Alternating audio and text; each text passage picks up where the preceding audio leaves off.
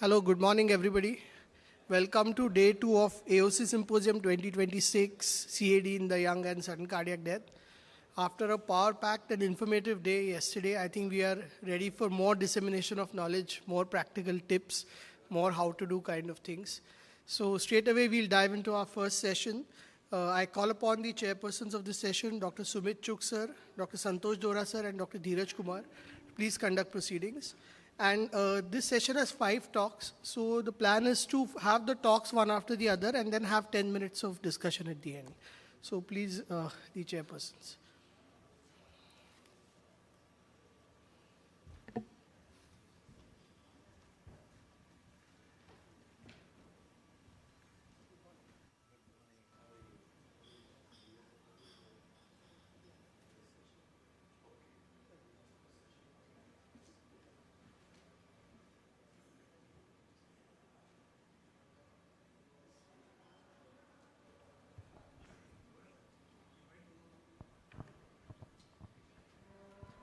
Good morning, everyone. I know we are starting really early.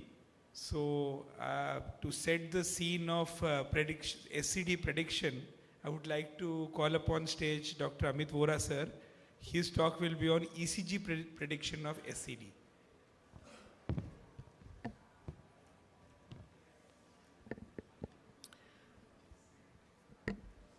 Good morning to all of you. And so in terms of ECG predictors of sudden cardiac death, I'll try to focus mainly on structural heart disease and channelopathies. But when you look at an ECG for prediction of sudden cardiac death, you need to look at the depolarization abnormalities and the repolarization abnormalities. So in depolarization, the commonest thing to see is left ventricular hypertrophy, abnormal Q waves, QRS duration. We know wider the QRS connotes a bad prognosis.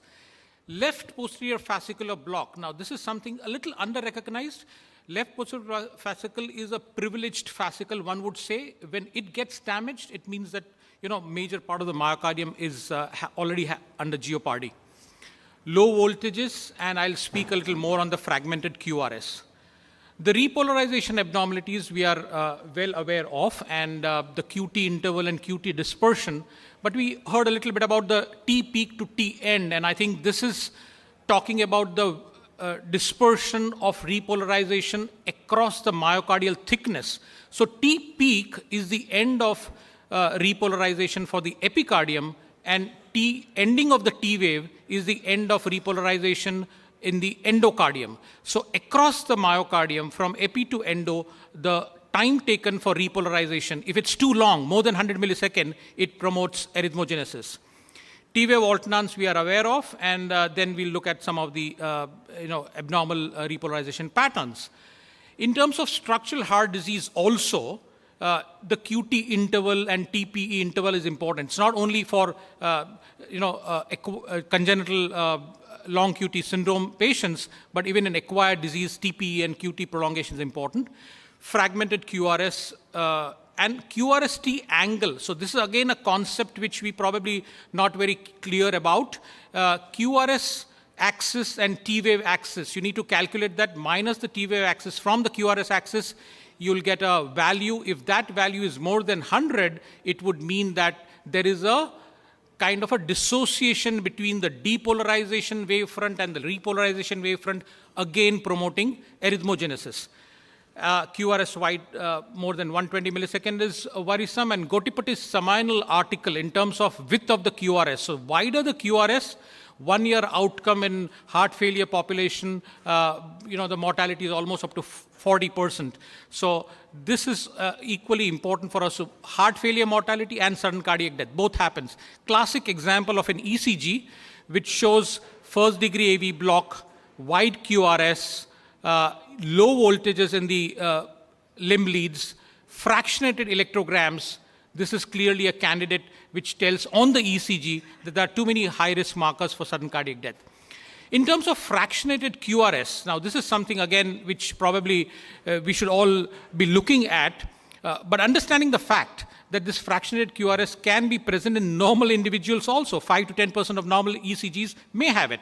But the definition is generally a presence of an extra R or an extra notch in the S wave. And this fractionation should be there at least in 2 or more contiguous leads. Even in wide QRS, you can have fractionated electrograms, and there might be multiple fractionations, or the fractionations are at least 40 milliseconds apart.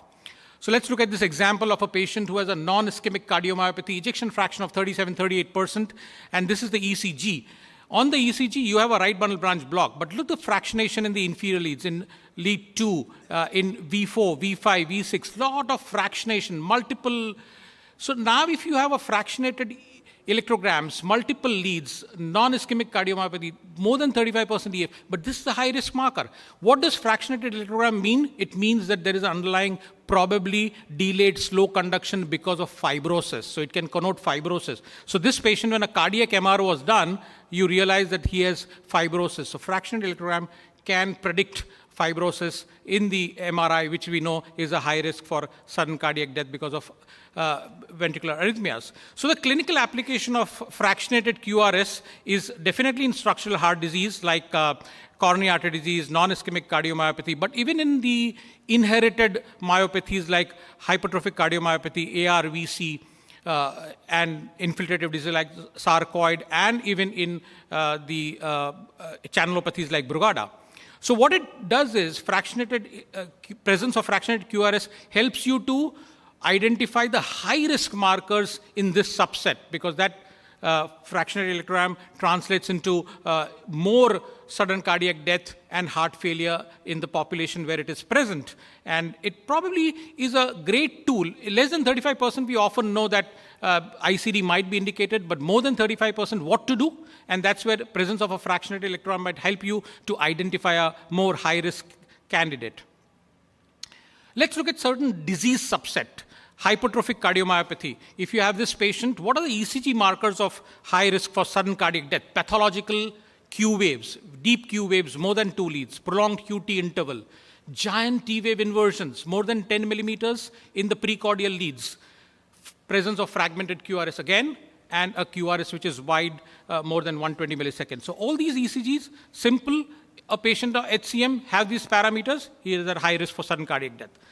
Let's look at this ECG a little more closely. I think all may not be able to see. So let me blow lead V1, P wave, QRS, and in this ST segment, you have this blip. This is the epsilon wave. So epsilon wave is classic for arrhythmogenic RV cardiomyopathy. The other ECG predictors in ARVC is actually fragmented QRS and the terminal activation duration. So terminal activation duration is the nadir of the S wave to the end of the S wave. If that is prolonged, again, it's marker for a high risk for sudden cardiac death. Coming to channelopathies, long QT syndrome, Schwartz has come up with the scoring system, but the most important is the duration of QT. The longer the QT, especially if more than 480 milliseconds, is the strongest predictor for sudden cardiac events. And this is a classic example of a patient with polymorphic VT and long QT. But what you see is T-wave alternance. So T-wave alternance becomes very important marker for sudden cardiac death, especially in the acquired long QT patients. In the congenital long QT, the scoring is with the prolongation of QT itself. We have a situation where this 12-lead ECG shows a patient who has a ST elevation in V1, V2, V3, ST elevation and T-wave inversion, the type 1 Brugada. So type 1, and again, you are worried about these ECGs and what is a marker of sudden cardiac death. Now, type 1, 2, and 3, Brugada is there, but it is the spontaneous type 1 which has the highest risk in terms of sudden cardiac events. Not the type 2, not the type 3, not the ones which are induced by fever or drugs or in the EP lab, but the spontaneous type 1.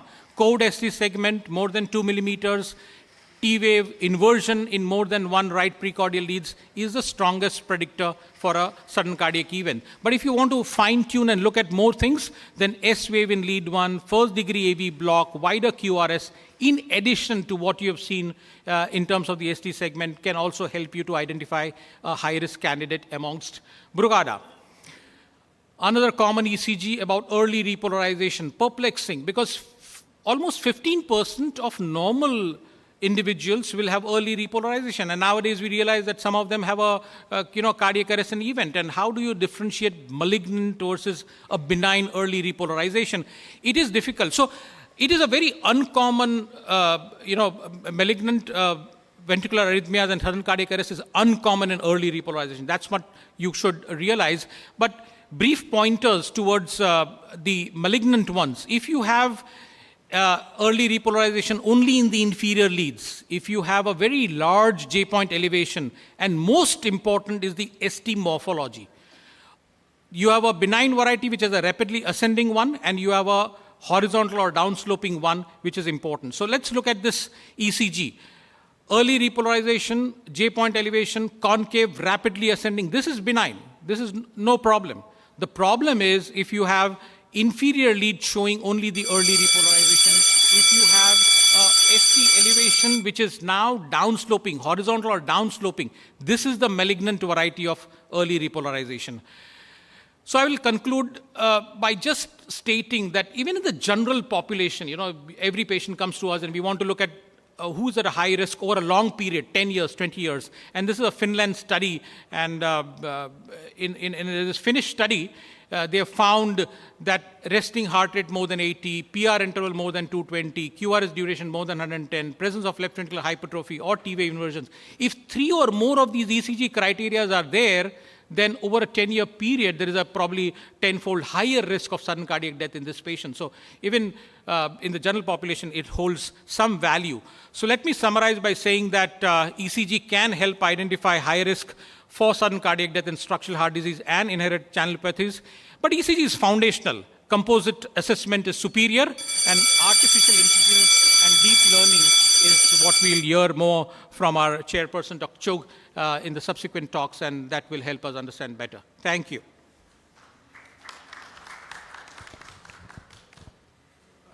Now we'll have the discussion at the end of all the 5 lectures. So now may I call upon Dr. Yash Lokhandwala sir to talk about identifying malignant VPBs.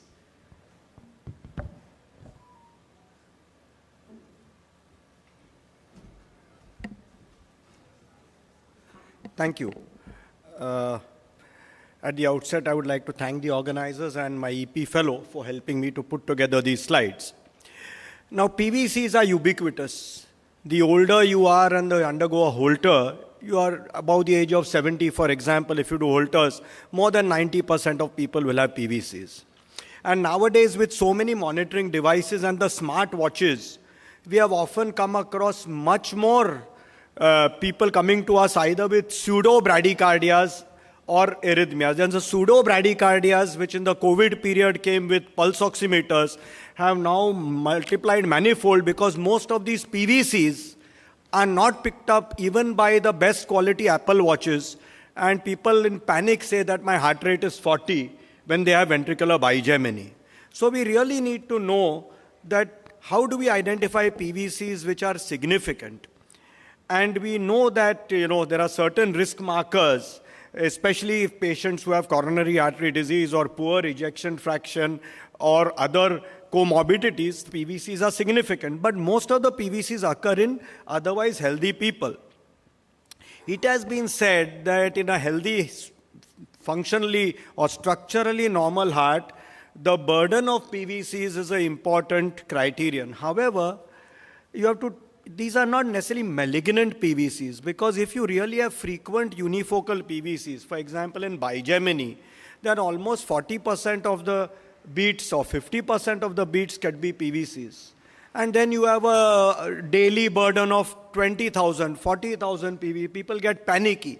But they are not malignant because they, over a period of time, can lead to progressive LV dysfunction in a small proportion of patients. But very rarely will they be normal and land up with a sudden catastrophic event. Benign PVCs typically will settle down with exertion. So simple thing, if one is worried, is make the patient walk up and down in your clinic and see if the PVCs disappear, or get an exercise test done, or get a 24-hour Holter done and see that during periods of higher heart rate, there are almost no PVCs. In fact, such patients may have more PVCs in sleep, and beta blockers may actually be a disservice to them. Whereas malignant PVCs really are those where you're worried about sudden collapse and sudden death. Now, obviously, if you have a patient with a previous myocardial infarction or arrhythmogenic cardiomyopathy, hypertrophic cardiomyopathy with other risk markers, or any cause of fibrosis, and in our country, myocarditis is an important cause, often under-recognized or can never be proved, and even rheumatic valve heart disease with severe fibrosis. In them, of course, you have to be extremely careful, and not only the frequency, but also the QRS width, and varying coupling intervals. Varying coupling intervals are important markers that these may be malignant. The Aronti phenomenon in the original Lowndes classification was the most severe. Then it sort of was down-regulated, but now we know that in certain substrates, especially in acute ischemia and in acute inflammation, an Aronti is definitely malignant. We also have, and I'll come to it, what is called the short-coupled PVC. Red flags are PVCs which occur on exertion. So PVCs that are absent at rest, but which occur on exertion, are definitely something which need further investigation. As Amit mentioned, obviously PVCs with a long QT, but these are not early PVCs. These are actually late PVCs because the QT is long. So their coupling interval is long, not short, but it falls still on the vulnerable phase of the T wave, that is the latter part of the T wave. Multifocal PVCs, obviously, and those with more serious forms like repetitive couplets are definitely more hazardous. Let's look at this example which was admitted at Sion Hospital and transferred from another hospital with a history of diarrhea and had been given intravenous fluids and ciprofloxacin and metronidazole and came with this ECG. Now, there were some PVCs seen, but during this ECG they weren't noted. But the ECG shows you that there is a rapid atrial rate, almost about 200, which is regular. There is a regular ventricular rate, and there is a varying PR interval. So atria are dissociated from ventricles. So this is what we call a double tachycardia.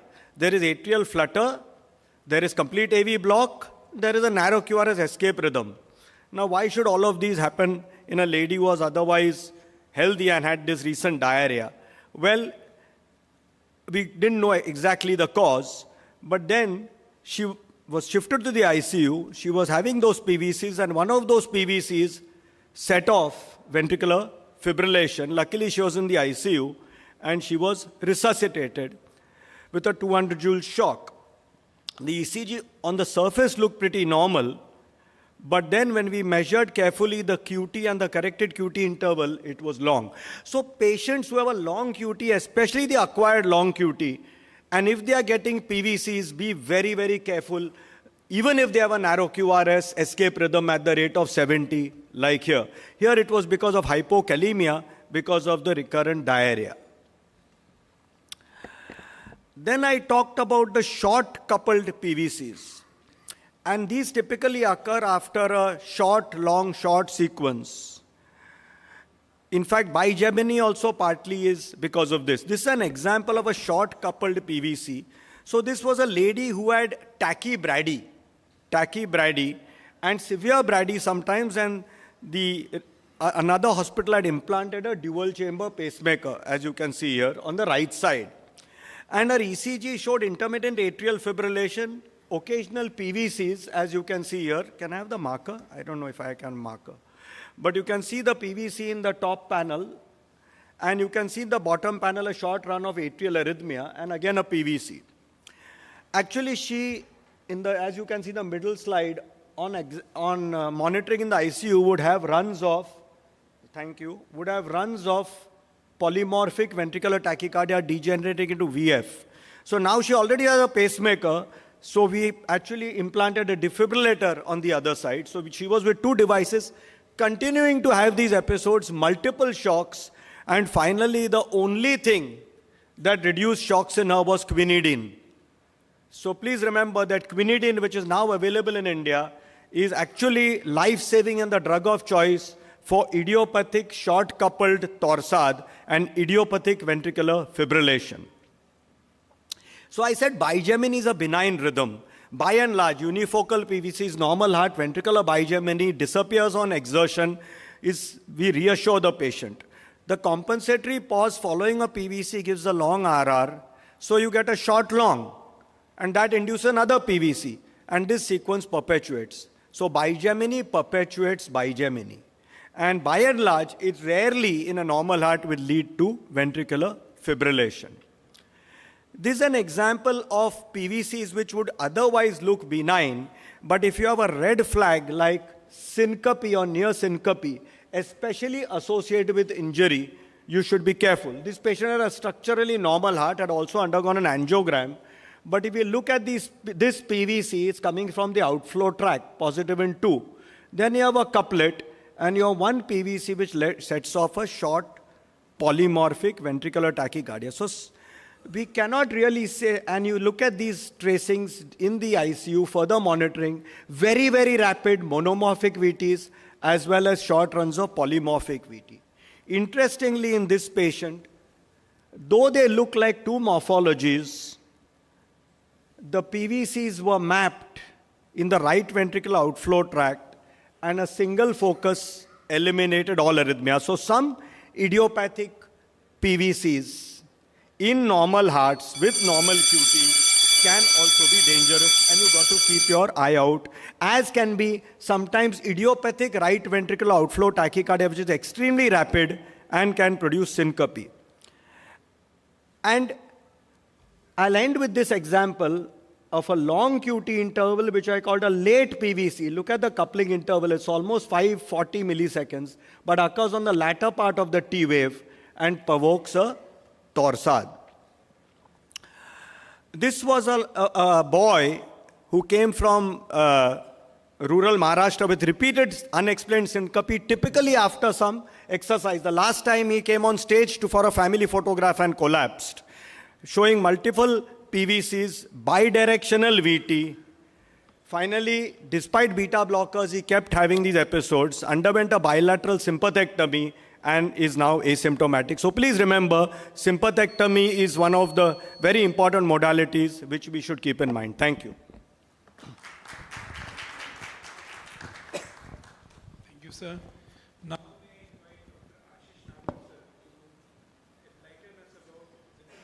EP study.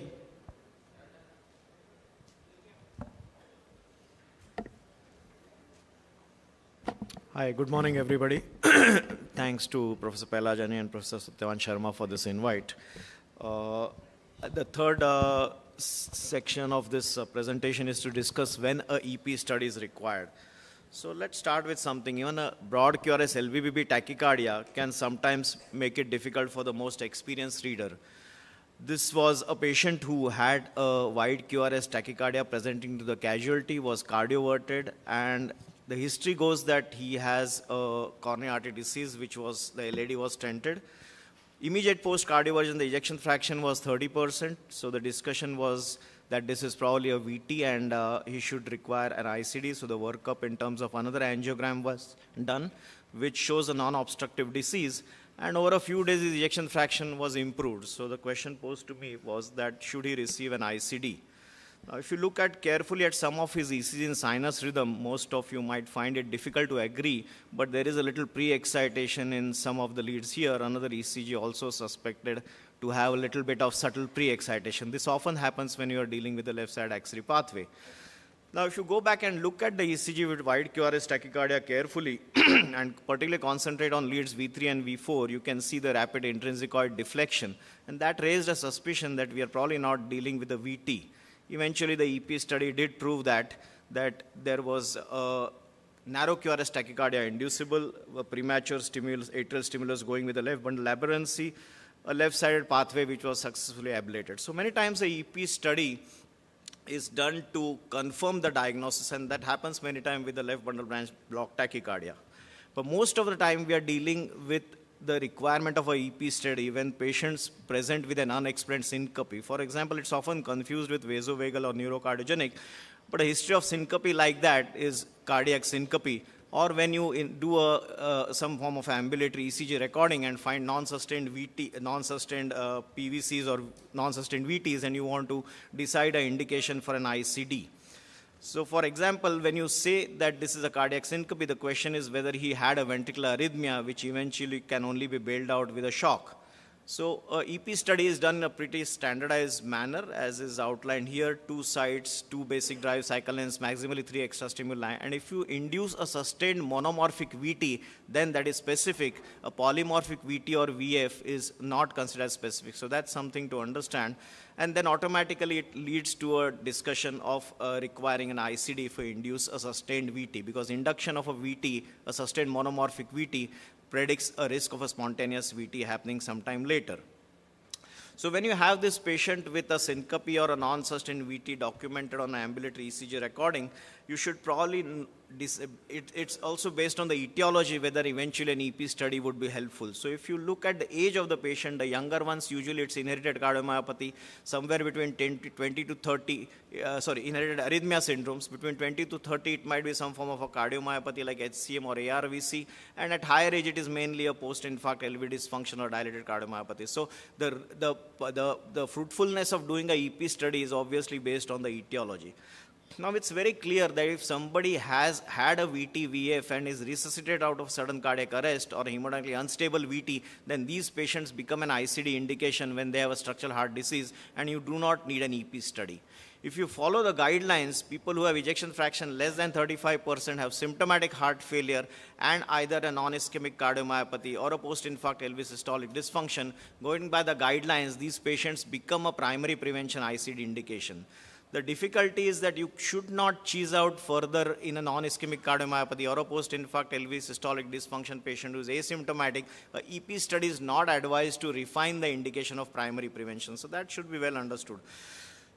But applying these guidelines directly, it's difficult in some of the geographies like in developing countries where we hardly can offer ICD to everybody just based on the ejection fraction because of the prohibitive costs and a very high number needed to treat. So how do you refine this?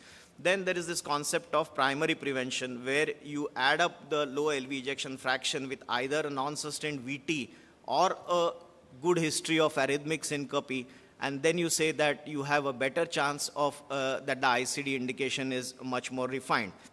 That's been shown by this improved SCA trial, where if you implant ICDs using the 1.5 prevention indication, then you can you do have less shocks than when you implant it in secondary prevention, but you certainly reduce the mortality. So how do you use the EP study? Most of the presentation is based on the 2022 ESC guidelines. Certainly, a inducible sustained monomorphic VT would refine your indication when you're dealing with a non-sustained VT or a patient with unexplained syncope. The other aspect is obviously therapeutic, that when you're planning to ablate the VTs in people who have recurrent ICD shocks, then a EP study is obviously indicated. So here on, let's understand in different subsets as to where the role of EP study is. For example, in a patient with coronary artery disease who has an ejection fraction of, say, mild LV systolic dysfunction, say 35 to 40%, has a non-sustained VT or unexplained syncope where it's difficult historically to say that this was arrhythmic syncope, then your EP study has a role. Here, if you induce a sustained monomorphic VT, your indication for ICD becomes stronger. So this is somewhere which is, of course, not secondary prevention. Primary prevention is difficult, but you have an sustained monomorphic VT or an unexplained syncope. That's where if you induce a sustained monomorphic VT, then your ICD indication is much sure. This is a little bit contested indication. I think that if somebody has a mild LV systolic dysfunction post-infarct, and he has an hemodynamically well-tolerated VT, whether you can get away by a good ablation result and refute the need of an ICD, while it is there in the guidelines as a 2A indication, but I think this is a little contestable. Again, if somebody has recurrent ICD shocks, then EP study leading to ablation is quite a done thing. Coming to the second indication, dilated cardiomyopathy or hypokinetic non-dilated cardiomyopathy. Now, when you are dealing with primary prevention in this subset, the imaging in the present era, a family history of sudden cardiac death, another reason to implant an ICD like a bradycardia, genetic testing showing some of the high-risk mutations like LMNA, a lower ejection fraction, these these points take precedence over the benefit of doing an EP study. Because EP study is plagued in this subset of non-ischemic cardiomyopathy by low inducibility. In fact, if you look at the guidelines, putting an implantable loop recorder and recording a NSVT gets a 1 indication, whereas EP study gets a class 2A indication. So not a great indication in non-ischemic cardiomyopathy, probably because of low inducibility. But if you happen to do in a very tailored indication and find an inducible monomorphic VT, then obviously the ICD indication becomes stronger. Similarly, in patients who already have an ICD, non-ischemic cardiomyopathy, an EP study would be indicated when you're trying to control the recurrent shocks by ablation. Let's change track a little bit here and come to cardiomyopathies. In hypertrophic cardiomyopathy and ARVC, how is the EP study indicated? All of you know that there is a standard SCD risk calculator, and if you look at the risk calculator, you see that EP study has no role in deciding primary prevention in hypertrophic cardiomyopathy. In fact, if there is a suspicion that this patient is at a high risk of sudden cardiac death, then the decision is best left to individualization after discussion with the patient. So in hypertrophic cardiomyopathy, EP study is not really advised. But the same thing changes when you're dealing with an arrhythmogenic cardiomyopathy, and many times these arrhythmogenic cardiomyopathies are RV cardiomyopathies. So in addition to the usual suspects that are used to decide a primary prevention indication, one looks at the number of leads showing the ECG abnormalities and the extent of RV systolic dysfunction to make a primary prevention indication in ARVC. But there it is advised that if you add EP study and program ventricular stimulation induces a sustained monomorphic VT, then in this, what is referred to as two-step approach, the reason to implant an ICD becomes stronger. On the other hand, if you don't induce a monomorphic VT, then you can probably stay away from an ICD as a primary prevention indication in ARVC. So therefore, inducibility EP study does have a role when you are dealing with ARVC patients.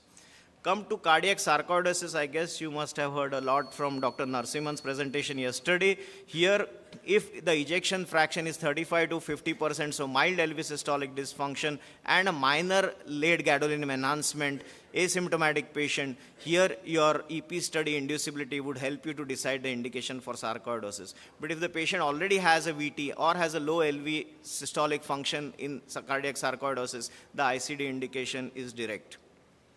Some of us might deal with this adult congenital heart disease patient, especially post-TOF repair. Again, here, if there are ECG markers or MRI markers of extensive scarring, wide QRS, some of the things that you heard in the previous talks, then such a suspicious patient, again, in post-TOF repair, it might be good to do an EP study, and an inducible VT might lead you to an ICD. The last thing is about primarily electrical disorders. So long QT syndrome, Brugada syndrome, these are the inherited arrhythmia disorders. Now it is only in Brugada type 1, asymptomatic type 1 Brugada, the ECG that you saw some time back, here that the EP study, if you can induce a VT, might have some value. This is still debatable, but in long QT syndrome, CPVT, short QT syndrome, all these inherited arrhythmia syndromes, EP study is not advisable, does not have a prognostic value. So if I have to sum up, when it comes to secondary prevention ICD indication, EP study is not indicated, it is directly an ICD indication. Recurrent ICD shocks may push you to do an EP study with the idea of ablation. When it comes to primary prevention ICD indication, if you have a spurious NSVT recorded on the ambulatory ECG monitoring or unexplained syncope, then in post-infarct LV systolic dysfunction, ARVC patients, post-TOF repair, Brugada syndrome type 1, these patients EP study does have some value. But when it is non-ischemic cardiomyopathy patients, hypertrophic cardiomyopathy or other inherited arrhythmia disorders, EP study does not have value. So these, I think, general guidelines to tell you when an EP study would be fruitful to do and when it would or would keep you away from the ICD indication. Thank you very much for your patient listening. Once again, thanks for this gracious invitation. Thank you, sir. Now may I call upon stage Dr. Alpa Bharti. She will talk about interpreting cardiac MR to identify high-risk population.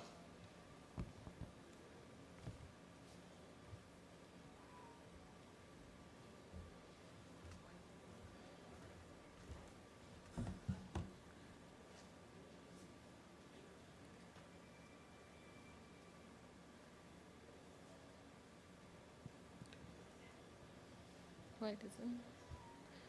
Okay.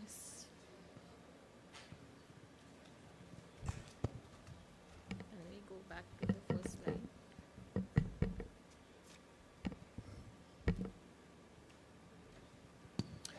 Okay, so I'll be talking on MR imaging predictors of sudden cardiac death.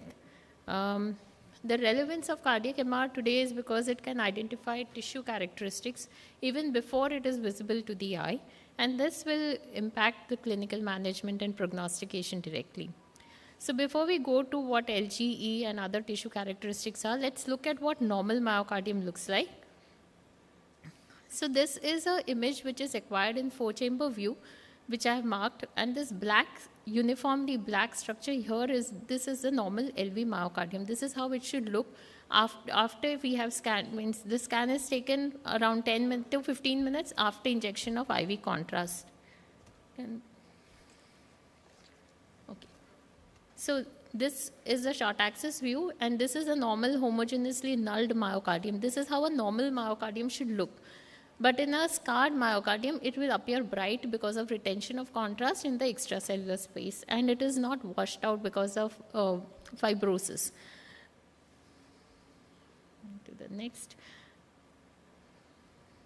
What is happening?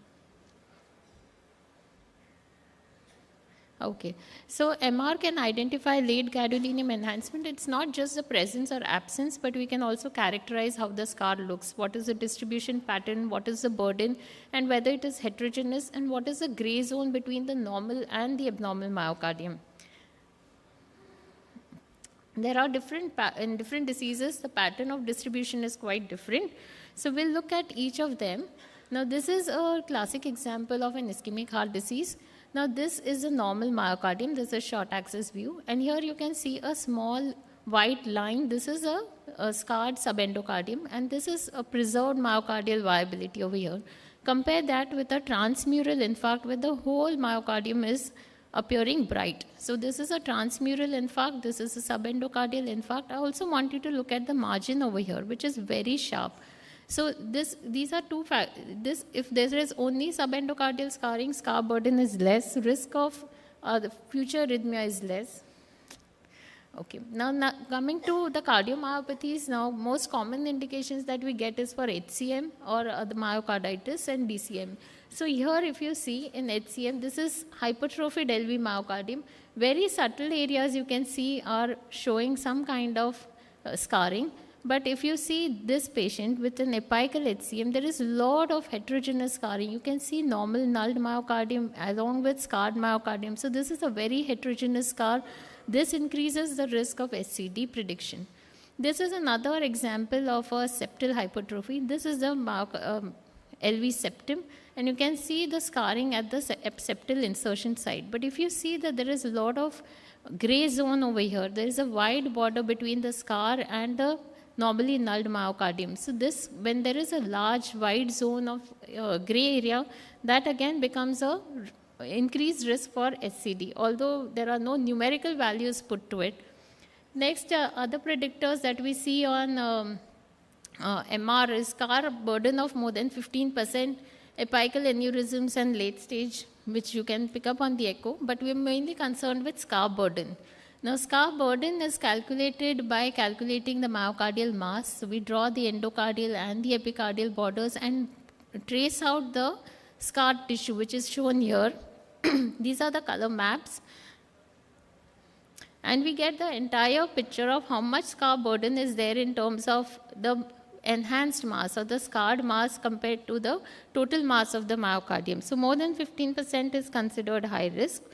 But it is different for different disease spectrum. Now, when I talk about gray zone, these are new parameters where we calculate the amount of actual core tissue of the scar. Along with that, we calculate how much is the gray zone by taking only 2 standard deviation from normal. So when you have a scar zone which is much more, now this is an actual infarct area and this is a surrounding gray zone.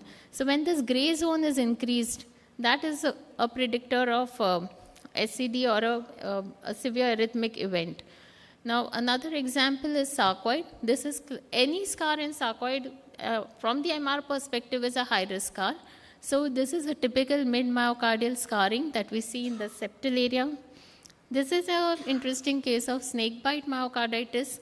Here you are seeing a T2 weighted or a stir image, which shows multiple areas of hyperintense signal. And this is a LGE image, which is showing scar. So when you have a combination of both edema along with scar, short-term risk for arrhythmia is increased. So this is also predicted very well. Myocarditis with edema and scarring can be picked up very well. Next comes heterogeneity of the scar. This we saw earlier. This is a scar of an infarct. You can see the clear-cut borders which are there between the normal and the abnormal.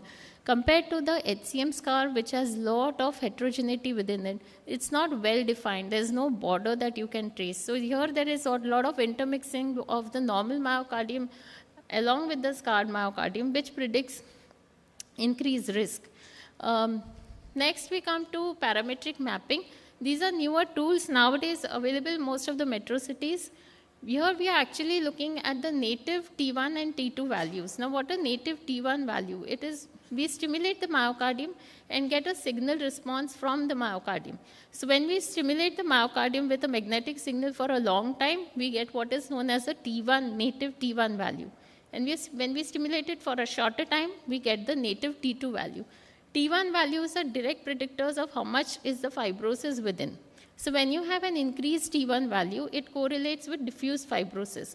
This you may not be able to see with naked eye. I mean, even on LG, you may not see any scar, but you may see an increased native value.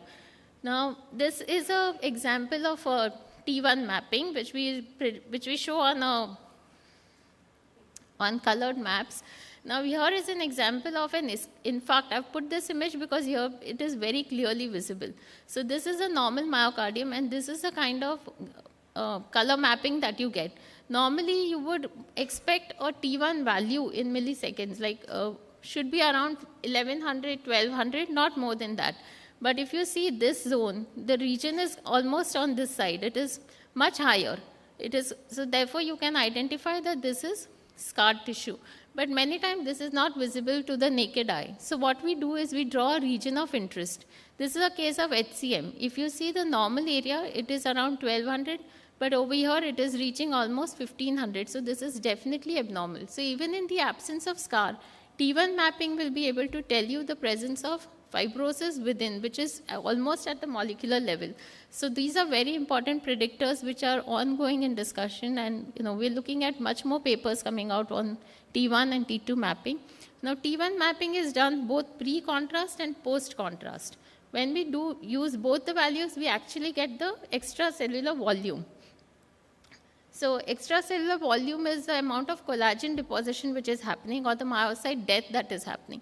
So anything more than 25% is considered abnormal. That also can be measured now on the MRI. So I would say that though LG is the strongest imaging predictor for SCD on MR, scar burden, heterogeneity, and T1 mapping would play a big role, even in those cases who would have been otherwise missed by if you saw only the ejection fraction. Thank you.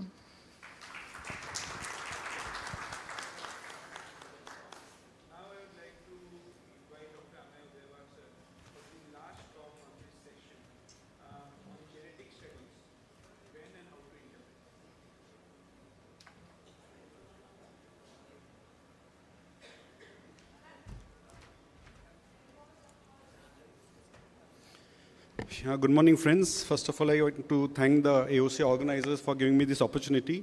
The talk for today is generic studies, when to do these testing and how to interpret these results. So let's straight away start with the case scenario of one of our patients. Now, this is a 55-year-old lady who was following up with me. She had a history of a VT episode. She suddenly collapsed at her workplace, and she was taken to Bombay Hospital. Then ECG showed a ventricular tachycardia, which was monomorphic. She was cardioverted. After cardioversion, her echo showed a dilated cardiomyopathy with an ejection fraction of 20%. AICD was implanted, and after that, the patient came for follow-up with me for the AICD interrogation. She did well for almost 7 years. So my question is, would you do a genetic testing for her? Anybody who would want to go and do a genetic testing for this lady? So I would not, right? Because the clinical scenario, that is what is called the phenotype, which is the arrhythmia, the structural heart disease, the arrhythmia, themselves make it very obvious that this is a case of dilated cardiomyopathy with high risk of sudden cardiac arrest. So the genetic test per se is not going to add any additional value in case of management, prognosis, or any other intervention which we would be doing. This lady expired 4 years back, okay? Now, this is her daughter who stays in Bangalore, and she went for a routine office checkup. When she went for office checkup, she was told that there's something wrong with her ECG. ECG showed a low voltage QRS. Echo was done, which showed that the LV was mildly dilated, and there's a late gadolinium enhancement in the subepicardial and mid-myocardial regions, and the ejection fraction was 52%. Now my question is, would you do a genetic testing for her? Yes, right? So this is what would suggest whom to test. You would test a patient where there is a survivor of sudden cardiac arrest, where you don't have any obvious reason. There you would test her. If there's a strong family history of sudden cardiac arrest in the family, those are the patients you would test. And even this patient where there's a given family history of cardiac arrest or dilated cardiomyopathy in the mother. So this is a lady you would definitely want to know what would be, and what type of testing would you do? Would you do a whole panel sequencing or only specific genes? Only specific genes, right? Because the whole genome would give you a lot of results which you may not be able to interpret. If you specifically test for few genes which are making prone for cardiomyopathy or sudden cardiac arrest, those are the genes which you would test for. Okay? So when it comes to testing, this is a very wonderful side. Identify the proband in the family who is the most likely affected individual or clearly affected individual, because that is where you will see more abnormality. Collect the family history of 3 generations, and after that, do a pre-test counseling. After a pre-test counseling, advise a genetic testing. So genetic testing will be in this phenotype where you have clear-cut clinical obvious reasons. Remember, patients who have cardiac arrest less than 35 years of age, channelopathies are almost 40% of the reasons. But when they age, channelopathies only count for 1 to 2%. So elderly patients, when you do for genetic testing, there's very less chance that you will detect something, because normal reason is the coronary artery disease, which forms 80% of the reasons. Now this is the result of my patient. No pathologic or likely pathogenic variant causative of the phenotype detected. However, there's a VUS. VUS is variant of uncertain significance, which is in the DSP gene. Now, DSP gene, as we all know, is associated with ARVD, which is arrhythmogenic cardiomyopathy. And this is described as a VUS, variant of uncertain significance. Would you give any importance to this VUS in our patient? So how would it influence management? So the ACMG has developed this stringent criteria where you have pathogenic and likely pathogenic. So when you say pathogenic and likely pathogenic, it means it clarifies the etiology of the phenotype, and it is probability of being associated with a genetic disorder is almost more than 90%. So if the report shows the pathogenic or a likely pathogenic, it means that there's going to be clinically management, it is going to influence your clinical management. And when you have any patient who has a pathogenic or a likely pathogenic, you are going to do subsequent what is called a cascade screening in the family members to know whether the family members are also affected. So this is when the relatives will be tested when you have a pathogenic or non-pathogenic. In a benign scenario where there is a less % probability of being associated with genetic disorder, it is unlikely that this patient has anything to do with genetic disorders. In conclusive, now as you see, typically not actionable. So a VUS is never taken into consideration for prognosis, for diagnosis, or for management, or for ICD insertion. So VUS for clinical action should not be taken into consideration as an important report, okay? So basically you don't have to do anything. So when is a pathologic J variant detected, you need to screen the family members, what is called as cascade screening, see whether there's a genotype present. If there's a genotype present, you will go further for clinical assessment of these family members. If it's a benign or a variant of insignificant significance, which is inconclusive result, the genetic testing stops here, after which you just continue the clinical screening in these family members. Some of these variants may be subsequently classified as a pathologic variant, but for that you need to have a lot of evidence to do that, either in the form of functional assays or altered protein sample, which is done on research platforms. So for a gene to be classified from VUS to pathogenic is very rare, and it takes a long time. So this is the role of the genetist, where it will come into picture. But as clinicians, remember that VUS is a clinically non-actionable report. So as we all know, channelopathies and myopathies, there are a lot of channelopathies which can cause these disorders. The one in black are having a definite evidence of these disorders. The red one are the strong evidence, and the medium one has moderate evidence. So these are the various channelopathies which can cause. As we all know, diagnostic markers, prognostic markers, therapeutic markers. So the genotype may have a lot of importance when it comes to diagnosis and prognosis. For example, long QT1 is less benign or less severe than long QT2 and 3. So prognostically, long QT2 and 3 has a more bad prognosis. Same way, when it comes to HCM, if you have a genotype, like for example, in dilated cardiomyopathy, if you have a genotype of lamin cardiomyopathy or lamin genetic disorder, they are going to have more prognostic. So these patients are at higher risk of sudden cardiac arrest. So in some cases, it will have prognostic value.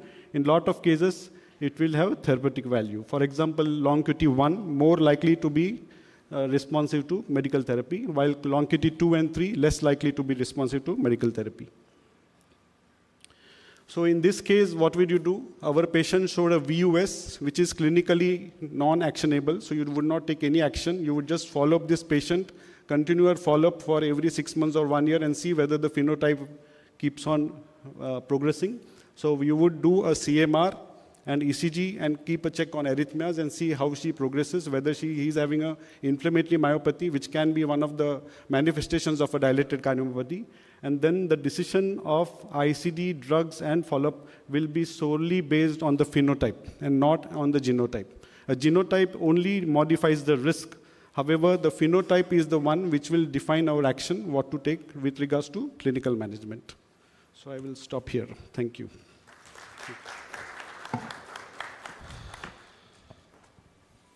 So I was asked to make some concluding remarks, and the first point I'd like to make is that all of these 5 talks were so superb and so comprehensive that I'm hard-pressed to make comments. But having said that, let me go through each and maybe summarize what I took away from these talks. So from Dr. Amit Vora's talk, what I learned was that as cardiologists and electrophysiologists, we are not allowed to miss ECG abnormalities. So if we don't know them, we won't find them. So keep his points in mind. We need them. From Dr. Lokhandwala, what I learned was that it's a challenge because there's a selection bias. So what we call a malignant VPB depends on the situation. So is it a cause or is it an effect? But keeping in mind the clinical scenarios, for example, if you exercise someone and you have VPBs, that's a bad idea. If there are electrolyte abnormalities, that's reversible. So a lot of pearls in his talk. And so when is an EP study needed from Dr. Ashish Nabar? I think what I took away the most was, probably helps you the most if you're trying to make sure that's not SVT, that's mimicking VT. So to make sure, as the electrophysiologist, that you actually solidify the diagnosis, the EP study can be very important. It can help you, and if you are trying to implant an ICD, sometimes it can help you, but it can also help you if it's negative. So those are some messages from Dr. Nabar. A really nice talk from Dr. Alpa Bharti. And I think the only points I would make, she covered everything, is that the area of non-ischemic cardiomyopathy after the Danish trial, we're all thinking, should we implant an ICD in this patient? So there are 2 trials that are now ongoing. One of them is called the British trial. That's actually the acronym of the trial. They have about 1,750 patients, so they need a lot of patients obviously we won't have the answer for a few years, but they are randomizing patients to ICD versus non-ICD based on mid-myocardial scar from the MRI. There's another clinical trial, I think it's called CMR ICD, that's pretty much doing the same thing. So we have to wait a little bit, but for those patients who have non-ischemic dilated cardiomyopathy, the CMR may actually help us more. And so finally, a really nice talk from Dr. Udayawar on genetic studies. And he really made all the points very well. So important. If you have a variant of unknown significance, your patient might be concerned. So explaining to them that, this is not a pathogenic or likely pathogenic variant. Now, having said that, I want to comment on how we practice. Now, it depends on how easy it is to order genetic testing, how easily you can do that in your environment. In our environment, the case that was presented by him, the 55-year-old, 100% would have got genetic testing. And the reason is, if you don't have an identifiable etiology, if you don't have coronary disease, if you don't have a phenotype like HCM or ARVC, you're obliged to do genetic testing for the reason he pointed out, for the kindred, for the family. So we are doing it all the time for these patients. And finally, I don't have this in my talk, but we have a preprint out. We have done the first study where in 3,400 patients who are identified to have cardiac arrest, we have actually done whole genome sequencing. The study cost us $5 million to do. It was a grant from NIH. We would have never been able to afford it otherwise because we compared it to 13,000 controls. So with that, what we found was that 4% of people in the community, in the general population, have pathogenic or likely pathogenic variants. Okay, in the broad community. Obviously, these are younger, etc. But compared in the control population, 2.4% also had these variants. So I think it's a moving target. What we are doing for today's VUSs, we are tracking them because today's VUS can become tomorrow's likely pathogenic variant. So with that, let me close. But I have to say, it was an absolutely marvelous session. I'm going to hand it over. It was an excellent talk by all the speakers covering different aspects of the sudden cardiac death, predictability. I think Dr. Sumit summarized it very well. Now, this is open to the audience to have any questions for our speakers.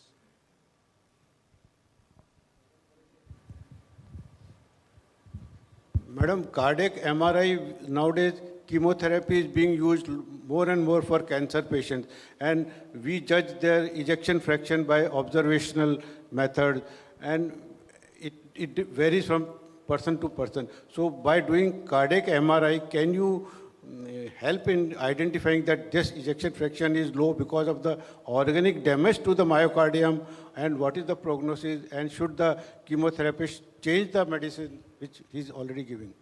So generally when we get patients from Tata, they are first cardiac MR, whatever is the T1 value that we get, the native T1 value, we check on that after, mic is on. So basically we check for the T1 value whether that is increasing. That is an indication for fibrosis happening. So if we see that that is increasing or the EF is much low, much below 30%, then the medication is, then the people kind of change it. But otherwise only on a single MR, we can only give that, unless, see there is a extracellular volume which is calculated. Normally it should be around 28%. Not more than 30%. When it crosses more than 30%, it definitely is a red flag, but we cannot identify whether it is purely based on chemotherapy or based on, or there is another factor which was there and the DCM has come up from some other etiology. So no clear-cut guidelines to say that, okay, this is only from chemotherapy unless we are following them up. That will help only if you see the ECV value. If that is fibrosis has set in, then the extracellular volume goes on to more than 30%, then it is unlikely that it will revert back. But otherwise, if we see only edema, with a low EF, but ECV is kind of preserved, then those are reversible. Yash, on these VTACs, and you showed some pictures of the Torsad. I think some comic situations arise in the ICUs. And not infrequently you come across. I come across many times. A patient is admitted, has ventricular premature beats, he is under observation. Suddenly you get a call at night time, somebody sends you on the WhatsApp and ECG, patient has developed Torsad. And then you ask, what is the blood pressure? Blood pressure is normal. So next day when you go to the ICU, look at the electrodes, and you find that the electrodes are misplaced, and you get what I call them as a technical Torsad. So I think all of you should be careful and give them a message that these are not to get sort of upset. Most important is to see if patient has got hypotension or not. The other thing is on Torsad, patients I think should be cautious, that doctors should be cautious, that patient has got ventricular premature beats, patient is on drugs like Cardron or something.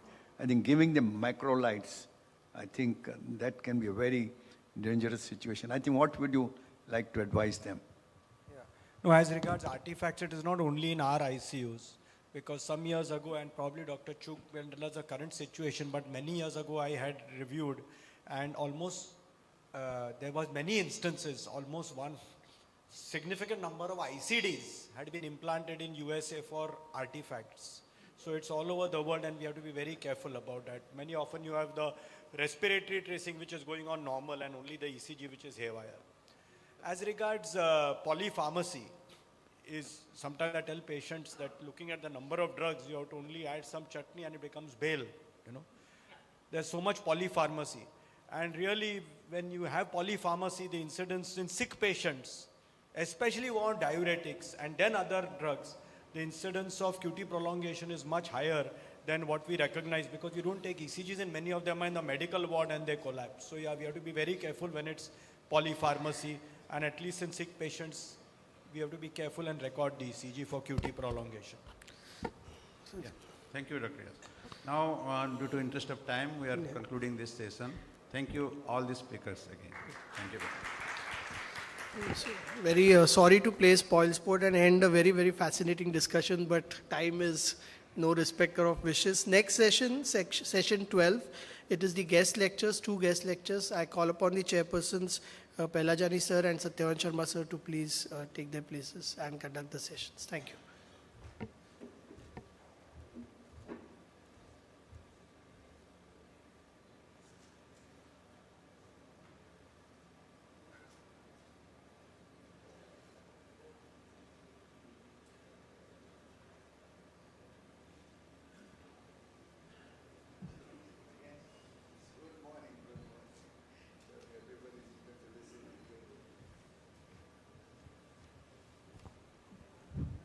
Sumit needs no introduction. He has been a part of this academy faculty family. So without much ado, I'll request him to please go ahead with your talk. So good morning, everyone. Dr. Pelajani is right. I feel like a part of the Mumbai cardiology and EP family very much. I have to say I've enjoyed this, and I continue to enjoy this conference so much. It's really, I'm learning a lot myself. And also, it's so much on time. I love it. So let me move to this talk where I'm going to talk about prevention of sudden cardiac death in the current era. How can we refine our strategy for maximum benefit? So here are the problems with our current strategy. Let's start with that.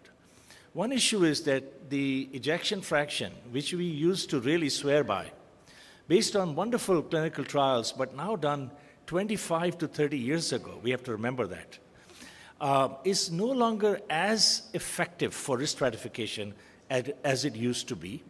Second issue I will touch upon is this shockable versus non-shockable cardiac arrest. Yesterday, I think it was Dr. Hull who mentioned you can have VF or VT, which is shockable, or you can have PA or asystole, which you can't do much about. What does that mean? And finally, competing mortality risk. So a lot of times we put in the ICD and the patient dies of something else before the ICD can help them. That's competing risk of mortality. So I'll also touch on how we've been, we've been working for about 25 years on this. So there are several other people, but since I'm on stage, I'll show you our data. And then maybe I'll think about a path, because I'll probably leave you with more questions than answers in the end. How can we deploy this for maximum benefit today and maybe in the future? So everyone's familiar with the primary prevention ICD. It can treat VT or VF with a shock on top, or you can do anti-tachycardia pacing and painlessly help the VT. The main predictor of SCD risk has always been in the common forms. In the morning we learned if you have a rare disease or familial syndrome, there are other criteria, but in the most common forms of cardiac arrest is the ejection fraction less than 35%. Well, the problem is shown on this slide that we are now getting diminishing returns. On the left, you can see that in the US, the primary prevention ICDs continue to go up.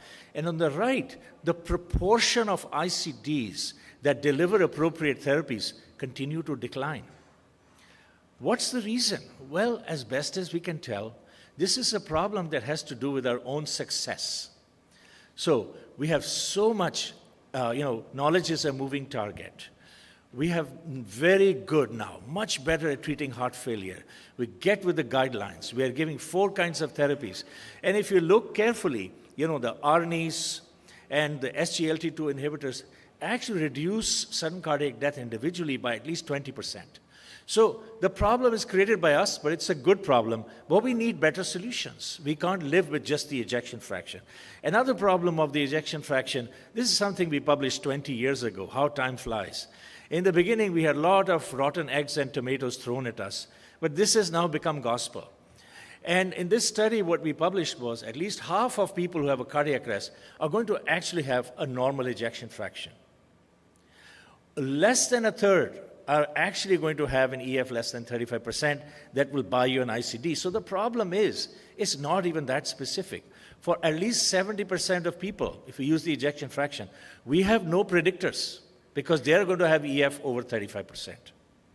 So that's laying out the issues of the EF. The second issue is that survival depends on being shockable. If you have VF today and someone can do CPR, and if they are lucky enough to get an AED right away, your survival can be through the sky, which means that if you live in Japan, it can be as high as 80%. And so most of the time, it's somewhere in the range of 25 to 40% for VFVT. For PEA asystole, it's still around the range of 5 to 6% at best. And that's also depends. It's really complex there. So whether it's an ICD or it's an AED, the bang for the buck literally is going to come from being shockable, not being non-shockable. And finally, what we have been doing now is almost 25 years. What we thought was important, and increasingly are recognizing that it is you have to actually track cardiac arrest prospectively. You can't sit in that nice sofa and say, okay, I can study sudden cardiac arrest, because death certificates don't do a good job. So every patient we study, we actually have the recording. Because we have the connection to 911 and the ambulance systems, we know, did they have VT or VF? Did they have PEA, or do they have asystole? So you need a large enough community. We have been studying almost 2 million people, 1 million for 24 years, and 850,000 for 11 years. And what we did was we integrated outside in the community what the ambulance was seeing with what was in the hospital in the electronic health record. As simple as that. And that has helped us. We have a biobank where we have done this genetics that I mentioned to you about. And now, because we have tens of thousands of patients, cases and controls, we need AI, because you can't connect pictures and text and signals in any kind of ordinary analysis. You need AI, multimodal AI. We'll talk a little bit about that. So these are the two communities, Northwest, Portland, Oregon, Southwest California, where I've been for 17 years. And this is with the help of, it takes a village. We work with the police, the fire department, almost 3,000 ambulance personnel, and almost 40 hospitals in both communities to make this possible. So here's an example of an analysis that uses AI. And here, the experiment we did, and these take a long time because you need numbers. This is a very special study. It was published last year. And the reason it's special is we picked individuals who had a cardiac arrest, and that cardiac arrest was witnessed by the ambulance personnel. That is called EMS witness cardiac arrest. Only 5 to 10% of all cardiac arrests are like that. Why did we do that? Because when they put the paddles on, that was the actual rhythm. You know, it wasn't as if VT-VF became PEA or asystole. No. That was time zero. So that's why we took it. So we know that the individual either had VT-VF or had PEA. And then we took all the variables we could find. And we did an XGBoost analysis, which is just one of the machine learning analyses. And really, these red and blue colors are showing you something very simple. That PEA is from Pluto, and VF and VT is from Mars. Literally, they are different patients. Why? Because if you look at the red areas, that's where it gravitates towards. So VF and coronary disease go together. Chest pain and VF go together. But say anemia, which is not really recognized very well as being a strongly associated with PEA, goes towards PEA. So this work was done in Oregon, and this was replicated in California. There's a moderate AUC, about 0.7, but still, it tells you these are totally different patients. So what we did then was, and this study also took us only 20 years to do, because you need numbers to do these studies, and you have to get prospective cardiac arrest, you have to have what rhythm they presented with. So we decided to work on a risk score. This is a paper we published 3 years ago now, that predicts shockable cardiac arrest, because we felt that was more important than looking for non-shockable cardiac arrest. And this is a summary of this study, and I'll show you a couple of slides of the data.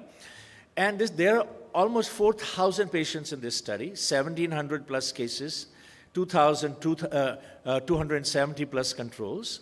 And from a community of 1 million in Oregon, we only took the 33% of people who had VF or VT, and then we compared them to a control group that is not normal. They are at intermediate risk because most of them have coronary disease. We decided we were not looking for predictors of coronary disease. We were looking for predictors of cardiac arrest. And since coronary disease is so common with cardiac arrest, we almost matched those two groups. What did we do? We took into account the lifetime clinical record from the day they were born to the day they had their cardiac arrest. We store everything. So we can have ECGs that we store. We have also, I'll show you subsequently, we have digitized these, and we can actually do whole waveform AI analyses from them. But for this particular study, we looked at the actual markers of the ECGs. We had echocardiograms, and we had the entire clinical record. And we did some prediction modeling. And we came up with a model that we call VF risk, which actually was replicated within Oregon. Then we brought it to California, and it was separately replicated. The beauty of this score is that it's equally effective across the spectrum of ejection fraction. So it doesn't matter if EF is less than 35% or over 35%. Why? Because EF fell out of this, and I'll show you that data. This score does not have EF in it. So we are hoping that this will actually be something useful. There are now some clinical trials that are being designed. It takes time to do this, but we are encouraged by this data. So on the left are the receiver operating curves, and you'll notice that the purple curve at the top is the best. And what does that mean? This is a combination of everything we had, the electronic medical record data, the ECG, and the echo. And the AUC, or the area under the curve, ends up being 0.81. Well, how did the ejection fraction do, which is the blue curve at the bottom? The C statistic for that was 0.62. So we really significantly improved upon this. And so now we can think of this. So what are the variables? Well, I like to say that complex problems have complex solutions. So you can't just have one variable. So there are 13 variables. We have no IP in this score. It's not required. It's meant to be for the globe. The idea is how can we cheaply and in an inexpensive way. Today, echo is almost therapeutic. It's at the point of care, okay? You can use it. ECG is everywhere, and you have the electronic medical record. So there are 8 clinical variables: diabetes, history of MI, atrial fibrillation, stroke, heart failure, history of COPD, seizure disorder is very powerful.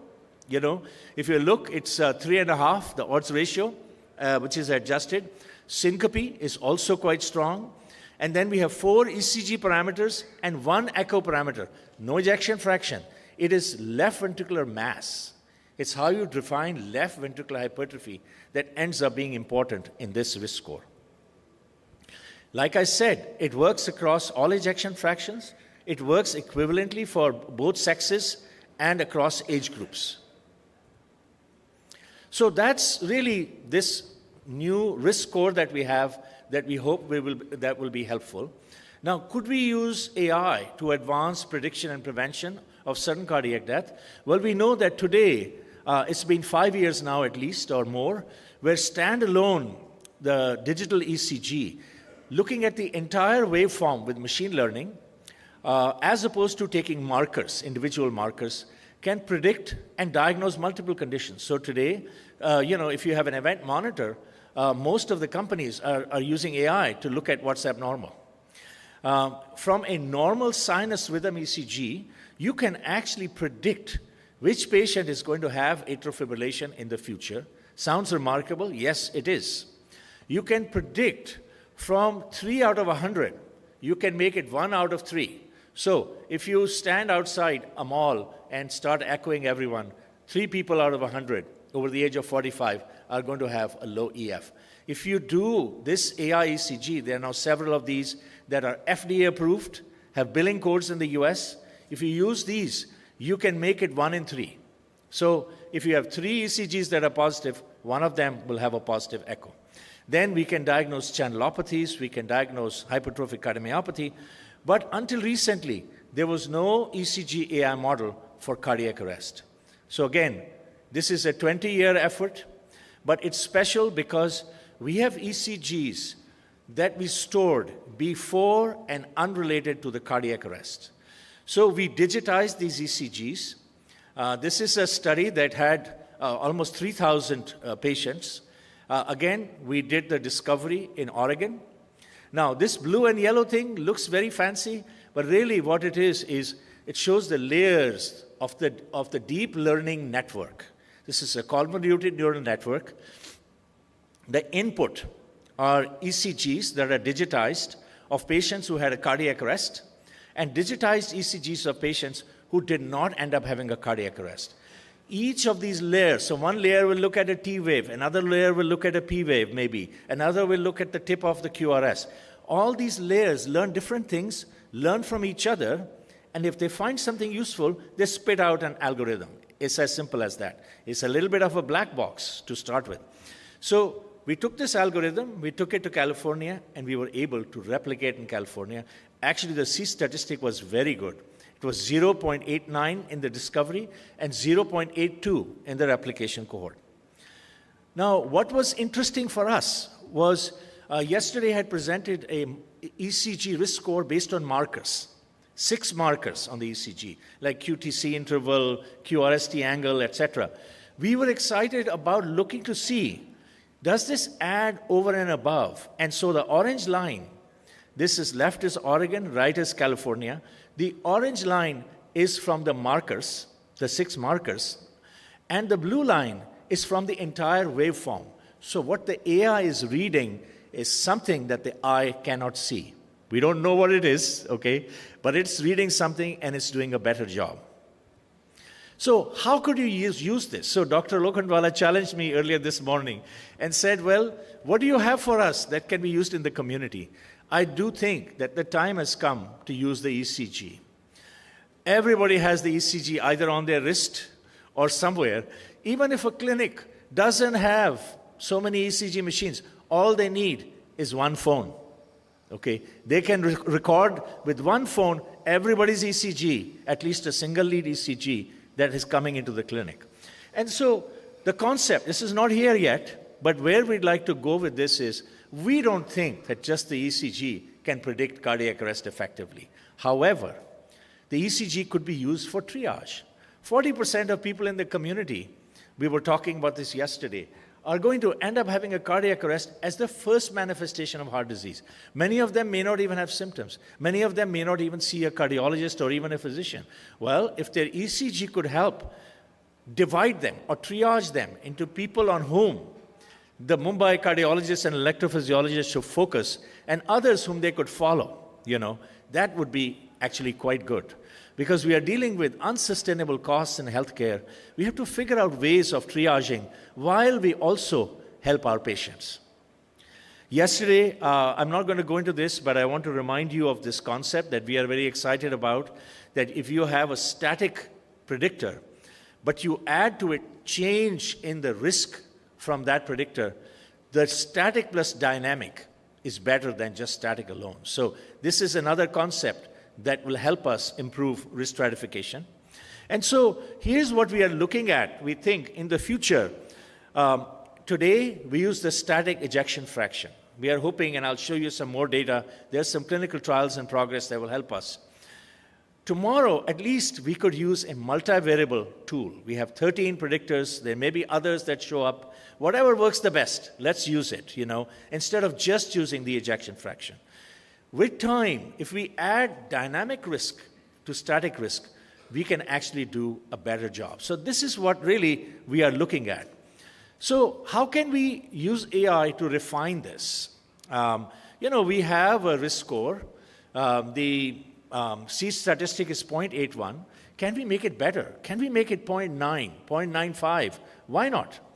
And so here is where, on the top, this is actually very interesting that in the Lancet Digital Health, Eric Topol, who's quite the futurist, very smart guy, he picked the ICD as an example.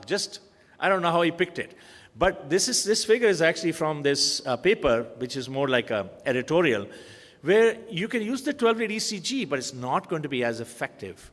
If you combine the electronic health record, if you combine, say, imaging, like MRI and other images, and you combine the 12-lead ECG, the problem I have with MRI, honestly, is the expense.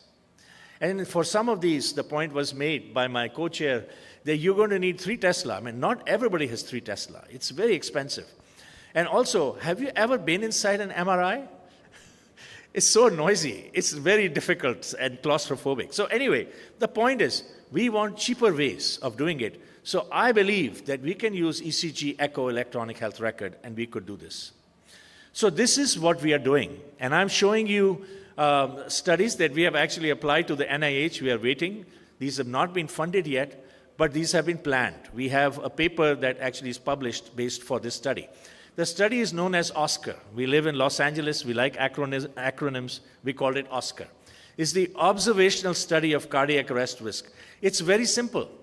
It's 400,000, 4 lakh residents of Los Angeles that we have been following since 2017, and we will follow them all the way to 2030. Every quarter, some of them have a cardiac arrest. And you'll say, well, how do you know? Because it's out of hospital cardiac arrest. Well, this is what we have learned over the years. So we have a partnership with the entire system, the emergency medical services system of Los Angeles County. So there is a way by which we can cross-match the data in a de-identified way, where every quarter we know which one of these 400,000 people actually had a cardiac arrest. So over time, we have already accrued 4,000 cardiac arrests. There will be more. We think up to 6,000. And so we have a cohort study, a prospective study, where we have multimodal data. We have EHR, we have echo, we have ECG, we even have MRI, CT, whatever. And we have another 400,000 in a different institution, which is for the purpose of replication. What are we doing? We are improving upon our VF risk score, which we call now the OSCAR score. But the goal is not just, if you look on the right side, we are not just looking for ICD candidates. We really think that we can do even better in those who have EF over 35%, okay? Right now, it's the HFrEF patients who are benefiting. What about the patients who don't have HFrEF? What about the ones that have some kind of problem, and maybe it's HFpEF? So we are looking for upstream targets. We are looking for cheap targets. We are looking for high-risk patients. in this manner. So this is still in progress. Hopefully next time you invite me to AOC, I'll be able to give you some data, but it's going to take us some time. So I'd like to end with this in the next few minutes with this concept that if you have to do optimization, the idea is there's a tug of war happening between high risk of sudden cardiac death and high risk of other mortality. Well, what if your patient has a cancer and dies before that? What if they have complications of severe diabetes, peripheral vascular disease, renal disease, COPD, and die before they even get? How do we do that? I mean, our guidelines tell us, okay, just all you need is 1 year where the chances are of the patient not dying. But is that really fair? We don't think it is. So the idea is, if you look at the curve on the right, in the top left-hand corner is this green area. If you are in this magic green zone where you have the highest risk of having a sudden cardiac death and the lowest risk of dying from something else, that's the sweetest spot for the ICD. That is where you'll get the biggest bang for the buck in the ICD, because even if the device fires in 10 years or 5 years, whatever, at least you would have saved a life that you could not save otherwise. So there is some work on this. The problem is, this is old data. So while the study is very good, it's published in the European Heart Journal in 2021, it actually comes from the MADIT trial that was done 20 years ago. So the question to us is, how relevant is that? But idea is good, and we should use it. And really the idea is that you have a high-risk score on the left side on this table. You'll see there's a VTVF score, and then there's a non-arrhythmic mortality score. And on the right, the components of the two scores are listed. The VTVF score, there's a little bit of overlap between the two, but mostly they're different. Okay? So on the left in the graph, you'll see that the highest risk score is the best, the green, and the best on the right side is having the lowest non-arrhythmic mortality score, which is shown in the green. So the overlap of the two is the best. And what I meant by clinical trial is that this group, this is Ilan Goldenberg, with the old home of Arthur Moss, and Wojciech Zaryba, they are doing this clinical trial, which is called CONTEMP ICD. CONTEMP actually doesn't stand for contempt. It stands for contemporary, I think. Okay. So basically what they're doing is they are taking their MADIT ICD risk score, benefit score, and if the benefit score is less than 50, which means that they have a high risk of non-arrhythmic mortality, they're actually randomizing to ICD versus non-ICD with an EF less than 35%. So they are arguing that there is equipoise to actually evaluate this now again, 20, 25 years. They're the ones who published the MADIT study, right? Now they are saying what we published is wrong today, and which I think is a good idea. It's honest, okay? So the problem is this, okay? They have to randomize more than 3,000 patients to get an answer. That answer is going to take another 4 or 5 years. So it's a real issue. It's such a slow-moving target. But anyway, I still think this is an important study. This is the infamous PROFID analysis, which has had a lot of criticism. I think the idea was right, but I also feel that the criticism is justified, because what they said was, well, we looked at cardiac arrest and we took all kinds of patients and we couldn't find any predictor. The reality is they didn't look at cardiac arrest. A third of their patients actually had ICD shocks. The ICD shocks were treated as a surrogate. We know that's not a good surrogate for cardiac arrest. Another third was real cardiac arrest, and another third was something else. So it's sort of like GIGO, garbage in, garbage out. That's the problem of this study.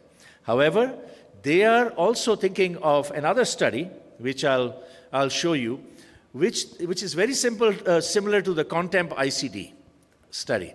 What this is about is taking everybody with ejection fraction equal to or less than 35% with NYHA class 2 or 3, and they're not even bothered about the high non-arrhythmic mortality. They feel there's equipoise to test the primary prevention ICD. So you can see the primary prevention ICD is being vigorously questioned today. There's no question about that. Last time or last year or day before, it was, there was a question, but no longer. This is a very interesting concept, and this is an editorial which is still in press. Vishnu Kadiala, one of my postdocs, put it together. And this is relevant for non-arrhythmic mortality. Very often, we have a patient who's 80 years old, but they look like they're 60. They are so vigorous, maybe they are running 10 miles a day, and they meet indications for an ICD. Other times, we have a patient who's 60, but they look like they're 90. And we say, should we really be implanting this study? What do we have? We have these frailty scores. They are not very good. We don't even use them in the US guidelines. The Canadians actually are a step ahead always. They are using frailty scores in their guidelines. Well, AI ECG is very interesting. Now there are several AI models where from the ECG, it predicts biological age. There are echo studies, there are MRI studies, and actually, it's pretty good. It's so interesting to see if you have a patient with heart failure and their biological age, which is really their cardiac age, which is the ECG is measuring, is 70. You treat their heart failure and they become much better. Their biological age becomes 60. So you're actually seeing it work. The whole point of this is that if you minus the chronological age and the biological age, you have this delta. If your delta is negative, that's good. If your delta is positive, this can help you quantifiably have a discussion with your patient about whether ICD or biventricular ICD is needed or not. So let me summarize. What we've talked about today is that there are things we can do today, but there are some others that we have to wait a little bit for more data. But today's inadequacy can be tomorrow's opportunity. So we must extend risk stratification beyond the ejection fraction. There should be some multi-component risk scores, identify patients at risk of shockable cardiac arrest, which is important. We can probably refine with AI tools. This is also a work in progress, and we can get better. We can move that C statistic up better. It would be good if we can merge dynamic and static prediction.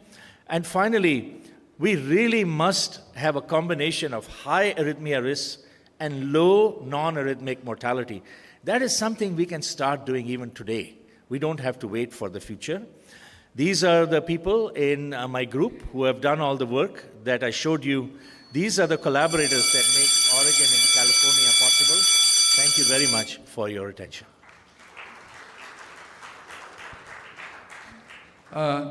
Thank you, Sumit, for a brilliant exposition. I was very happy to know one thing, that the ECG possibly is going to come back in a big way by what parameters you're talking about. I just want to know, when you talk about the ECG 6 parameters you were talking, which can predict a certain cardiac death, individuals sort of who can have a certain cardiac death, did I get the figure correct, 1 in 3? Very good question. So, 1 in 3. Are these specially designed machine, or is it just a regular ECG machine which we all are using in our offices? Yeah. So, very good question, Dr. Pelajani. And yes, these are all routine ECG machines. In fact, Dr. Ajit, I don't know if he's here. He was here yesterday. He is already doing this work with the IIT collaboration for the Madras ST elevation MI study, where a colleague at Yale, Rohan Khera, the ECG goes from India. Within 5 minutes, the answer comes back, is this ST elevation or not? So you can be in a small village where there is just one non-physician doing the ECG on an Indian machine, and you can get the answer using AI. So we're not talking about anything fancy, just the digital waveform from the ECG. What is your take on this? Of course, I think it's futuristic. You find a guy has got those 6 parameters you talk. He's a high-risk patient for a certain cardiac death. Would you advise him a ICD? No. That's also, thank you for asking that question. And of course, we have evolved beyond the 6 risk factors to this AI ECG, which uses the whole waveform, which is better than the 6 factors. But we believe that that shouldn't be an ICD indication. that should be an indication to evaluate that patient. Put them on a treadmill, or get a good history. Do an echo, see if they have structural heart disease. Because just doing that, if you find some kind of cardiomyopathy, or maybe find some early repolarization syndrome, those will be important to make them the focus of intensive risk stratification. I think for want of time, we will finish here. Thank you very much. Sir, if the AI-based ECG interpretation is very good for the sudden cardiac death, but there will be some false positive data we also. Will now be, thank you, Ramesh. You can talk to Dr. Chug outside. We will now be requesting Dr. Prabhakaran to give a talk on contemporary issues in cardiovascular disease in India. I'll give a brief introduction of Dr. Prabhakar, because many of you might not be knowing. He's based in Delhi, did his DM cardiology from AIIMS, was a staff in AIIMS, and he's one of the rare researchers, epidemiologists from India who has made India proud. Large number of epidemiological studies published in all prestigious journals from our country is by Prabhakar. He is the Executive Director of the Center for Control of Chronic Diseases, and he will be the incoming President of World Heart Federation, which is a pride for our country. Prabhakar. Thank you, sir. Thank you for that very kind introduction, and good morning to everyone. After such a marvelous lecture, I'm standing here with a little bit of trepidation as to what I am going to talk. So let's look at what are the emerging themes of cardiovascular disease in India are. I think we need a rethink on the mechanisms of disease, particularly in terms of diabetes and lipids. We need to look at what we call as a life course model as opposed to etiological model. The Framingham Heart Study says, okay, these are the risk factors, and you have these risk factors, you have increased risk of having a cardiovascular disease. But I think, as somebody said, cardiovascular disease starts in the womb and ends in the tomb. So you really require an approach which takes a life course model. We need to have a change in the paradigm from disease identification and treatment to maintaining health. The larger number of patients that you maintain in health, they may not require ICDs in the future, or it may be postponed to their 80th year or 85th year when they require, rather than at the 50th year.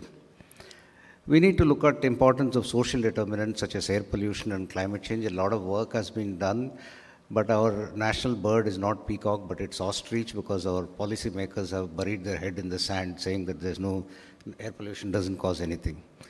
We need to apply what is called as a concept of syndemics to cardiovascular disease, in the sense that everything is interactive. You have the risk factors, you have the biology, but social factors are also important. And therefore, we need to address everything together, and that's an approach called syndemics.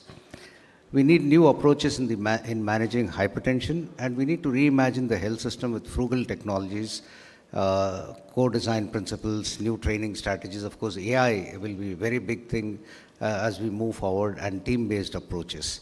We also need to look at system-wide approaches. Obviously, in the given 30 minutes, I won't be able to talk about all of these, and therefore I'm going to restrict to a very few things.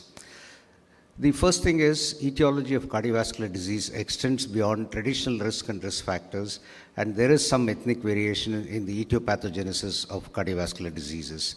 And for this, we need to look at beyond traditional risk factors. We need to look at socioeconomic status and health, and built and environmental context, and look across the life course. So in order to understand the mechanisms of cardiovascular disease in India, we assembled a cohort, which is a state-of-the-art population-based cohort of South Asians that addresses existing and emerging questions related to cardiometabolic and chronic conditions. It's one of the largest and intensely phenotyped global South Asian cohorts, so much so we can call it as a South Asian Framingham. It's a population-based sample of 21,000 plus individuals, with 20,000 people, almost 20,000 people giving blood samples, with 200,000 person years of follow-up. It's representative of Chennai and Delhi. It's carefully phenotyped, geocoded, and biobanked. And we have almost 400,000 aliquots of serum, plasma, and lipids. And I just want to point out that it is 3 times larger than the Framingham cohort. So what are the key takeaways we have got from this? Compared to the Americans of different races, South Asians have an unusually high risk for heart attacks and strokes at all levels of weight. This doesn't come as a surprise. We have been talking about this for a very long time. Diabetes appears to be more common in wealthier Indians, but there was no noticeable difference for hypertension or high cholesterol, which means that there is a reversal of social gradient. It's becoming a disease of the poor. Over half of men and women in India are at the risk of developing diabetes in their lifetime, and this is higher if they have excess weight. And 25 to 30% of South Asians have high blood pressure. Only 1 in 7 had controlled blood pressure. Our treatment to targets is just around 12% across the board. Urban locations may be a little better at 20%, but rural locations it's less than 10%. And 40% of people in India experience a decline in kidney function during their lifetime, and 1 out of 20 have very rapid decline needing dialysis. And air pollution is a critical risk factor in cardiovascular disease and risk factor. This is what this cohort has given. But let's unpack a few things and look at it in a little greater detail. So what is well known about lipid profile among Indians? I don't have to tell this audience. All of us know that we have high triglycerides, low HDL cholesterol, lower total cholesterol than other ethnicities, lower LDL cholesterol than other ethnicities, and at any level of total cholesterol to HDL cholesterol ratio, we have higher level of small dense LDL and higher LP(a). Despite the above, our guidelines focus on LDL reduction, and question is, do we need to think differently? We did a comparison of the enhanced population of United States with our population, and we looked at cross-sectionally what is the ApoB and LDL cholesterol levels in Indians compared to United States. Look at LDL cholesterol. It was at least 7 milligrams per deciliter higher in the US population as compared to the Indian population. But when you look at apolipoprotein B, I'll come to what it is in a little bit of a time. It's 7 milligrams per deciliter higher. So there's some kind of dyssynchrony between the LDL cholesterol level and the ApoB levels. And we looked at this across all the age groups that we studied. LDL cholesterol was higher in the US population, ApoB levels were higher in the Indian population. And some evidence for this also came from the InterHeart study, which was published way back in 2004, which looked at ApoB to ApoA1 ratio. Amongst South Asian cases, it was almost 2/3 higher as compared to other countries, whereas all other risk factors were normal. Now, what is this ApoB? On the left-hand upper panel, we have the LDL particle, which has a surface lipoprotein called apolipoprotein B100. This is what gives your atherosclerotic potential. This is what increases the atherosclerosis, not LDL cholesterol per se. So when we look at LDL cholesterol, it is the ApoB particles which increases the atherosclerosis. We have a different type of LDL cholesterol in our population. There are 3 different types of LDL cholesterol, 1, 2, and 3. 1 is a large particle and 3 is a small particle. Due to our dietary habits or genetic, whatever reasons, we have higher proportion of smaller particles. So weight on weight, when we measure LDL cholesterol, it's lower, but the number of circulating atherogenic ApoB particles are higher. So the question is whether we should move towards using ApoB as a marker. And for this, we need longitudinal data, which we will come up with this year. We will be analyzing all our blood samples for all the different varieties of lipids, including LP(a), and so we will get some data on that. We also need mechanistic studies, including multi-omics and Mendelian randomization, AI-based studies, which we have embarked on. And we need to look at quality control and cost of ApoB measurements. Finally, we may end up with point-of-care devices for ApoB. The next question that we pose is, what do we know about diabetes in India? The lifetime risk for diabetes in metropolitan cities of India is that 2/3 of women and more than half of men will develop diabetes over their lifetime. And if they're obese at 20 years, the chance of developing diabetes at middle ages is almost 86%, extremely high. And what is the natural history of type 2 diabetes in South Asians? Indian individuals spend 35 to 40 years in normoglycemia and 6 to 10 years in pre-diabetic states. And progression from pre-diabetes to diabetes is extremely rapid. In terms of obesity and diabetes, both Indian men and women develop type 2 diabetes at very low BMI thresholds. For any given BMI, body fat levels are high. So this is the given situation, but when we ask anybody, even the audience here, and ask what causes diabetes, they will say that globalization, urbanization has led to lifestyle change, and in a genetically predisposed individual, they become overweight and obese, which results in hyperinsulinemia, insulin resistance, ultimately resulting in diabetes and cardiovascular disease. The question is this true across and within populations? So we had the opportunity to compare Pima Indians, who are the archetype of obesity and diabetes, compared to our Chennai Indians from our coarse cohort population. When we looked at it, prevalence of diabetes was very similar.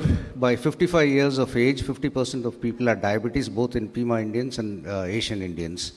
But when you look at the obesity profile, the Pima Indians were extremely obese and Asian Indians were relatively thinner. The glucose profile, if you look at, they had more of IGT. Pima Indians had more of IGT. Our population more else has more of impaired fasting glucose. And when you look at the pre-diabetes distribution, 2/3 of the Pima Indians had impaired glucose tolerance, and we have 2/3 of our population has impaired fasting glucose. The Pima Indians had more insulin resistance, and we had only 1/2 to 1/3 of insulin secretion as compared to Pima Indians. So the question is, do we need to reclassify diabetes? Endocrinologists, diabetologists, and even cardiologists who manage patients with diabetes find it extremely difficult to control blood sugar, fasting blood sugar. And there could be various reasons, but one of the reasons is, our hypothesis is, there are two types of beta cell capacity. We have a narrow beta cell capacity, as in Indians. At a basal metabolic state, fasting blood glucose is high. Slight or moderate demands for insulin leads to strained beta cells and acceleration of impaired early phase insulin secretion, and the dominant form of prediabetes is impaired fasting glucose, and there's a rapid conversion from prediabetes to diabetes. On the other hand, people like Pima Indians have a wide beta cell capacity. At a basal metabolic state, they have low fasting glucose, slight to moderate demands for insulin are managed efficiently over time through compensatory insulin secretion, and the dominant form of prediabetes is impaired glucose tolerance, and slower conversion till obesity and insulin resistance are great. But that does not end there. There are various research questions that we need to look at. We have a high nocturnal hepatic glucose output. Is it related to localized insulin resistance in the hepatocytes? Is it air pollution which increases the risk of diabetes? So there are multiple questions that need to be addressed, and it's going to be exciting. The next few years we'll find the solution. One example of the research that we did looked at DDT and incident type 2 diabetes. DDE, which is a metabolite of DDT, was indeed related to diabetes, but it disappeared when we adjusted for age. Now recall, the metabolites of DDT live in the cell for more than 15 to 20 years.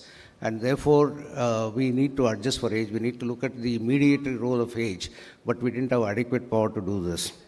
But we also showed that air pollution is indeed related to type 2 diabetes, and this got a lot of press. And in fact, it is steeper at the lower levels of PM 2.5, like in Chennai. And in Delhi, it actually starts plateauing because there is a plateauing effect after around 100 microgram per cubic meter. The second thing that we have shown, that there is an intersection of climate change, air pollution, and food system that needs exploration, and we'll come to that later. But finally, what we need to do is to move the needle from cardiovascular disease to cardiovascular health. Our contemporary medicine is focused on treating late-stage disease or early disease in terms of managing risk factors, but we need to move and look at precision health using AI-based systems. In terms of our research in precision medicine, we have embarked on imaging studies of 14,000 individuals in Delhi and Chennai, which includes echocardiography, cardiac CT, hepatic fat measurement, carotid IMT, wearable devices, and functional MRI and advanced biomarkers for early diagnosis of Alzheimer's disease. Now, I just briefly mentioned earlier that there is an association between air pollution and mortality, and we have shown by AI-based modeling analysis in terms of exposure prediction, that with every 10 microgram increase in PM2.5, there is an percentage increase in mortality around 5% or so, and plateauing after around 100. We have also shown that air pollution is associated with several risk factors such as hypertension, dyslipidemia, stroke, and heart failure. And we have extended this countrywide and studied interactions among multiple variables. This is an example of air pollution and hypertension. We showed that long and short-term exposure to increased particulate matter concentrations associated with increased blood pressure and risk of developing hypertension in India. That is, every 25 microgram per cubic meter, the blood pressure increases by 3.5 to 5 millimeters. One might argue, how does this make a difference?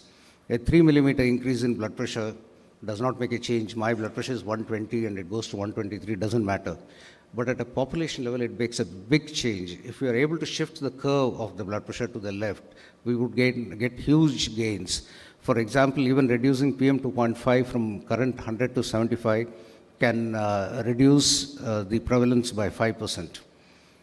We estimated that daily PM2.5, any increase beyond the 95th percentile results in almost 270,000 deaths in India.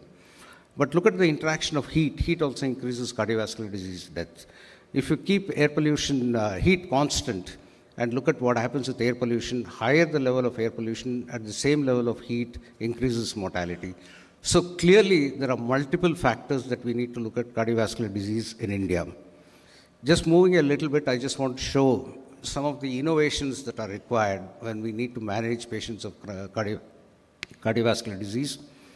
One innovation is family-based intervention. Looks very simple. Inherently, the most benefits can come from this, but we actually ignore this issue of involving the family. So we did a cluster randomized trial looking at the efficacy of a family-based cardiovascular risk intervention in individuals with a family history of premature coronary artery disease. And given the theme is premature coronary artery disease here, family plays a major role. What we did here was we recruited 368 families with 825 participants in the intervention group and 382 families with 846 participants in the usual care group. And we did a comprehensive package of intervention facilitated by non-physician healthcare workers to screen for cardiovascular risk factor, provide structured lifestyle intervention, linked to a primary healthcare facility for individuals with established chronic disease risk factors, and active follow-up for adherence. And what we wanted is any three of the four which are listed here: blood pressure less than 140/90, fasting blood sugar less than 100, LDL cholesterol less than 100, and abstinence from tobacco use. And look at the huge difference at the end of 2 years between the usual care group and the intervention group. It's not that we are increasing it from 10% to 15%. We are increasing it from 40% to almost 65%, 2 times higher control. So please involve families when we talk to patients with regard to management of risk factors. Second is at the level of the health system, how do we improve quality of care? So digital health is a great tool in terms of improving quality of care. So in terms of digital health, our aim was for the patients to have greater satisfaction, better access, improved treatment adherence, personalized and coordinated care. For the provider, we wanted to provide a decision support, which means that you input some data, the AI-based algorithm in the system calculates and says, okay, this patient has got stage 2 hypertension, has bronchial asthma, avoid these drugs, give these drugs, so that there is no error of omission or error of commission, and it saves time. For the health system, we wanted improved quality of care, provide continuum of care, and compliance to follow up. I won't get into all the details of what an electronic decision support system can do, but you get the drift that it provides a personalized management plan, it identifies high-risk patients, strengthens the referral mechanism, and a whole lot of other things. But for that, we needed to redefine the workflow, and in many primary healthcare centers of India, we defined the workflow by having a physician assistant or a nurse who would support the medical officer. This nurse would use the electronic decision support because doctors are very busy, they don't use it. But it gives a printout which goes to the doctor who can agree or disagree with the plan. And the patient comes back to the nurse who provides lifestyle advice. Doctors don't have the time to provide lifestyle advice. And there is a decision support for the lifestyle advice tailored to the patient. Patient goes back. There's also an auto-texting feature to bring the patient back to the system. And we evaluated this in 6 clinics in Himachal Pradesh, 6 large primary healthcare centers in Himachal Pradesh. And this system enabled us to detect almost 6,000, one-third of the diabetes and hypertension. But look at what happens at 3 months. Huge, very good control of blood pressure, 15/7, and very good control of blood sugar. And this persisted till 18 months. As they say, one swallow does not make a summer, so we needed to evaluate this across the board in the community, in the secondary care, in tertiary care, and in a statewide health system. And we showed this work across the board, and now it's part of the national program, which is an aim that most government systems will start using the decision support. The next innovation comes in remote care. How do you provide remote care to individuals? How do you improve the access of care? Because what you see in your clinics is just 1/10 to 1/20 of the patients who need care. How do you get everybody into the care system? So we created an interoperable telemedicine platform, which is called DigiSetu, where we have integrated several technologies, which includes our decision support, point-of-care devices, which can measure at least 12 blood tests and give the reports within 5 or 10 minutes.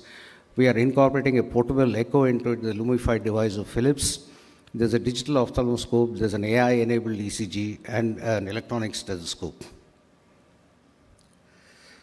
And this has been, we have delivered it in multiple modes in a brick and mortar model in clinics. We put it on a mobile health unit and provide care in the rural health care system. But also you can provide home-based care because it just weighs around 4 kgs and it can be carried on a backpack. And it just requires a 3G connection to operationalize the telemedicine. So we evaluated this in our 2 clinics in Tamil Nadu. In 2 years, we had more than 60,000 consultations. But most importantly, 30% of the senior citizens, people above the age of 60 years, visited the clinic. 60% were females. And the number of patients who were detected to have hypertension or diabetes or coronary artery disease was pretty high. There was 1,000 rupees cost saving to the patient, and there was a huge satisfaction.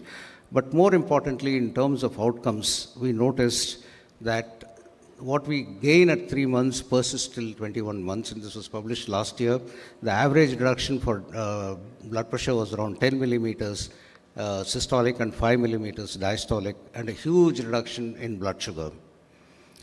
Now from this we have expanded, and this year we'll have these 100 sites with various types of evaluation being conducted for mobile clinics as one example, or creating rural healthcare infrastructure as another example. Now, given that we have been talking about AI, I have to give some examples of AI, and we have been working on several aspects of AI. I told you about the air pollution model, which is a very advanced AI-based model for assessing the exposure. But we are also looking at managing patients of heart failure. Heart failure requires repeated admissions, is a problem for the patients, costs to the system. So we have devised a multi-component program with a digital technology, which is a wearable device, and it can predict NT-proBNP 15 days in advance, a rise of NT-proBNP 15 days in advance. And we are using nurses to visit these households, talk to these patients, improve the guideline-based medical treatment by a telemedicine program. And so it's going to be a randomized controlled trial of 2,200 patients, and it's just begun recently. Finally, I was talking about system-wide approach. What we have done here is every medical college in this country has to have a rural health training center. To it is attached a primary health care center. We wanted to digitize all these primary health care centers. As a pilot, we have chosen 6 medical colleges, and we are building capacity of medical students and postgraduates in terms of looking at health systems, digital health, and also we are making these primary healthcare center what we call as climate resilient healthcare facility through sustainable procurement program and several other innovations. But more importantly, we are actually building capacity of the community to use digital health tools. We may have digital health tools in our system, but if the community doesn't adapt it, it's going to be useless, so we're building capacity. So I believe that we need to create a movement if we have to combat cardiovascular disease in this country. I just gave you a snapshot of what we do. So at Center for Chronic Disease Control, Bridge Center, we work on improving the quality of care, improving access to health care, strengthening the health system, and providing digital health ecosystem support and capacity building in digital health. So this is just an example of what we do, but there's lots of things that can be done. Lots of things are being done. Due to paucity of time, I won't be able to talk about all of that. So thank you very much for listening to my talk. And as they say, science is reductionist. We go to the finest thing in science, to the molecule, to the atom, but our solutions have to be holistic. So the future depends on what we do now. Thank you very much. Thank you very much, Prabhakar, for that enlightening talk. I think this is one side where, most of us as clinicians miss, what can be done at a much larger level. Just a very short question to you. What sort of obstacles you find in running your various programs in various parts of the country? There are multiple obstacles. The biggest challenge is physicians themselves, because physicians think that that we are encroaching their autonomy in terms of prescription, but that's not really true. In fact, we are actually enabling physicians to focus on the art of medicine by taking away time from all these small tasks. So you have an assistant who measures the blood pressure, who provides advice, who talks about lifestyle. So you can actually spend more time in terms of your diagnostic capability. So that's one challenge. Second is there are multiple different stakeholders and players who are also developing various different ecosystems. So we need people to talk to each other and create one single framework. The third is the interoperability, which of course we have cracked now. That was a big challenge. What I mean by interoperability is, take the example of an iPhone and an Android phone. They're very different in terms of how you charge them. They're very different in terms of how you use an iOS system versus an Android system. And therefore, we need to look at, this was a challenge, but that challenge we have overcome. Finally is the literacy amongst the community. Now, I'm not talking about the general literacy, but also about digital literacy. For example, we talk about telemedicine through the e-Sanjeevani program. What people do is they get into the program and then they actually choose their own doctor, and they may go to a wrong specialty. Somebody requiring a nephrologist may go to a neurologist. So those are the kind of challenges that will come up. Thank you very much. I think for want of time, we appreciate your coming here and this lecture. We now disperse for tea and we'll reassemble it.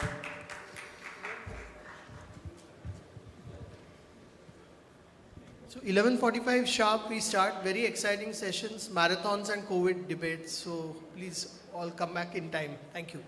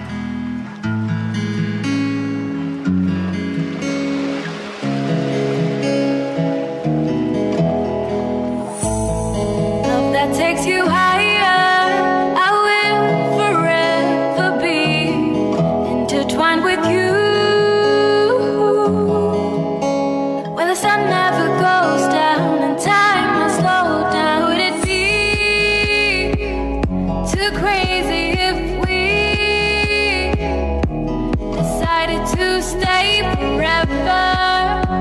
Decided to stay forever, forever.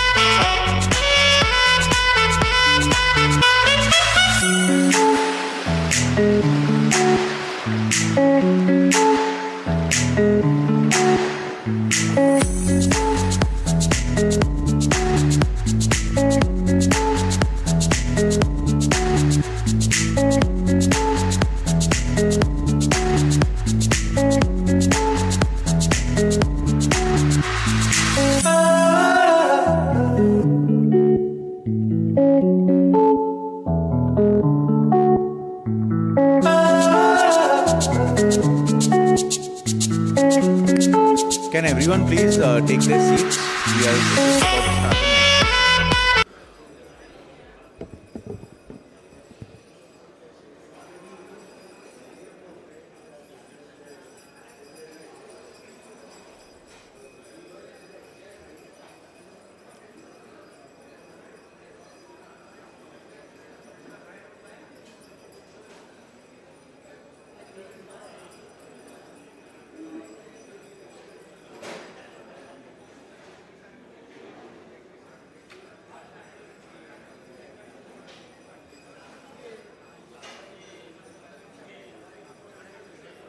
Come and I'm announcing your name.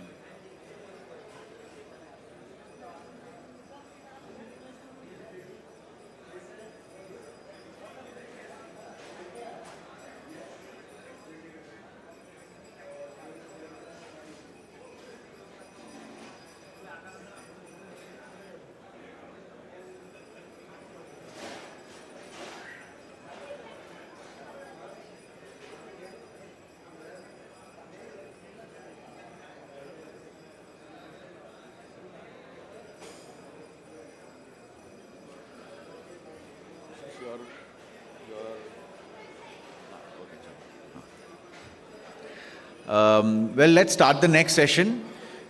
Everyone, welcome back after the tea break. We are going to session 13.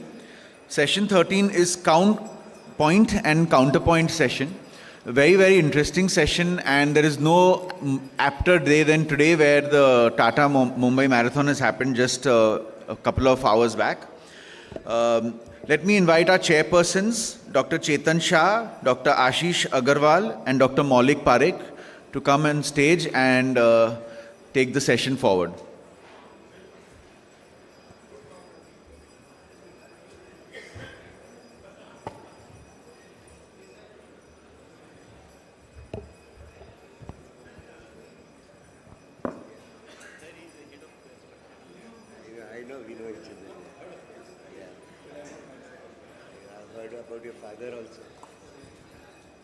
Good morning, everybody. So we'll start with the session on marathon. So I invite everybody after completion of Tata Mumbai Marathon, in which 69,000 athletes participated, and our dear friend Yash is going to speak against marathon training. So let's have a good debate between Yash and Amit. Thank you, Chetan. Normally, actually, my good friend, but today worthy opponent, Amit, compared to me, is the more sedentary person, and I am the more active sportsman and a very good badminton player, I may add. But since I am on the other side today, I also decided to borrow my Amit's quote, because I'll be now in all seriousness, sharing data with you about what marathon running actually entails. Sudden death in sports is cardiac arrest occurring during or within 1 hour of exercise, and most marathon sudden deaths typically occur towards the end of the run or immediately after completing the run. In fact, Chetan himself told me that he has himself resuscitated 3 people during marathon run. So you can imagine that it is not an uncommon event, especially in our setup. Majority of these deaths, sports-related as well as marathon running deaths, occur in older individuals. And in the enthusiasm and the peer pressure and the hype being created around marathons, people who are not regularly trained are jumping into the fray, doing sudden high-intensity exercise to prepare for a marathon rather than prolonged conditioning of the body. Like today, there were 69,000. Last year, there were 60,000. I'm sure the extra 9,000, not more than 90 also would have done regular training. So the incidence of SCD is only going to increase with this trend. And especially those who have a sedentary life and suddenly decide to do something is the most dangerous situation. So the annual incidence of sports-related deaths is about 5 per million. But not only during the marathon, but the risk of cardiac arrest during training, and especially if this training changes from a sedentary lifestyle to say, okay, within 2 weeks now I'm going to take part in the marathon, and suddenly start vigorous training, the risk is even much higher, 5-fold greater. Please keep in mind. And Dr. Chug, who just spoke, is one of the authors of this paper. Let's look at data from Japan. This very systematic data, and where they had very emergency response systems. They found that the incidence of cardiac arrest, despite their strict guidelines, criteria, ECG screening, was 1.7%, which is quite high. And you can see it was in the above 60 age group, it was the highest. Above 60 age group. And around 50% had underlying coronary artery disease. What are the mechanisms? As is logical, it's the catecholamine surge. But there are other factors. For example, and especially in our conditions and especially in our temperatures, the dehydration, electrolyte disturbances, increased coagulability, etc. And as this paper mentioned, blacks and Indians are disproportionately at higher risk. Apart from atherosclerosis, unrecognized conditions like hypertrophic cardiomyopathy, arrhythmogenic cardiomyopathy, a marfanoid body build, catecholamic VT, very difficult to pick up even if you take a history or do an ECG, can be responsible for sudden death during marathon. And this diagnosis is quite difficult to make. So therefore, there's no easy screening tool to weed out the high-risk people running marathons. Now, what are the adverse effects? Let's look one by one. If you look at biomarkers, then the biomarker levels certainly are higher in people who are doing regular training. Also, there is transient reduction in cardiac function in a non-vascular distribution. Right ventricular dilatation, and therefore people with arrhythmogenic cardiomyopathy, especially of the RV type, which is unrecognized, are at extremely high risk on undertaking vigorous physical activity. If you look at arrhythmias, marathon runners undergo atrial remodeling and have a higher incidence of atrial fibrillation. The MRI showed LGE in about 13% of athletes, predominantly affecting the right ventricle. Again, could lead to arrhythmias. Renal, higher intensity training and marathon also is bad for the kidneys, can lead to AKI, and of course we know that intense running can cause rhabdomyolysis. Blood volume shifts can also cause splanchnic blood flow to reduce and intestinal ischemia. Importantly, exercise-induced hypercoagulable state has been well documented in those who undertake marathon running. So imagine this of course are minor things, I'm not even talking about musculoskeletal issues, but imagine the combined effect of all this and what it can do to somebody who is not fit like Chetan and decides to suddenly undertake a marathon. An interesting study from Tel Aviv said we all talk of cardiac arrest, but heat stroke caused 10 times more serious adverse events. And imagine running in India's heat. You start at 6 a.m., but by 8 a.m. it is pretty hot. Imagine what havoc it can be doing. We all know about the reverse J curve. Poor long-term issues in sedentary people, good with medium exercise, but in marathon runners, you start losing the benefit. So therefore, I will say that the recommendations of physical activity are moderate physical activity, not marathon. The risk of myocardial infarction and sudden death during intense physical activity is 50 times higher in sedentary individuals who suddenly get engaged in exercise. Please keep this in mind. And therefore, I would conclude the initial part and keep the rest for rebuttal. Run marathons for your own kick. It's a drug. It releases endorphins. You get a high. But don't do it to live longer. And I'm an atheist, but I will say, for heaven's sake, do not recommend it to your patients. Thank you.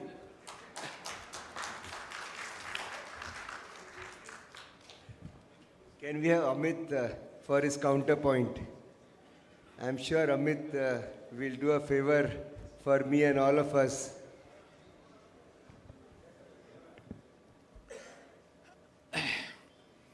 So, disclaimer is that Yash has been my teacher all through my medical journey. And, he's always taught me that whenever you have a difficult situation, do a thorough literature search on the topic. And this marathon and sudden cardiac death and stuff like that, we need to have a thorough research. So I went on looking at all the papers. This is just the 25 of them I quoted. But what did my literature search tell me about marathons? No peer-reviewed cardiology or sports article identified that explicitly state that public marathons should be avoided because of increased sudden cardiac death on race day. Instead, major reviews and registries consistently emphasize that marathon-related sudden cardiac death is real, but extremely low, and that the primary response should be screening and better on-course emergency preparedness and not blanket avoidance. So for the first time, I heard Yash with a lot of substance but no science. So let's look at science. What are the health benefits in public marathon runners versus non-runners? And this is science, this is data. All-cause mortality reduction, 27 to 30% lower in public marathon runners. Cardiovascular mortality, 30 to 45% lower. Life expectancy, 3 years more in marathon runners. Cardiorespiratory fitness, good. Less body mass index, less obesity, controlled BP, less diabetes, better control, lower lipids. In fact, cancer mortality, there is a 23 to 30% reduction in cancer mortality amongst marathon runners as compared to non-marathon runners. And I thought that maybe osteoarthritis might be more, but no. Even osteoarthritis is less in marathon runners as compared to the non-runners, because non-runners tend to have more obesity due to physical inactivity. Dr. Prabhakaran is here, and we are really privileged. India's cardiovascular epidemic. Let's look at this. Cardiovascular disease accounts for 27% of all deaths, even higher than cancer. We all know about the early onset of coronary artery disease in Indians, 5 to 10 years earlier than the Western population. And why do we have this? We have this because of sedentary lifestyle, obesity, metabolic syndrome, and all the other recognized risk factors. And physical activity with, public marathons and all this, and an opportunity. It's an opportunity to have physical activity in a manner that we can reduce the cardiovascular disease burden by almost 30%. And that's what we should be aiming at. So now let's look at what are the cardiac risk during a marathon. And yes, there is a risk. The incidence of a cardiac arrest is 0.5 to 1. Let's take the worst scenario. 1 cardiac arrest per 100,000 runners. Every death is a tragedy, and we need to avoid that. And that's what has been done. In the last 2 decades, death rate, cardiac arrest does not equal to death. There can be survivors of cardiac arrest. The death rate during marathons have halved. In fact, it's become 0.2 per 100,000 population. And let me give you a context that if you have 1,500 to 2,000 sudden cardiac deaths daily happening in India. Unfortunately, 7 deaths daily happen even in Mumbai local trains. I think the crux of the problem is that we need to recognize who is at high risk, and therefore a typical victim is a middle-aged man who has a pre-existing heart disease, coronary artery disease, but is unrecognized or is silent. So this is the person whom we need to target when he goes for a marathon in proper screening and training purposes.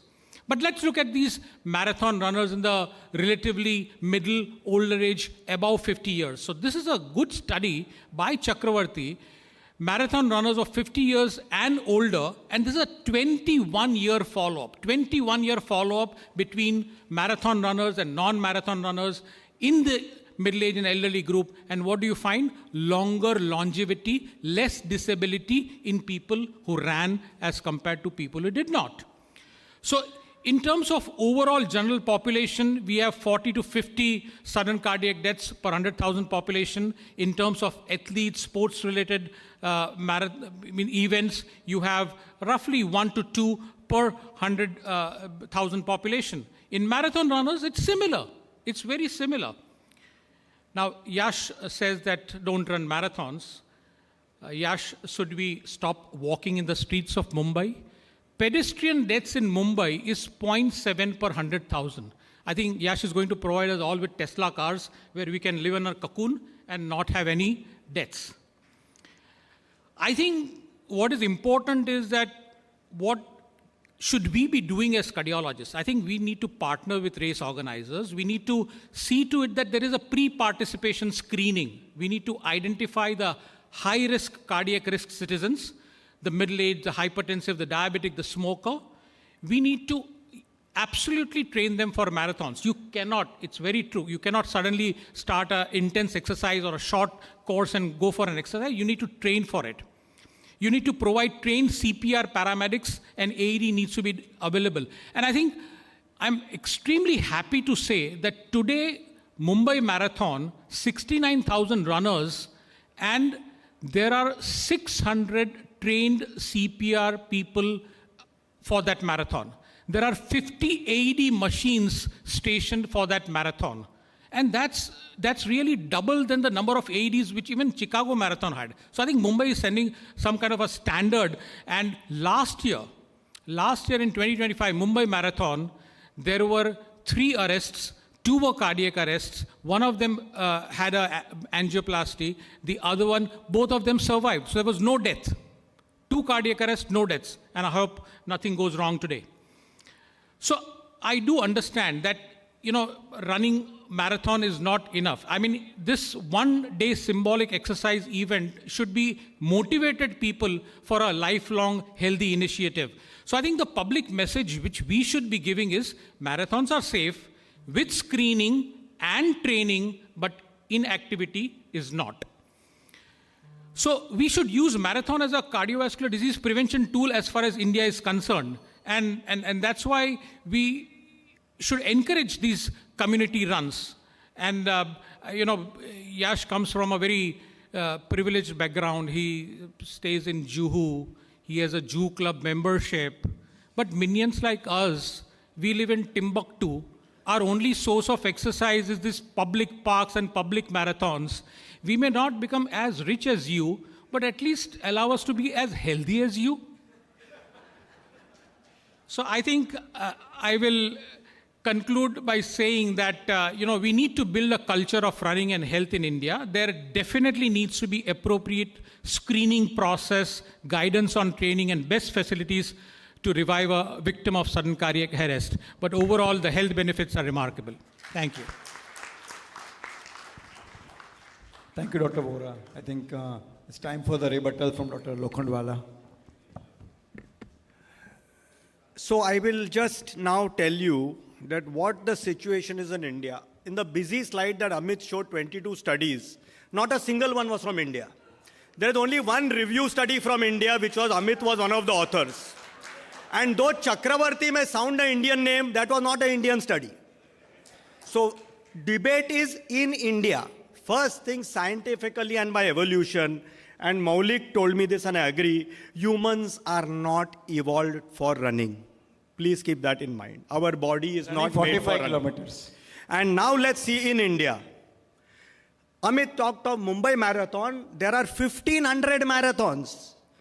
And at least 1,450 will not have even half the facilities that Mumbai Marathon has.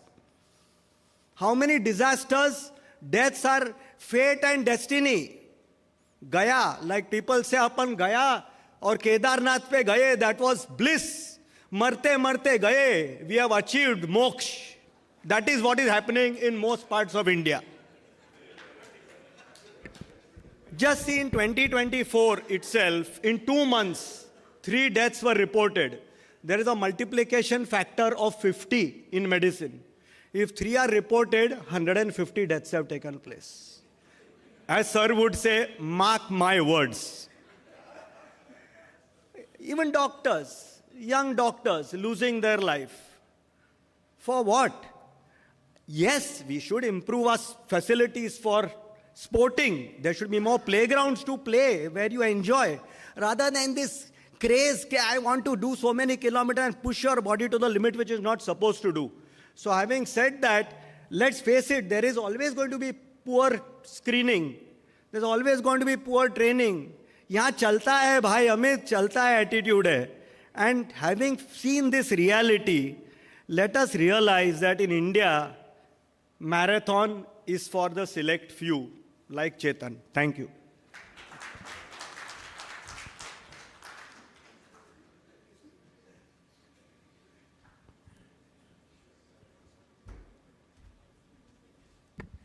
Yash, a personal question in public. Are you auditioning for any of the movies or something like that? I mean, I am impressed by your theatrical skills. I mean, wonderful. I mean, you stay in Jew, it is Bollywood, so maybe you must be doing it, but you will have a good career. So I think don't shoot the messenger. Exercise is good. Exercise helps us to keep fit, healthy. Whatever form of exercise an individual can do, can participate, should be encouraged. There is definitely a caution required in terms of pre-participation screening and guidance regarding training, all understood. But I think it's time that a public activity which encourages so many thousands and millions, there are probably 5 to 8 million Indians who run marathons, and it every year is increasing. So it is not under our control. The best would be to partner with them in a manner that all these cardiac arrests which happen, how to minimize them. Every death is a tragedy and we should minimize them. That's what I'll say. Thank you. Thank you, Dr. Vora and Dr. Lokhandwal. I think one small comment from me is that Dr. Vora showed a very good side of runners versus non-runners. But where is the slide of people who are doing moderate exercise? The reverse J-shaped curve. Neither non-running or sedentary is good, nor extreme running is good. So I think somewhere in the middle way, where you do moderate exercise, is the way forward. And I think I'll give the mic to my co-chairperson.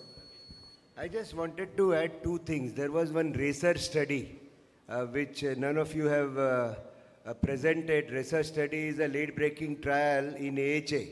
And it's a study of marathoners, about 160,000 marathoners over last 20 years.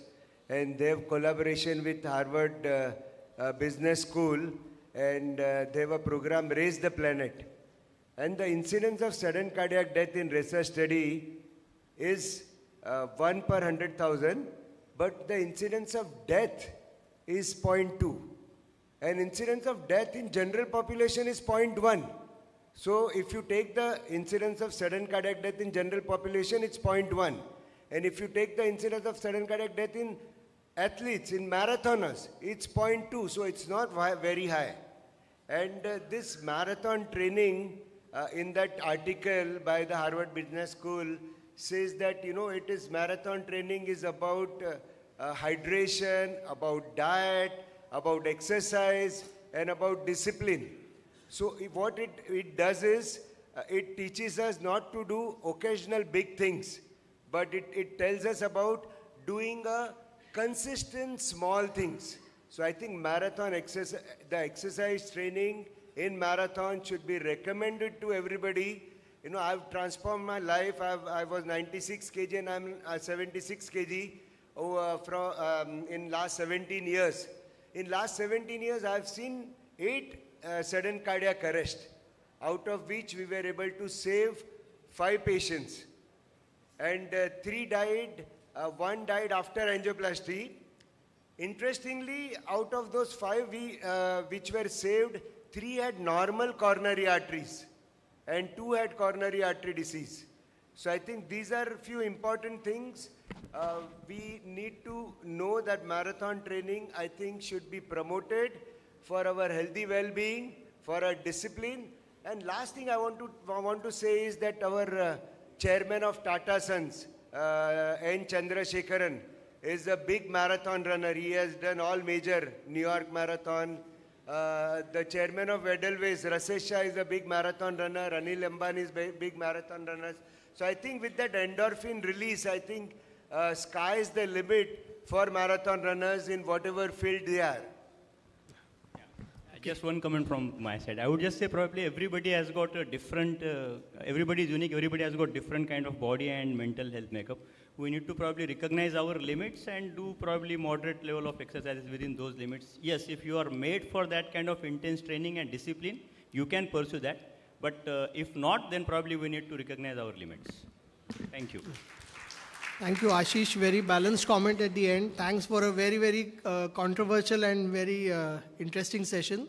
So we have a Mumbai Marathon today. I hope we have 0 cases of cardiac arrest at least today. Otherwise, Amit Vora sir's statistic will be disturbed. The ones he quoted. Huh?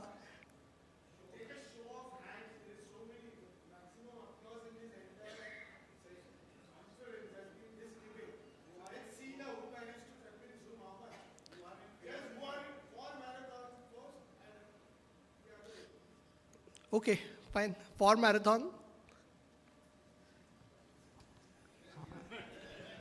And against routinely prescribing marathon. I think the marathon training wins. No. Huh? It's a closely divided house, sir. But the big... More were for marathon. No, but the biggest more thing were is... for marathon. No. Of all these people who are recommending marathon, how many run themselves? No, sir. We can encourage them to run. I mean, Milind. Chalo, I have we can encourage them to run. Moderate exercise. Chalo. I think we have to go ahead. The second counterpoint session, counterpoint. I call upon Dr. Shantanu Deshpande, Dr. Charan Lanjewar, and Dr. Satish Vaidya to please chair the session.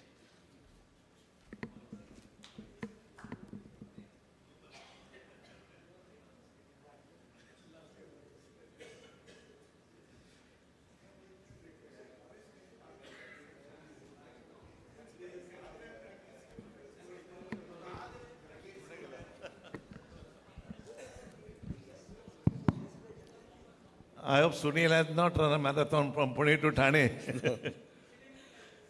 Now, a very interesting debate again about heart attacks, acute myocardial infarctions, and sudden cardiac death following corona and the vaccination. A lot of patients, a lot of family physicians also ask us this question, as the incidence has gone up. So let us hear from the expert, and the other person will have in favor and against. Sunil, please. Respected Chair and dear friends.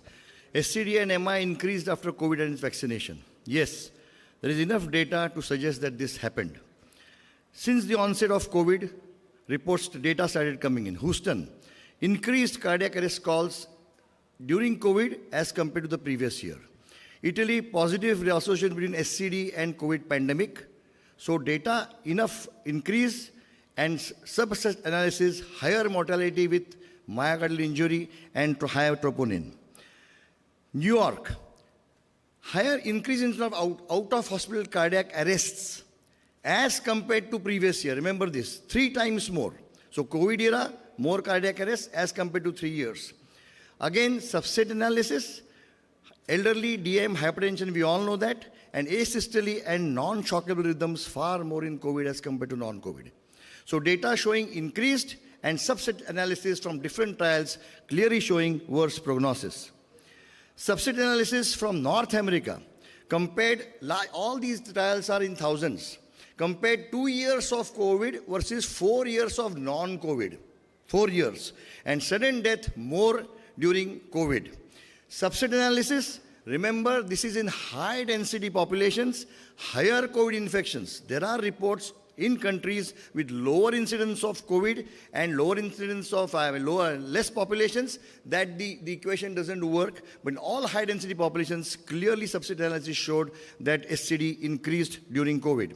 Hispanics more versus non-Hispanics, and again poorer prognosis because of non-shockal rhythms in COVID. Next, most important is vascular events. DVT, PE, MI, and stroke. This is a cohort study, remember this. Population of 48 million in England and Wales. They compared, the good part is they compared vascular events in 25 lakhs patients with COVID and 25 non-COVID in the same year. And they clearly showed DVT, PE, stroke, and MI, high incidence of vascular events in the COVID era. So no question, COVID era, not only sudden death, but increased vascular events. And the subset analysis showed that this continued almost up till 49 months of COVID. Later on, the risk of vascular events decreased. So this was vascular death, sudden death, comparing previously and in the same year. So enough evidence to show that COVID increased sudden death and MI as compared to the previous years and during the same year. Indian Heart Journal clearly the very good editorial showed that sudden cardiac death, the new potential risk, and of course it's a very good article which showed all the possible mechanisms why sudden death increased in COVID during that period of 2 years. Now, so sudden death and MI have increased COVID, there is no question, because the trials or the data showed comparison with the previous years where there was no COVID, and during COVID also, with no COVID patients, the vascular events were more. So as far as COVID is concerned, there is no question, enough data to show that it increased vascular events and sudden death. The question comes about COVID vaccination and MI and sudden death. Now this is a bit challenging, you know why? Because we have to go against the stream. We are challenging giants, Pfizer, AstraZeneca, Covishield, and my dear friend Dr. Jhala, who he himself is a high profile, par excellence cardiologist, a giant in himself. So we have to now go against the stream because COVID vaccination became a sensitive point when documentation of MI and sudden death came. And that was the problem with COVID vaccination. We are not doubting the benefits of vaccination, no question about it. We are not doubting that the benefits outweighed the side effects of vaccination. That there is no question. But we have to acknowledge that the adverse effects of vaccination, there were vascular events after COVID vaccination. Again, enough data, though not robust. And this was important for early detection, improvement for early detection after COVID vaccination. What was the pitfall for vaccination? Multiple studies with different countries showing variable outcome. So how did it start? Anecdotes. People realized that people have given vaccines and something was going wrong. Patients had DVT, had and we have all seen this. Personal experiences, I'm telling you this. First 2 months of Covishield coming into, first 3 months in Pune, we had 4 patients, 1 of DVT, 2 PE and 1 MI. And because we knew the being in Pune, I spoke to the coordinator of Covishield in the first 3 months of COVID, that this, we have just observed this, whether it is possible because of vaccine. And the whole answer was, we were scoffed at, there's nothing to do with the vaccine, don't even mention this in the public. Fair enough, that is okay. Then patients' concern came. Patients used to ask us after MI that, okay, they used to give us history themselves, that my son has taken COVID vaccine or had COVID, okay. Media and lawsuits. Now we know lawsuit is going on in the US. They are suing the vaccine companies for this adverse effects. Let's not go into that. The main problem was under-reporting of the fear, because we were clearly told, and it was the correct thing to do, we were clearly told, do not mention anything about COVID vaccination to the media. That was the government ruling given during the 2 years, which is correct, because we did not want to actually create fear in the minds of the vaccination. But that doesn't mean COVID vaccination did not have any events. Subset analysis, inactivated versus active versus non-active. Same incidence. Number 2, MI occurred within 2 hours to 1 week after COVID vaccination. Interesting, in US, many people had given you 3 or 4 doses. So happened after the third dose. And in India and other countries, before full vaccination. That means after the first injection. This was important. And in fact, people have written editorials and papers on the types and mechanisms of vaccines. Type 1, coronary spasm, coronary thrombosis, stent thrombosis, and graft closures. So this is the classification given in editorials post-COVID vaccination. Several timelines shown from day 1 to day 7, usually stops at day 30. Later on, why is this important? Because people still ask, if somebody, young MI comes to us, whether my son has had this because of COVID or vaccination. Adverse effects because of active vaccine or excipients. Clearly shown that it is all immunologic adverse effects because of mast cell activation, and most important editorial which showed, it actually comprised all the meta-analysis, clearly showed it is because of what is called Kunis's syndrome class 2. So mechanisms clearly mentioned for COVID vaccination. And after this, the JAMA editorial was very good, that this is important to provide insights for clinicians to be aware of the possibility of MI after COVID. The problem is, why does this not authentic? Because of this problem. See this. Everything you have to prove in the courtroom of the clinical trial. So statistics for each and everything has to be perfect. You cannot have that. So trends, facts, documentations, personal experiences have no meaning until those P and H and L lines and D lines are valid. And that is the problem with COVID vaccination. So here, statistical significance is to convince the judge, not the clinician, because clinicians had their own experiences about COVID vaccination. So in conclusion, ladies and gentlemen, COVID increased incidence of SCD and MI, no question, enough data. Right from cohort studies to all comparisons, COVID vaccination showed a clear trend of increasing vascular events, no question. But applying statistical formulas, remember, it may not be statistically significant, does not change or negate what actually happened on the ground. So experiences do not go waste with that, and hence increasing awareness towards documented facts is extremely important.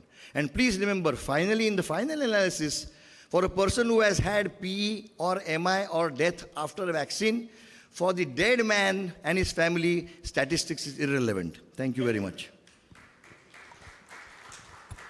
So let us hear from Dr. Darshan Jhala about that there is no enough data to say that COVID and vaccine causes SCD or MI.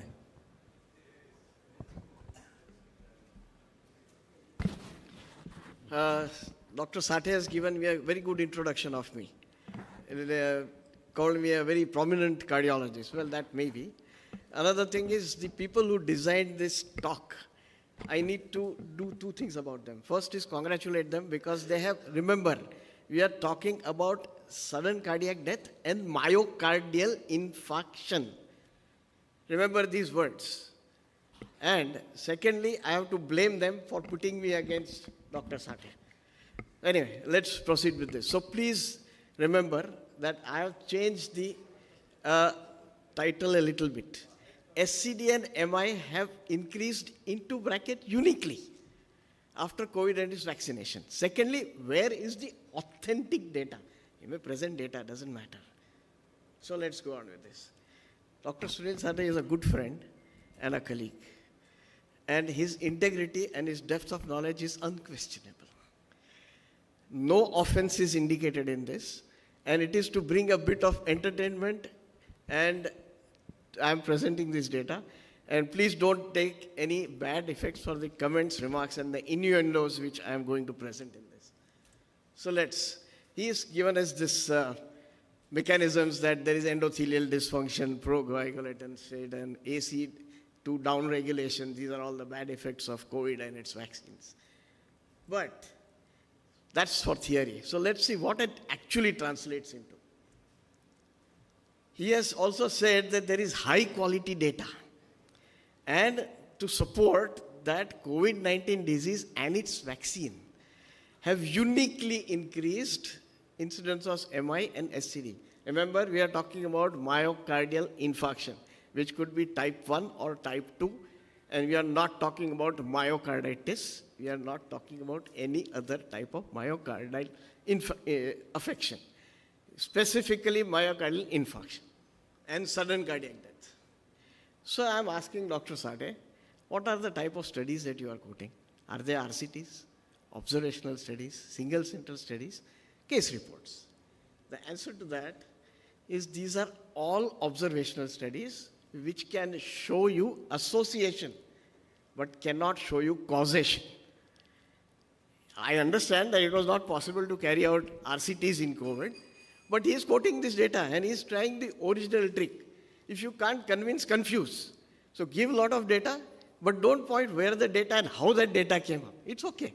It's COVID, I cannot carry out RCTs, so it's okay. It's for, that's all. And second thing is, how did he differentiate myocarditis from myocardial infarction? The troponins are high. The coronary angiography was almost never done, or few of those cases.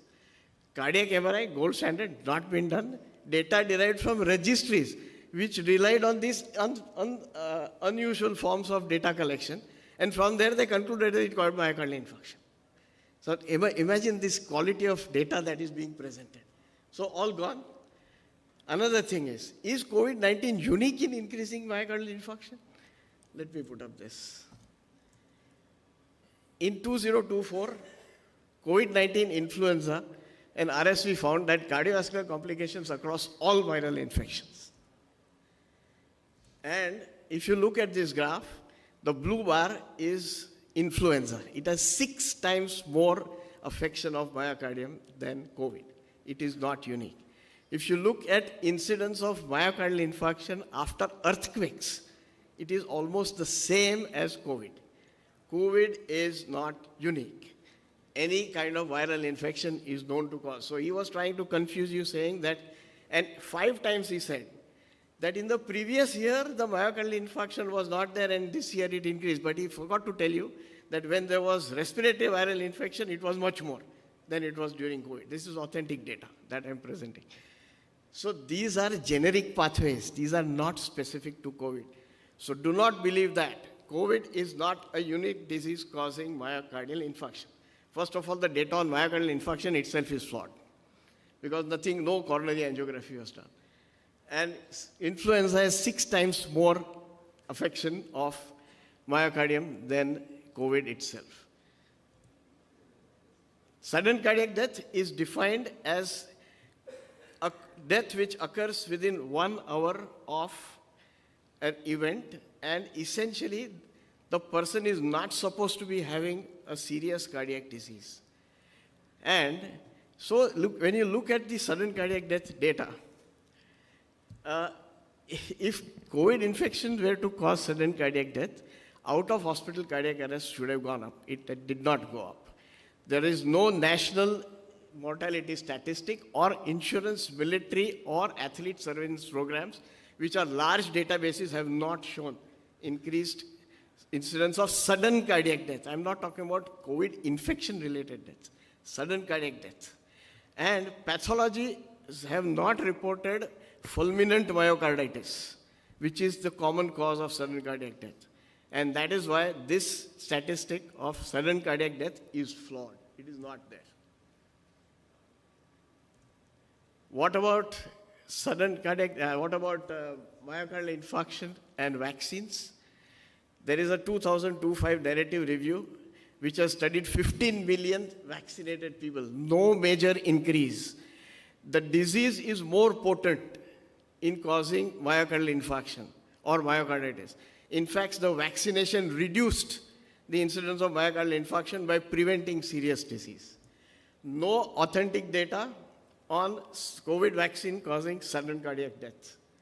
Again, because no signals were found in major databases. So that again is a myth. Thank you very much.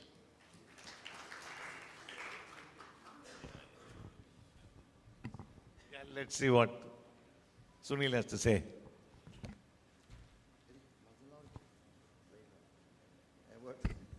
No, we are not saying that, we are not comparing with other viruses. It was COVID, whether it caused or it did not cause.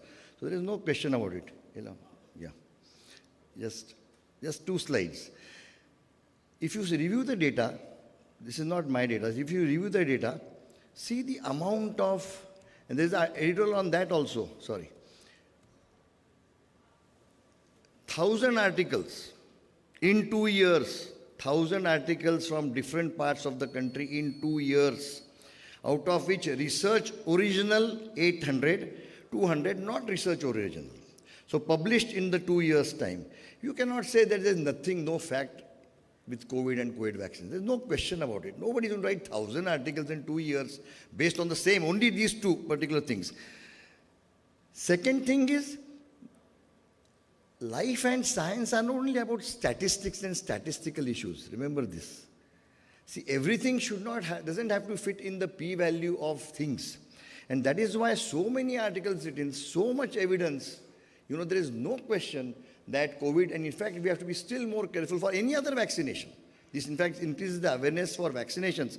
But here we are not comparing respiratory virus versus, and remember, COVID infection perhaps was the only infection which was prothrombotic as compared to any other viral infection. That was very clearly proven. Okay. Now, diagnosis is not by angiographies. Come on, we don't diagnose MIs by angios. We can diagnose on ECGs. So, somebody reporting MI, you have to take that it's MI.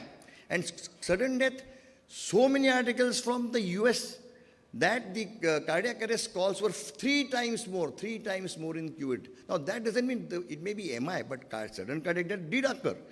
So, enough evidence all over the world with 1,000 articles written that COVID and COVID vaccine less robust, but it did cause some problems. We have seen this with patients, so we should be aware of it. That is the only important thing. And finally, last one word, this I'm just mentioning off the record. Statistics also is not only about mortality. That means everybody in all trials just talks about death and death, nothing in between. That's okay. It's okay we talk about dying, but what about living before dying? So you have to look at so many other things of a trial. So this is just to tell you that when we read articles, when we read guidelines, we have to read in between the lines so that we can make use of the trends in the trials in our clinical practice. Thank you very much. One comment about what Dr. Vadishwar said yesterday, that during autopsy also all those patients, they couldn't establish the cause and effect relationship. So he again did the same thing. He confused us rather than convincing us. So what he did is give us a very holistic talk on how we should interpret trials, etc. Idea is not that. The point is he was trying to say that COVID is unique. It is not unique. And there are a few slides. Can you just...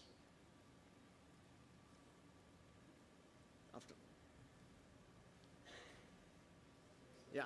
So COVID-19, in my rebuttal, is not uniquely associated with myocardial infarction. It did cause myocarditis, and there was no way they could have distinguished myocarditis from myocardial infarction. We all know it caused vascular thrombosis, but that not always translated into myocardial infarction. We are talking about myocardial infarction. I keep repeating this because the topic indicates myocardial infarction. COVID-19 was not unique. Secondly, sudden cardiac death was not reported in any of the large databases like healthy people like athletes or military personnel who underwent COVID. There was no increase in that. COVID vaccination and MI, again, a very tenuous and not a very convincing. In fact, COVID vaccinations reduced the incidence of myocardial infarction and sudden death because it reduced severe COVID. And one wonders as to why Dr. Sathe is so much against vaccines. One picture will show you this. This is a picture sent to me by one of my CIA friends who says that Dr. Sathe was caught partying with the gentleman who is against vaccines. Now this, I think, explains everything. I don't have to say anything further. Thank you very much. So, we heard from both of the speakers and they gave the intellectual lecture based on the available evidence. I think what we know is COVID and vaccine, it causes myocarditis, that's a definite evidence was there, and it causes the death rate when there was immediate COVID. But however, there are no much available data to say or suggest that vaccination and COVID, on the follow-up more than 5 years or so, there is increase in the incidence of MI as well as the sudden cardiac death. But at the same time, in this hall, about so many people are there, everybody has an experience of treating such cases, and where there is no history of any other risk factor, younger guy coming to us, and only then we label why it's happened. So somehow then we think that probably it could be a reason. So my concluded remark on this would be, you should remember that there is no robust data to say that vaccination or COVID can cause over the period increased incidence, but at the same time we should be vigilant to suspect and take care accordingly. But most importantly, there should be ongoing registries should be there, or there should be some transparent, or kind of a data from everywhere, and then someone can talk and give a definitive answer to this. So thank you very much and congratulations to both of you. Thank you. Is there any ICMR data otherwise? Some authentic? This debate can go on and on, but somewhere you have to stop. So Milind, you can continue. Yeah. So thank you very much. Can we have a quick show of hands for Dr. Sunil Sathe's proposition? Hello. Okay, and sir, we can't have questions now. This debate doesn't have audience questions. It's not the question. Huh. It is not the question as such. Just regarding this vaccination, I wanted to share my experience. I was part of 5 vaccination studies, and approximately around 9,500 subjects were vaccinated. Before the pathophysiology was exactly known, the vaccinations I started with the vaccination trials. Empirically, I had given aspirin to every patient. The soluble aspirin for the few days, thereafter 150 milligram aspirin. And I would like to share that I had kept a follow-up for around 2.5 to 3 years. No patient had met with the infarct in the following around 30 weeks. Thank you. Okay, so your point is well taken. Those in favor of Dr. Jhala's proposition, please. I think again almost equally divided, sir, with 2 hands. Doctor, I'm going to call Dr. Prabhakaran, sir, to present some real-world data from 22 countries. But before that, a quick question to Dr. Jhala, sir.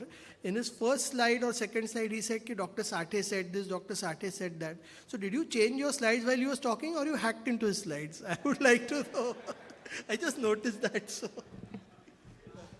Dr. Prabhakaran, sir, please.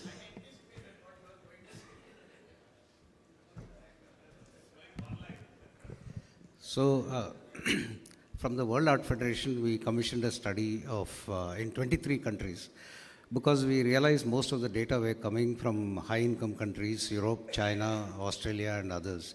And there was no data from India and other low-income countries like Africa. So we recruited 5,000 patients. So I just wanted to make 3 points. The first point was the 30-day mortality was close to 15%, and 20% of that was sudden death post-COVID. And this was mostly during the time of Delta virus. With Omicron, of course, it decreased. The second thing is we followed them up for 2 years, and we have 1 year follow-up data. At 1 year, what we noticed was people who received vaccination had lower long COVID symptoms, and the mortality and sudden cardiac death was lower in vaccination. This is unpublished. We just submitted it, and I think in the next 3-4 months we'll get that data. I can't give you the exact figures, but it was almost 2 times higher in vaccinated patients. The reduction in sudden cardiac death was 2 times higher. Or looking at the other way around, in non-vaccinated patients, it was 2 times higher mortality. So, the important, interesting point was fever was higher amongst vaccinated patients, but that means the response was quite robust as compared to non-vaccinated. That's all I wanted to say.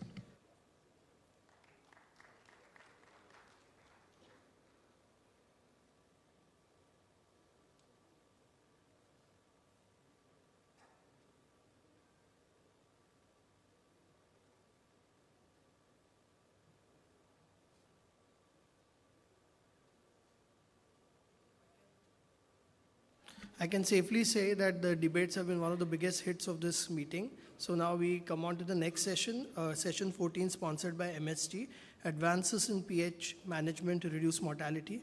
I call upon the chairpersons, Dr. S.S. Ramesh sir and Dr. Sandeep Verma, to please chair the proceedings. Thank you.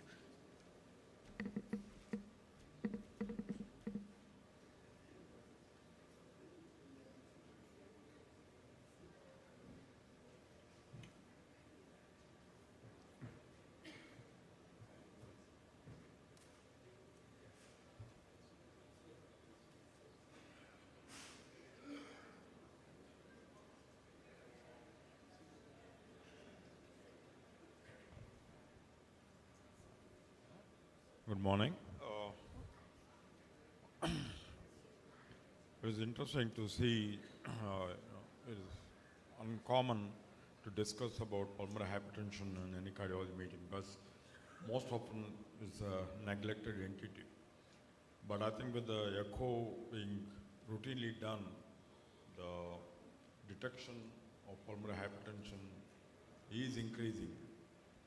And another problem that we face is the management is not as satisfactory as the rest of the cardiology diseases. So let us listen to Dr. Talha Mehran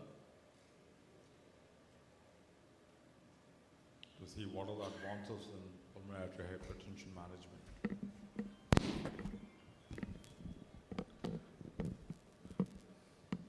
Good afternoon, everyone. Thank you once again to all the organizers, the AOC and MSD Pharma, for giving me the opportunity to discuss this important topic. As we all know, pulmonary arterial hypertension, much like the theme of the conversation today and yesterday, is a disease of the young and can cause a lot of morbidity and mortality. The topic that I have been asked to discuss is advances in pH management to reduce mortality.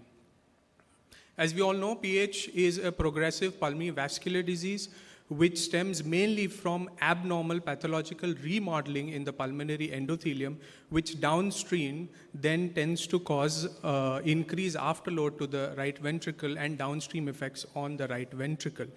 At the crux of it all, if you look at the center cellular changes here, there's prominent proliferation of the fibroblasts and the PA smooth muscle cells. The PA smooth muscle cells then invade into the media and the intima, eventually causing plexiform lesion and narrowing of the pulmonary vasculature.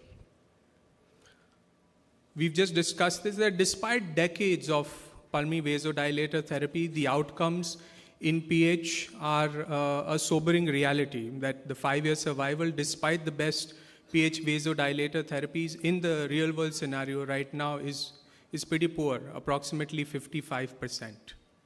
So hence there is a big unmet need in the PH world to develop newer pathways, newer molecules to help our patients do better. These are the old or sort of the old taught pathways that we all know. The nitric oxide pathways, we know that the PDE5 inhibitors and the soluble guanylate cyclase stimulator like riociguat work on that. The endothelin pathway, which is targeted by the endothelin receptor antagonist. The prostacyclin pathway.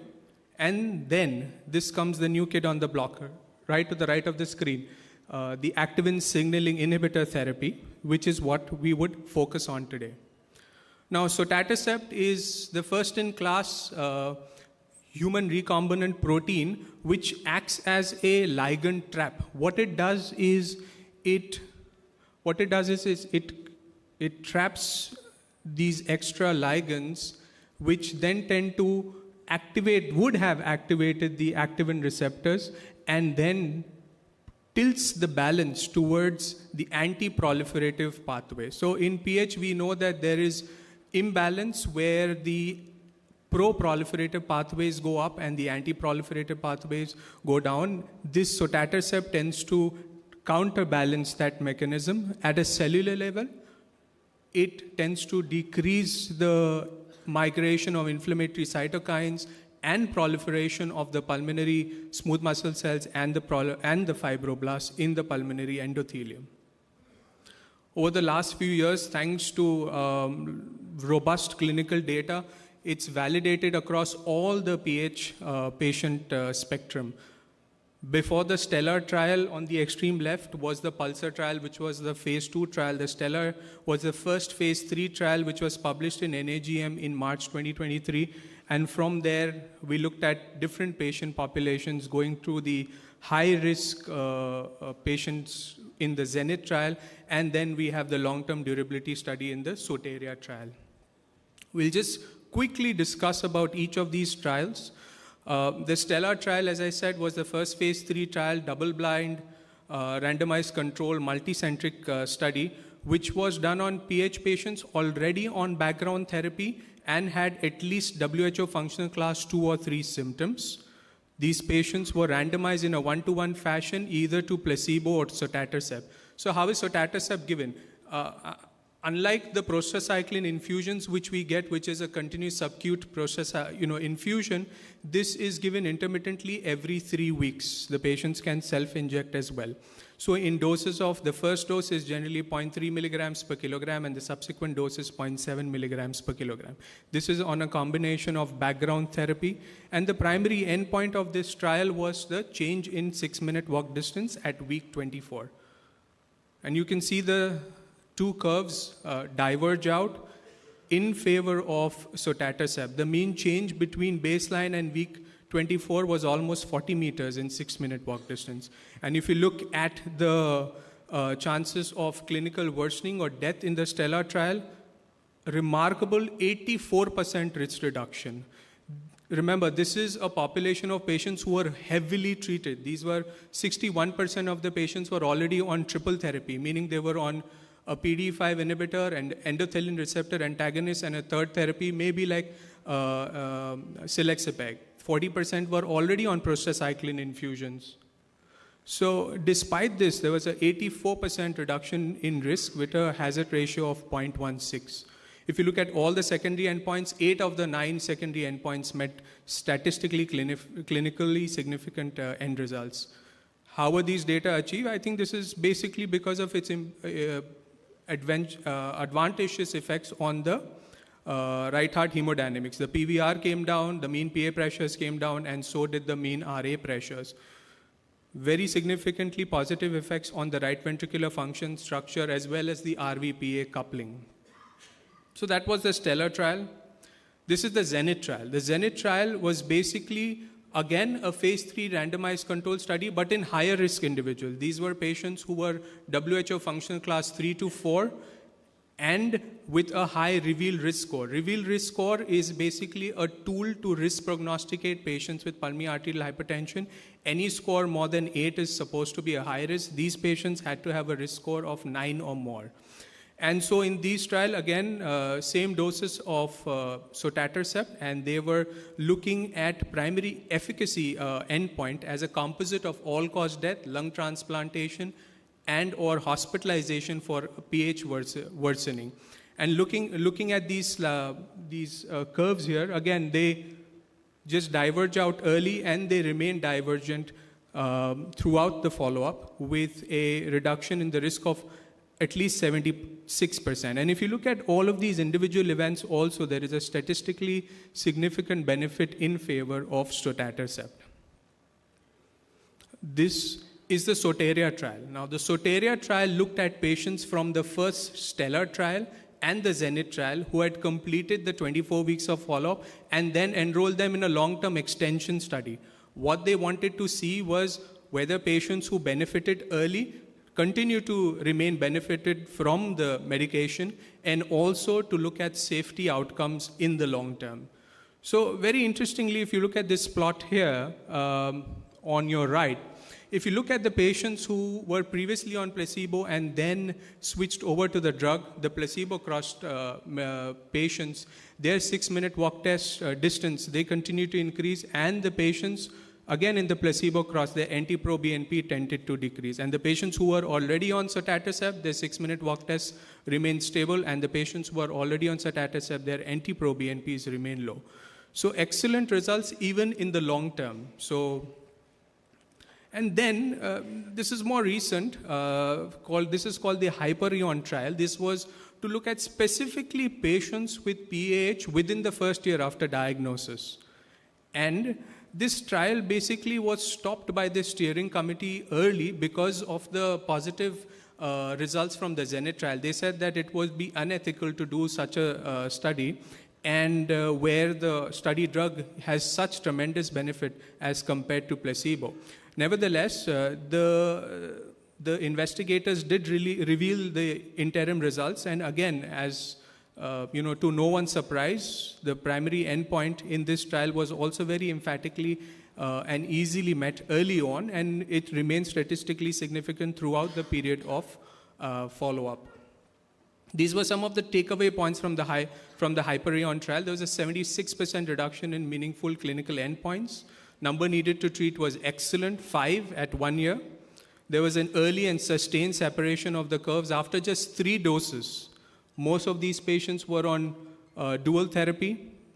Most were in the intermediate low-risk groups. This had a combination of all subgroups of PH, whether it was connective tissue disease related, or this was heritable, or this was other idiopathic forms of pulmonary arterial hypertension.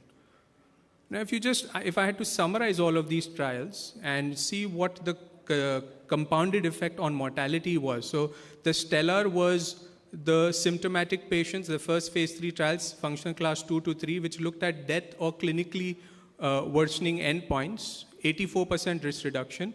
The Zenith trial was the high-risk patient with functional class 3-4 symptoms, where they looked at death, transplant, or PH-related hospitalization, 70% risk reduction in clinical endpoints. And the Hyperion trial, which we just mentioned, in the newly diagnosed patients, which showed a 76% reduction. If you combine the stellar and the long-term extension, the Soteria trial, and you look primarily at all-cause mortality, there would be a statistically significant 83% overall risk reduction. So unequivocally, this is shown to improve PA pressures and also has translated into improvement in clinical endpoints, specifically morbidity and mortality related to pulmonary arterial hypertension. Not only that, patients were found to require less background therapy. So in the Soteria open label extension study, nearly 18% of the patients were able to de-intensify their therapy, of which 19 patients could be discontinued completely from prostacyclin, and 23 patients had their prostacyclin dose reduced. It's throughout all of these trials have shown good tolerability data. The most common side effects that were mentioned were epistaxis and telangiectasia, which were mainly due to a mild amount of thrombocytopenia. Most of it was clinically not significant and could be managed with dose reduction.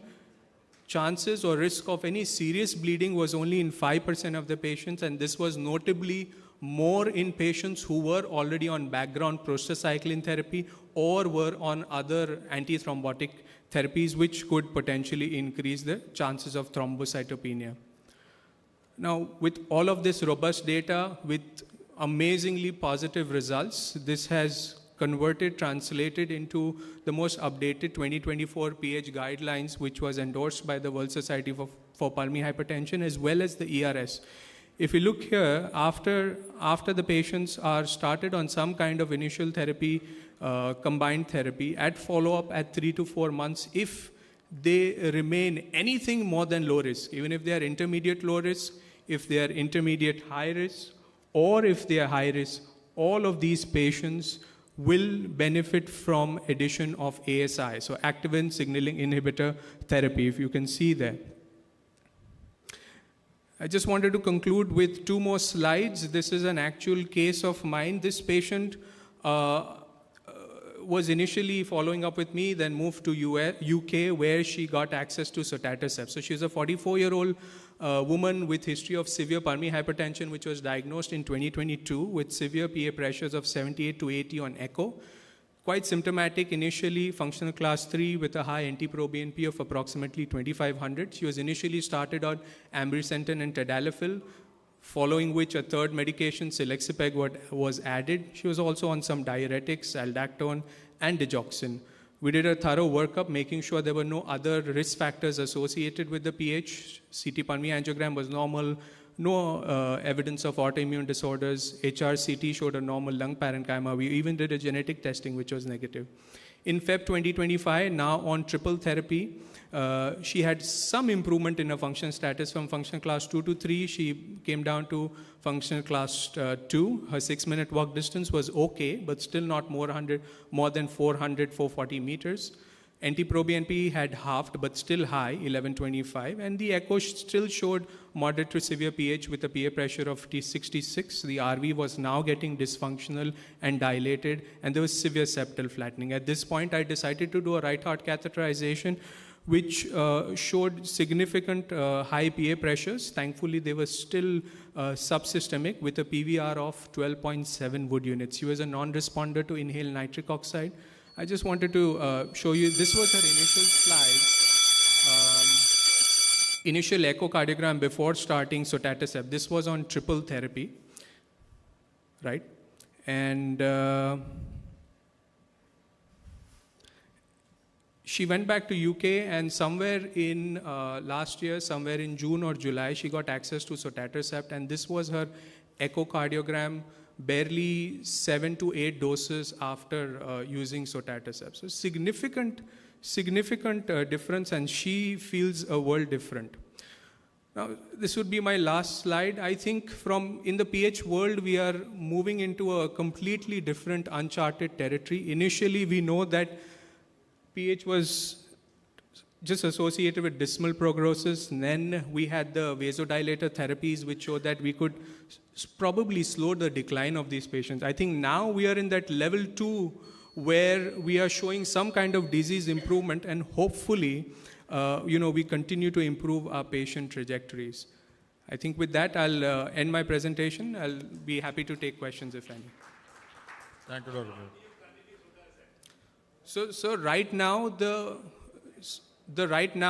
longest extension trial, from the Soteria trial, the mean exposure was around more than 440 days. So that's all we know about. It's still early days. It's going to be launched in India in first week of February.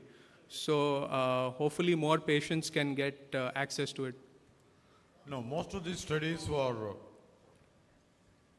No, sir, please.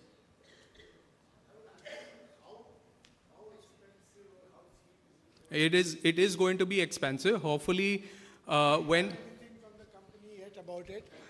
Because that matters a lot. Right. And it's going to be... We have a rough estimate, sir, but I'm not allowed to sort of discuss that right now. It is going to be expensive, but I think once the PAP comes through, the prices will come down 100%. Patients are already doing a lot of innovative things. They have formed patient support groups where patients can share vials. So if there are 250 kilogram patients, they can come together and buy a vial and maybe split the dose by 50%. So that's what people are doing. There are patients who have already done this.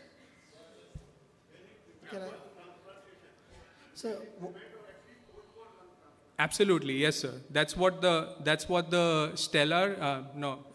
Zenith and the Soteria trial showed us. Yes, sir. I have one question.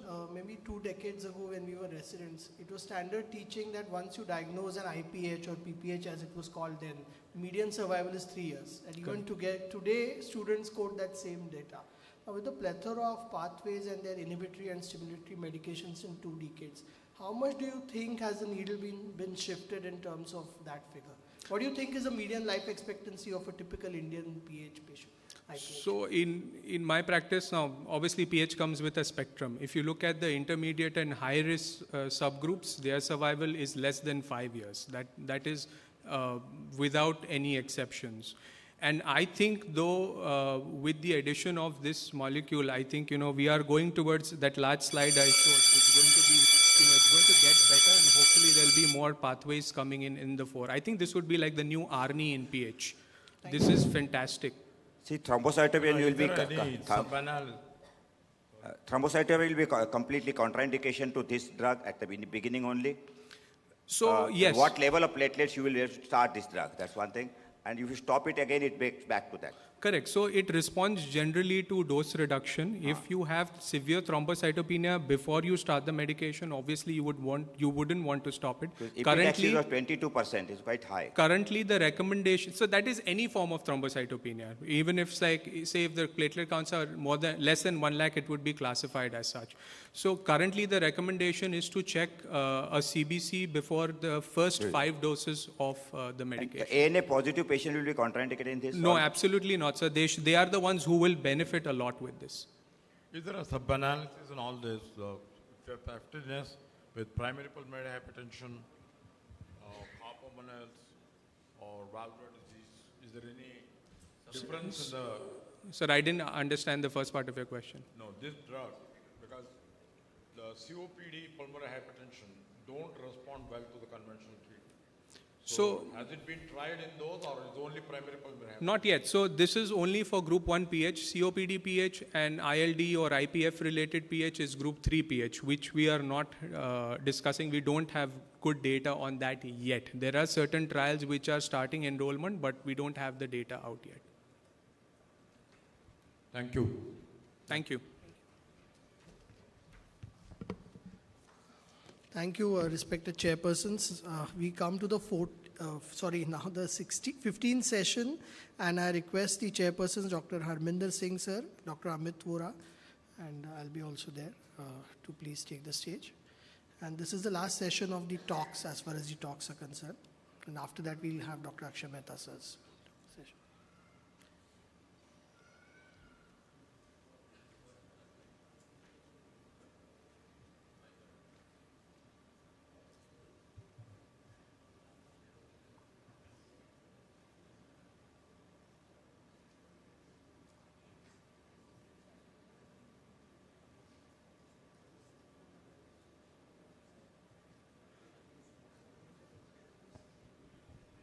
Hello.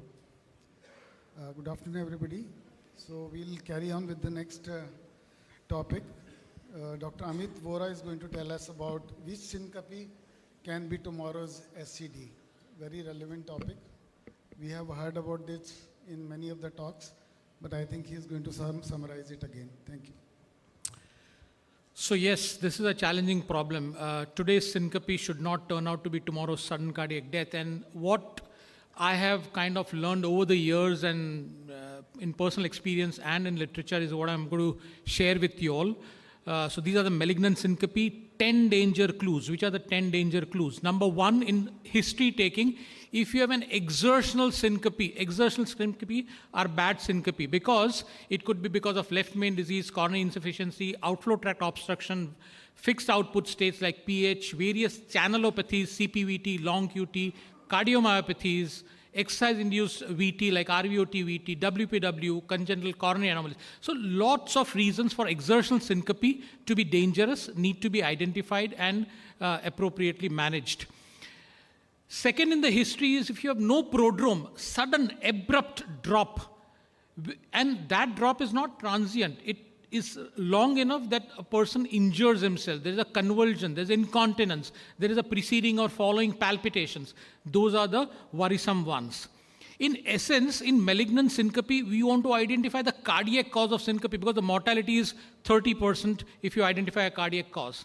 The third point in the history taking is family history of sudden cardiac death. The first degree relative at a younger age, less than 40-50 years of age, has a sudden cardiac death. So person with syncope, family history of sudden cardiac death at a young age, that should raise eyebrows in terms of it being a channelopathy or a familial cardiomyopathy. Then comes the identification of structural heart disease, and amongst them, I think myocardial infarction, prior MI, LV dysfunction, a scarred myocardium on an ECG, Q wave, echo scarred. Scarred myocardium patient having a syncope, you have to think that it could be a ventricular tachycardia. So in that category, all cardiomyopathies, non-ischemic cardiomyopathy, hypertrophic cardiomyopathy, all these cardiomyopathy patients, if they have a syncope, you have to assume that it is very likely to be a ventricular arrhythmic syncope and they need to be appropriately treated, probably with a ICD as well. Similarly, if you have infiltrative diseases like sarcoidosis. So sarcoid, we learned yesterday also, it can cause bradyarrhythmias, it can cause tachyarrhythmias. In fact, patients in that middle-age group, when they present with AV block, no particular etiology found, often on imaging you'll find sarcoid. And in sarcoid, when you're putting in a pacemaker, you'll also start off thinking in terms of probably giving an ICD if there's a CMR showing a scar. Then, after you have ruled out the structural heart disease, ECG becomes the most important thing. In ECG, if you see conduction diseases, and conduction diseases, high-grade AV block, intermittent AV block, and that's where I want to kind of emphasize. Often you have a patient who has a syncope, and then ECG is taken, he has got a bundle branch block. It could be a right bundle branch block, and one-to-one conduction, nothing there. But if a bundle branch block patient has had a syncope, you have to assume that it is very likely to be because of an intermittent high-grade AV block. You may do Holter and event monitor test to identify it, and in the Holter or event monitor, if there has been a transient high-grade AV block also, you should assume that it must be a persistent high-grade AV block which must have caused syncope, and therefore these patients will require pacemakers. Alternating bundle branch blocks is definitely one of the reasons why it's a high-risk marker for an unstable escape rhythm and can lead to sudden death. In general, when you have an abnormal ECG in terms of a wide QRS, long QT, pre-excitation, or malignant PVCs, which Yash spoke in the morning, that would mean that this is worrisome.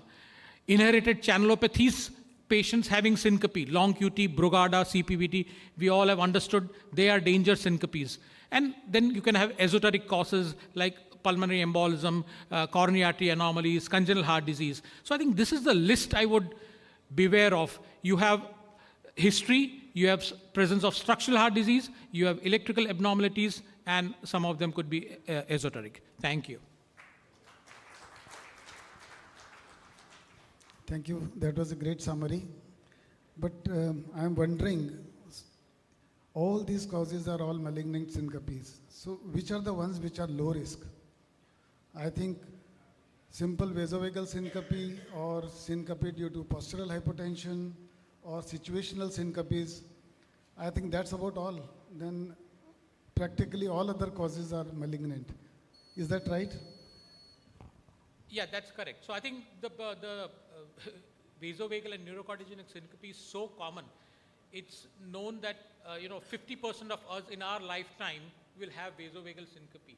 So it's very important to realize that this common thing is not missed, and the abnormal thing which is there in some people, select few people, is the one which we need to identify so that we can treat them appropriately and not lead to sudden death. Thank you, sir.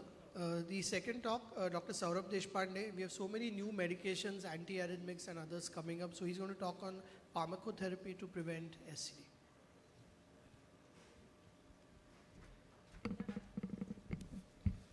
At the outset, I want to thank the organizers for giving me this opportunity.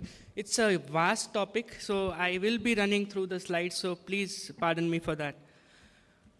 So I don't know whether this is required, but because of today's world, as sir suggested that today's drugs are different. So what happened historically, we have learned about antiarrhythmics long time back, but we did not know that it works as antiarrhythmics back then. So today, some of those drugs we know now that can be used as antiarrhythmics. The oldest trials which was done in this perspective was the BH80 trial. It was propranolol. Again, we are not using it, but that time it was found to have been very useful. And there was some amiodarone-based study which were done peri-MI situation. So at the outset, I want to make you understand that whenever you are talking about pharmacotherapy, you have to understand the substrate which you are treating. Most of the data is with atherosclerotic heart disease because the incidence is high and most of those studies are based on that. Rest of whatever heart diseases are there, the data is scarce and the number of options also are less. So many of my trials, many of my slides will be focusing on atherosclerotic heart disease. The best studied and most studied drug, I would say, is beta blocker. Whichever study you take, old, new, with background therapy, without background therapy, beta blocker is one thing which is found to be useful all throughout.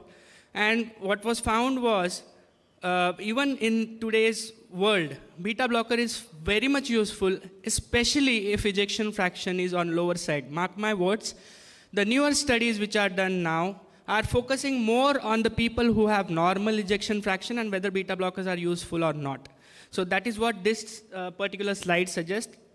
Reperfusion era, whatever patients had near normal ejection fraction, beta blocker might not be as useful as it was before. That is what has changed the guidelines as well. And whatever guideline you take, the ACC or ESC or the Australian guideline which are available with us, what they say is class 1 indication for beta blocker if ejection fraction is low.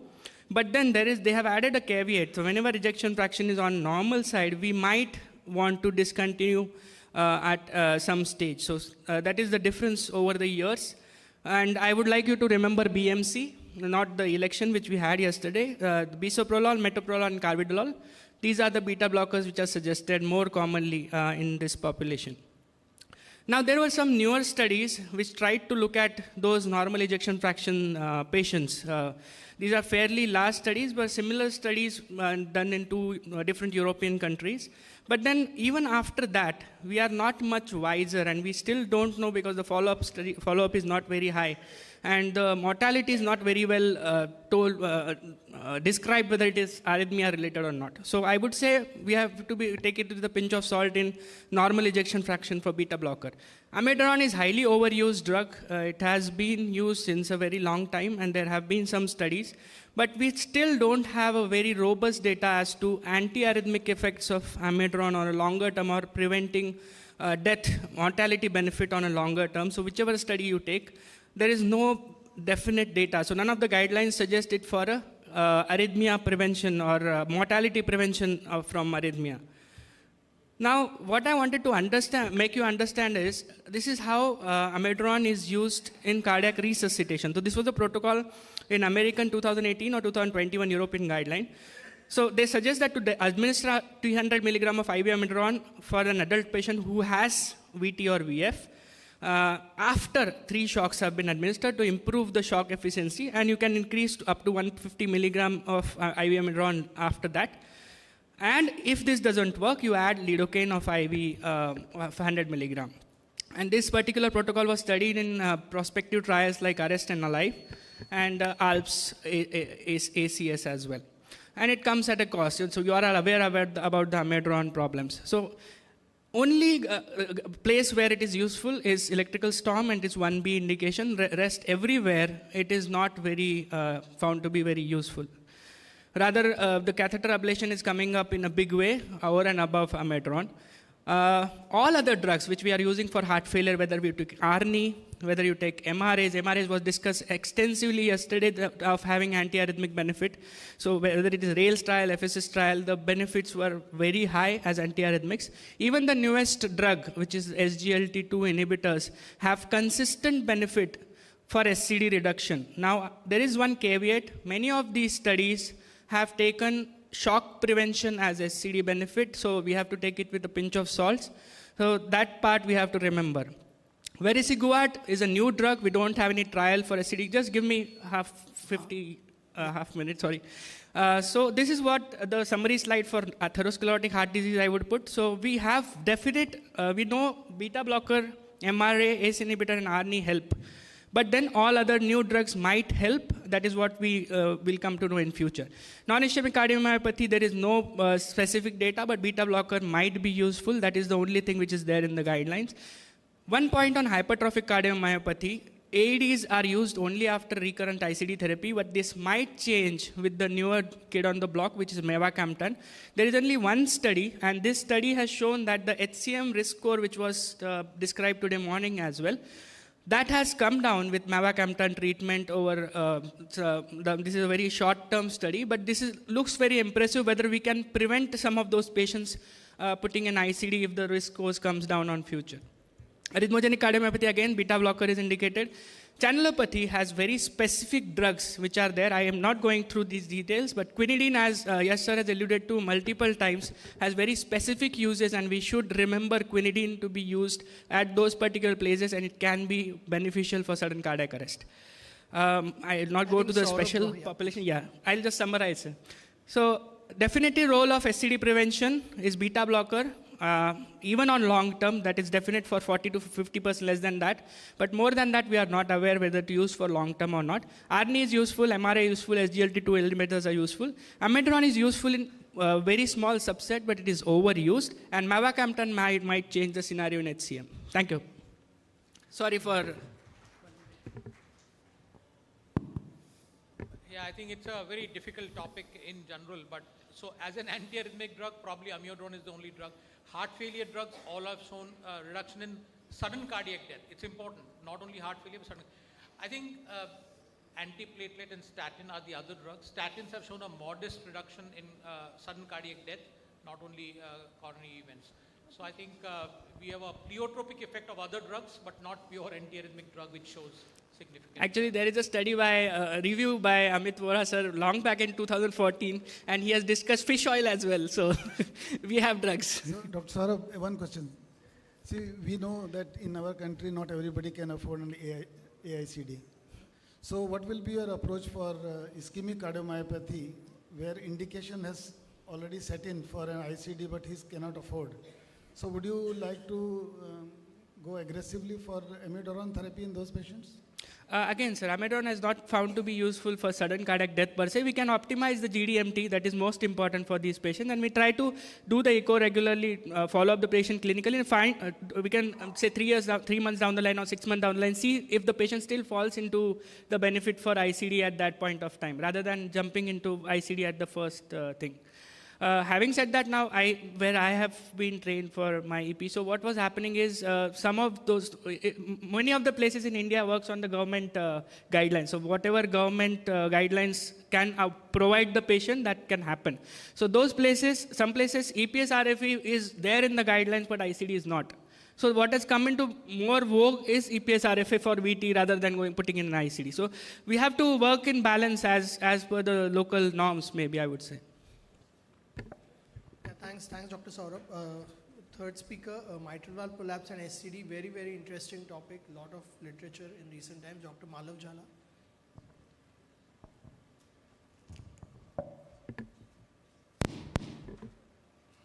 So I think you'll have to change the presentation. It's a different one. So anyway, till they get the presentation on, thank you for this opportunity. And so mitral valve prolapse is a very common entity, and it's one of the commoner congenital defects that we get to see. Now, the problem is that the conception used to be that MVP is a benign entity. Now, it betrays a lot of us, and that's what we are going to decide, that there is a subset which dies suddenly, and it's associated with MVP. And what is important is that if they don't have an event, then how do you stratify? And that's where imaging comes into play. So it's one of the most common structural heart anomalies, and the arrhythmogenic MVP is a recognized entity. It's a distinct recognized entity. We have to risk stratify for the patients. And most of these deaths are sudden and because of a ventricular arrhythmia. So of course, if you have a presyncope, syncope, or a monomorphic VT documented, or if you have severe LV dysfunction and severe MR, life is easy. We know, we have guidelines that they need prevention.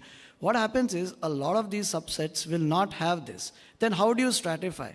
So that's where the imaging comes. A basic, good, thoughtful 2D echo is all that is required in most of the cases, and a focused MRI for regional or focal fibrosis. So you will have fibrosis all over. You will have it in MVP if you do a subset analysis. But that's generalized mitral valve fibrosis. We are looking at papillary muscle mid-myocardial fibrosis. So those things. Second is there is severe bileaflet prolapse without significant MR. And that itself is an independent marker. And there is a structural entity called mitral annular disjunction, which I will allude to later. So when you have these features and you don't have severe MR, that's a subset that you have to be careful, watchful of. So of course, as we discussed, you have two phenotypes. One is with severe mitral regurgitation and LV dysfunction, which is fine, but the other one doesn't have that, and it has severe bileaflet affection and mitral annular disjunction. And this is independent. The risk of sudden cardiac death in this subset is independent of MR severity. And this is where we need to watch them with rhythm monitoring on a regular basis. So what's this mitral annular disjunction that we all allude to? So the mitral annulus is a very interesting anatomical structure. The anterior mitral annulus actually supports the posterior mitral annulus in some extent, and the posterior mitral leaflet is supported by the anterior mitral annulus to some extent, histopathologically. So when there is a posterior dislocation of the posterior mitral annulus and leaflet attachment more towards the apex, that's called an MAD. And it's pretty common. It's found in 1/3 of the cases. And this incidence is found, its detection goes up as MVP diagnosis progresses over years. So you may not get it in a young guy, but you'll get it in an older individual for sure. And this is a marker or a harbinger of a VT and subsequent sudden cardiac death in these patients. So if you were to get this MAD in an MVP patient, you have to be careful about them. Of course, the treatment may not change. It may be more of wakeful watching and continuous rhythm monitoring. But we need to be aware of this entity. So just to show you here, these are the two classical images that we look for in the echo. If you can see here, I'll point it out for you. This is the mitral annulus, which is without air. This is normal mitral wall. This is MVP, and there is no displacement. And here you have various severity of displacement. So this is what we see on a Flax view. And this is the pulse width picture, which looks like a Prussian helmet called the Pickel-Hobbs sign. So these two signs will tell you that there is MAD. Of course, MRI can also pick this up. Now, this is what I was alluding to. MAD diagnosis will not always correlate with mortality directly, but it increases ventricular arrhythmias, and ventricular arrhythmias increase death. So indirectly, MAD will progress to death. So this is how we would look at if you have a pre-syncope or a syncope patient, or rhythm complex PVCs coming on the Holter, or MAD or bileaflet affection, and a long time since diagnosis. These are harbingers of sudden cardiac death in these patients. So again, valve management remains the rule, and management of ventricular arrhythmias could be based on the existing guidelines and detection. And index and follow-up echo and index and individualized rhythm monitoring is the way forward. There's a lot of literature which has come into this to understand this entity of sudden cardiac death in MVP. So I'd like to conclude that VT in MVP increases with time. It has two phenotypes of the arrhythmogenic mitral valve prolapse. Imaging is a periscope to sudden cardiac death. And of course, mitral annulus disjunction in MVP is a frequent companion, and his presence is a harbinger of sudden cardiac death. Thank you. Malo, very precise and insightful. So just one word of caution, because we are at risk of significantly overdiagnosing mitral annular disjunction. There is an entity known as pseudo-MAD, and pseudo-MAD is far more common than true MAD. Now what happens in pseudo-MAD is the posterior mitral leaflet folds upon the posterior left ventricular wall. So you see separation of the annulus, but it is seen only in systole.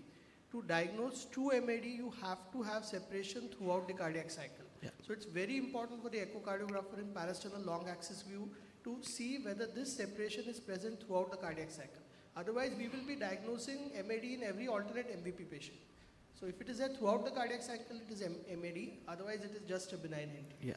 And then, of course, Malo has. Yeah. So, last talk, idiopathic ventricular fibrillation, Ameya sir.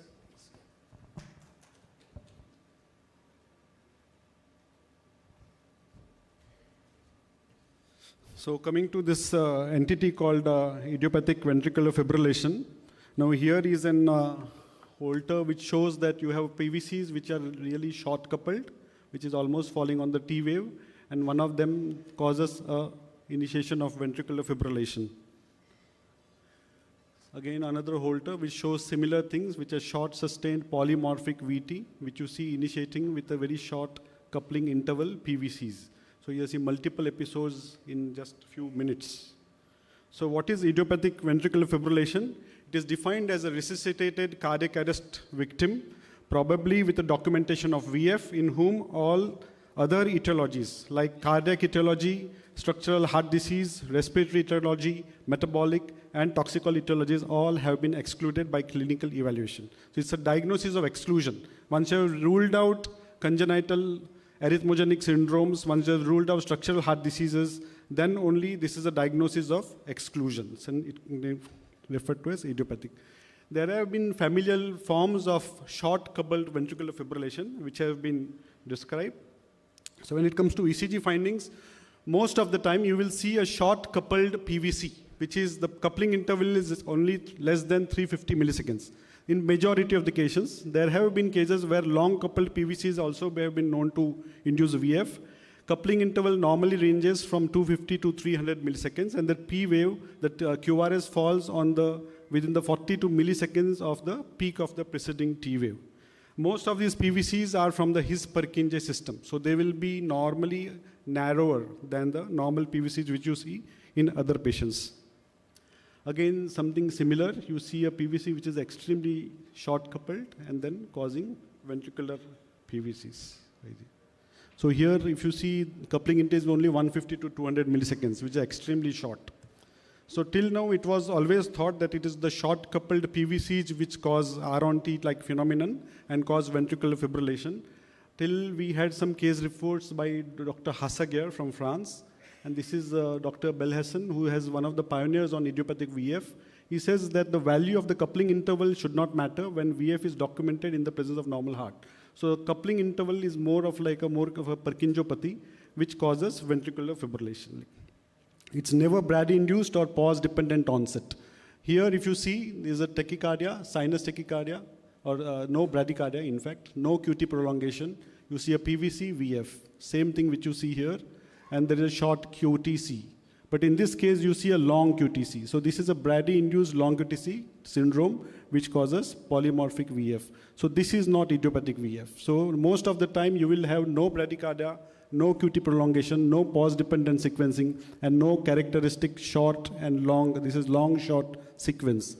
Here, you will just see a PVC causing the tachycardia or VF. So this is the case series by Hassager from France, who described PVCs almost falling after the T wave and still inducing VF. So it's not necessary that the PVC always has to be short coupled.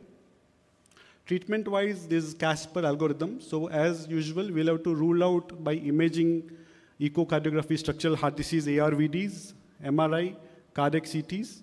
And stress test, you can do a provocative testing for Brugada or long QT, and stress test for ruling out arrhythmogenic exercise-induced syndromes, and signal average ECGs. And by that, you can reach a diagnosis of exclusion. Electrical storm, normally seen in 21% of the patients. Unlike most of the electrical storms where you lose a lot of beta blockers and all other things, in this particular case, isoprenolone and oral quinidine is the drug of choice. Beta blockers, class 3 drugs like amiodarone are ineffective. So especially for idiopathic VF, isoprenolone, quinidine is the drug of choice. And when it comes to management of this condition, preferred drug for chronic treatment is quinidine, which is currently available in our country with one pharma, which is QuinHeart.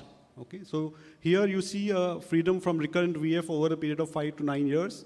Almost dose is 600 to 2000. There are some side effects like diarrhea and quinoism, which you need to observe.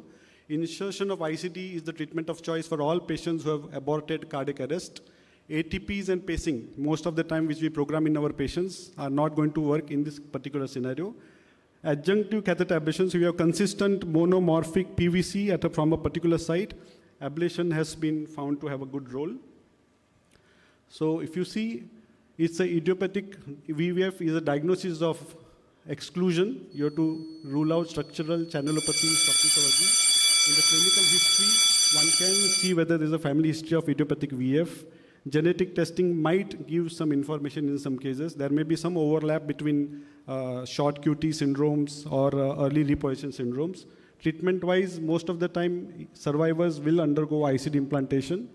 Acute treatment is isoprenolone and quinidine. And for recurrent PVCs, catheter ablation. Thank you. Thank you, thank you. Before we go any further, two important announcements. Please, everybody, don't forget to check out, and more importantly, don't forget to sign the attendance register for today because of the MMC credit points. So before we end, I would like my two senior, I told about checkout, two senior co-chairpersons to please give us take-home messages from the session. No, I think all the speakers, probably including me, seems to have done a good job in terms of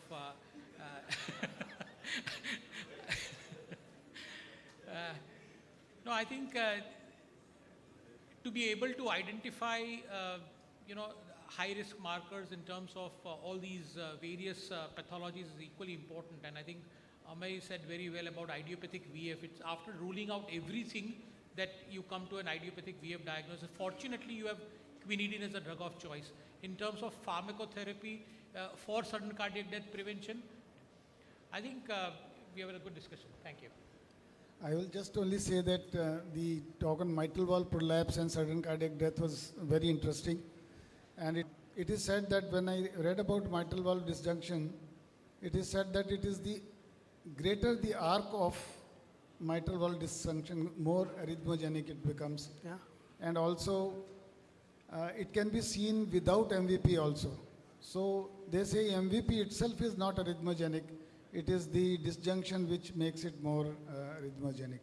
So that was kind of learning for me. Thank you. Thank you, sir.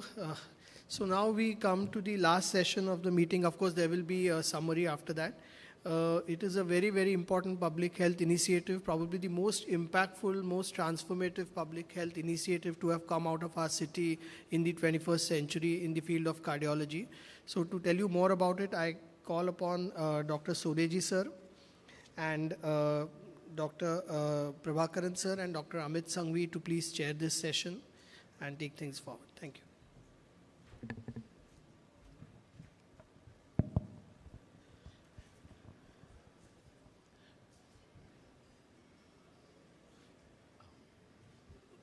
Friends, I know we are standing between the lunch and the last speaker. 25 years back, Tilotima Mangeshkar came trained as an anesthetist from USA and realized that in our MBBS, MD medicine and DM cardiology, there was no formal training for CPR. So she roped me in, and 25 years back in Bombay, I don't know about India, we were the first to start training doctors on Sunday morning in Raptacos Bread Laboratory Hall behind Glaxo. Gradually, we went to various Rotary clubs, we went to various organizations like Indian Oil. 9 years back, when the AEDs were available, the first AED I kept was at the Club Mahabaleshwar. Subsequently, we have kept at Victoria Garden Zoo, we kept it at Siddhivinayak Temple. I've been giving talks on CPR at National Stock Exchange, SEBI. There's a lot of work being done by iCare, there's a lot of work being done by Vinod Vijayan, there's a lot of work being done by Hiremat.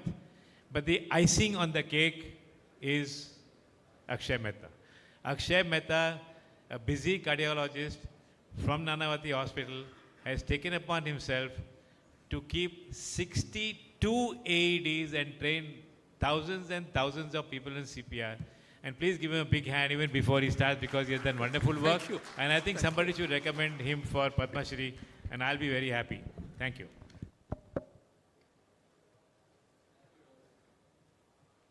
Thank you, Dr. Soneji. Thank you so much.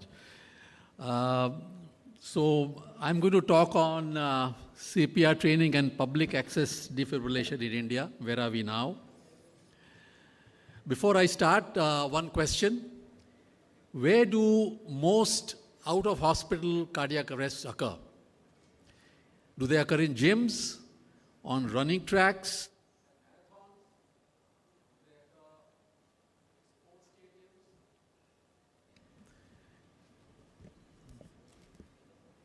Do they occur at homes? Do they occur at airports and railway stations? Any guesses?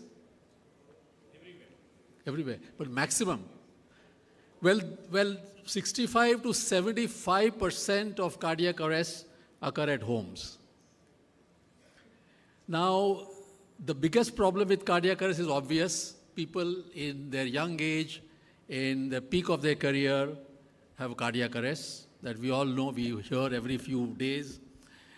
And a recent publication in the IJMR of more than 2,000 autopsies showed that out of these autopsies, 8.1% were involved sudden deaths, and them 57% occurred in age before 45, and they had, majority of them had lifestyle factors as risk factors, and diabetes and hypertension was not very common in them. Now the problem with this is the prediction and prevention is very difficult. And this is because of what is known as the Meyerberg's paradox. In other words, the low risk, high number dilemma.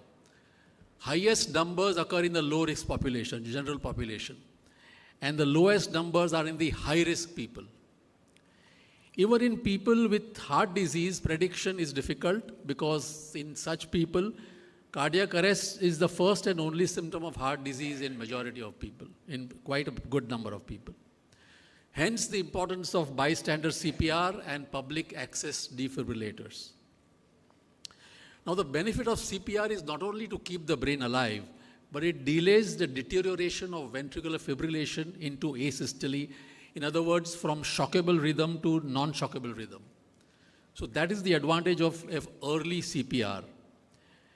For example, this study showed that, can I have the pointer 1 minute?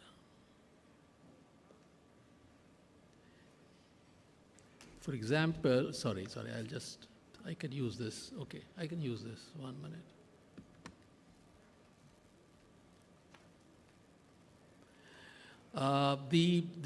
Both these slopes show the deterioration of ventricular fibrillation to asystole. And the deterioration is quite fast if you don't intervene. But if with basic life support or CPR, the deterioration is delayed or slowed down, giving us more opportunity for converting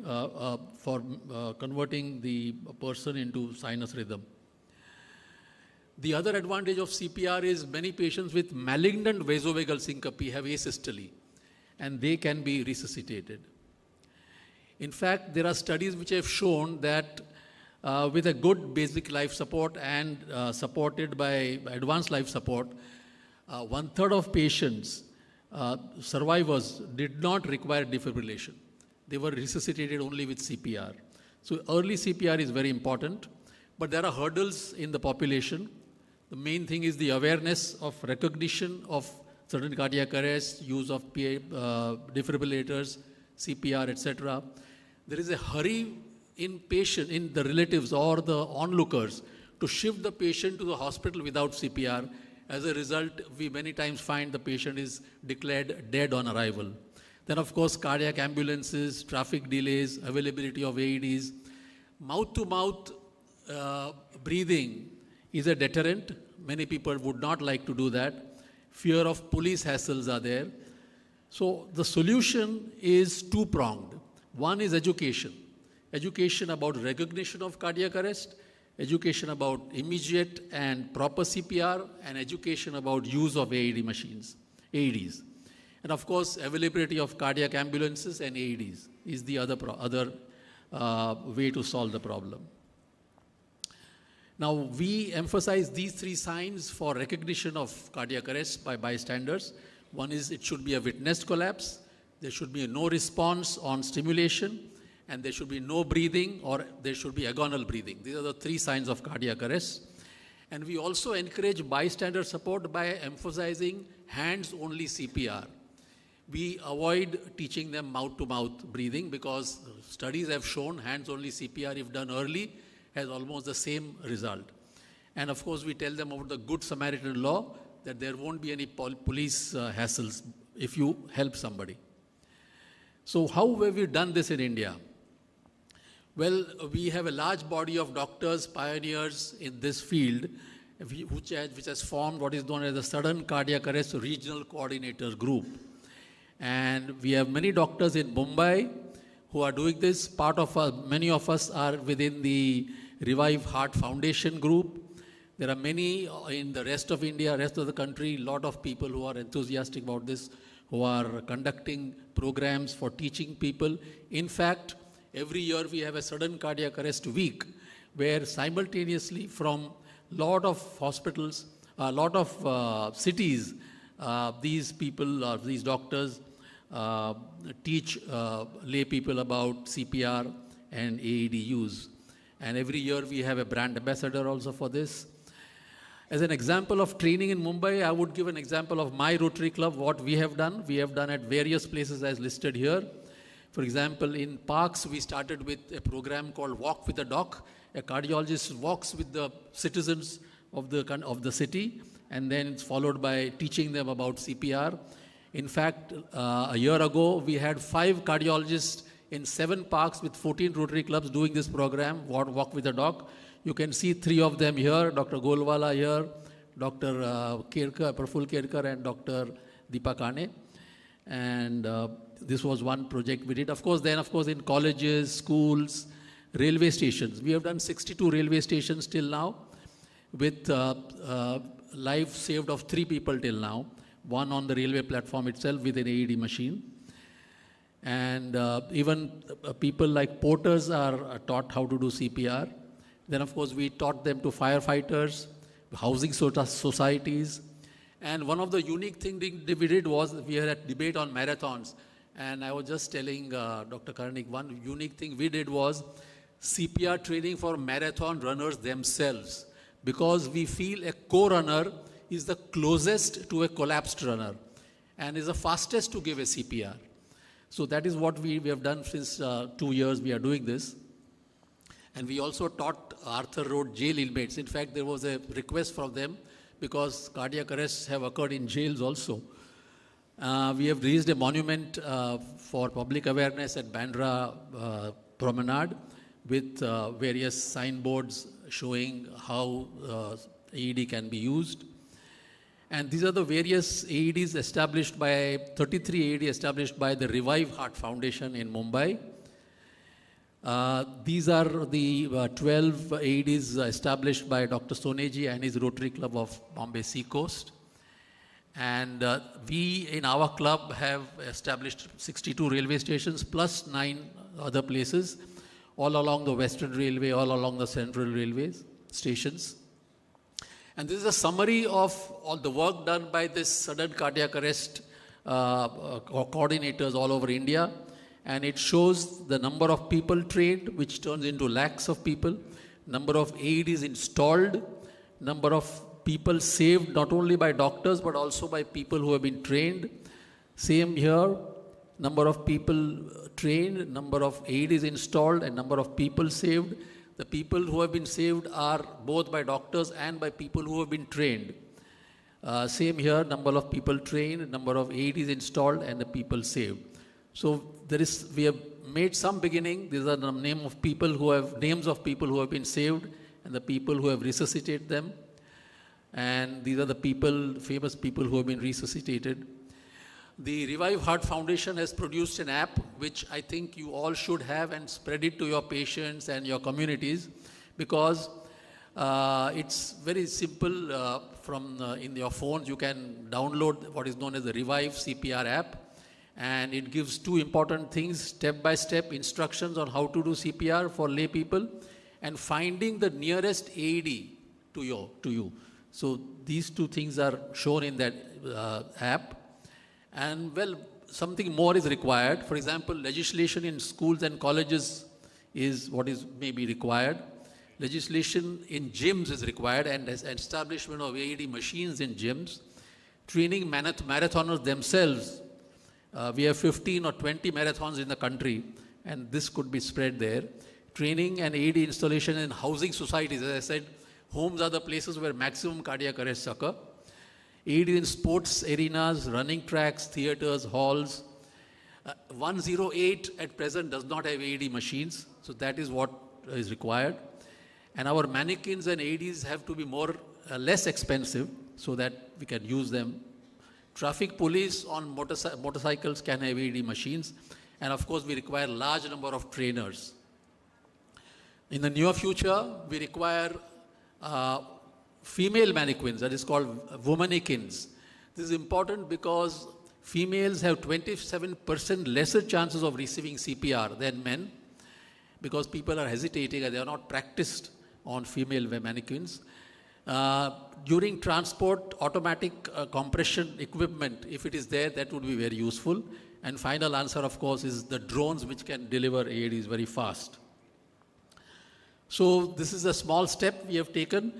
A small story I would tell you that in Marine Line Station, platform number 2 on August 29, one 42-year-old man collapsed. and the TCs, the station managers, station masters ran from their office to the platform, gave CPR and used the machine and revived the patient. This is the first time in Mumbai on railway stations that a man has been revived by non-medical people. We have to create such a strong culture on earth that even this message reaches the heavens. So thank you very much. Friends, when I train people for CPR, I tell them all my knowledge of cardiology is useless, because if I collapse now, it is a bystander who can save my life. I think that's the message we should convey to everybody, and I think Akshay Mehta has done a wonderful job. Please keep doing it so that we can save more lives. Thank you. Thank you. Thank you very much. So, yeah, I think this was, this is something which we have to percolate down to our schools and all. Because when the children learn this, they will never forget. And it probably, a lot of times people think that, whether this is how useful it's going to be. But actually, when you save someone's life, that is when it kind of hits you, that one life, one family has been saved. It happened to a doctor colleague of mine. He was walking on the treadmill in the gym, which he used to do.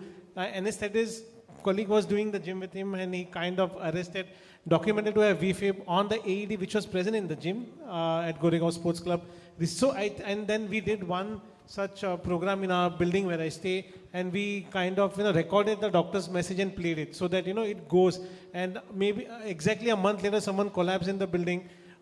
People attempted CPR, revived, went to the hospital, finally didn't make it. But at least someone learned to give CPR. I think that's something which is very, very important.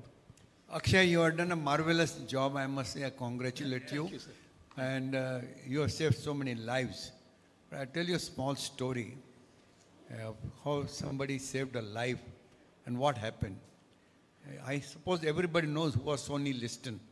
Sonny Liston was a boxer who fought against Muhammad Ali. So he wrote in a small piece in the newspaper. He said, I went for a party, and in the party there was a big crowd. Suddenly somebody fell down on the ground. So everybody started shouting, Sonny, come, give him a thump on the chest. So he said, a guy falling on the ground, lying horizontal. I went and hit him on the chest.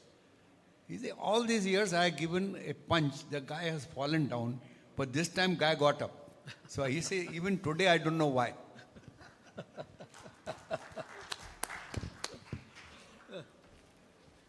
Yeah, so we come to the end, but again, I would really congratulate Soneji sir and Akshay Mehta sir, and Yash sir is not here. The Talmud says, the Jewish Talmud, ki he who saves one life saves the entire universe. I think you have saved so many lives.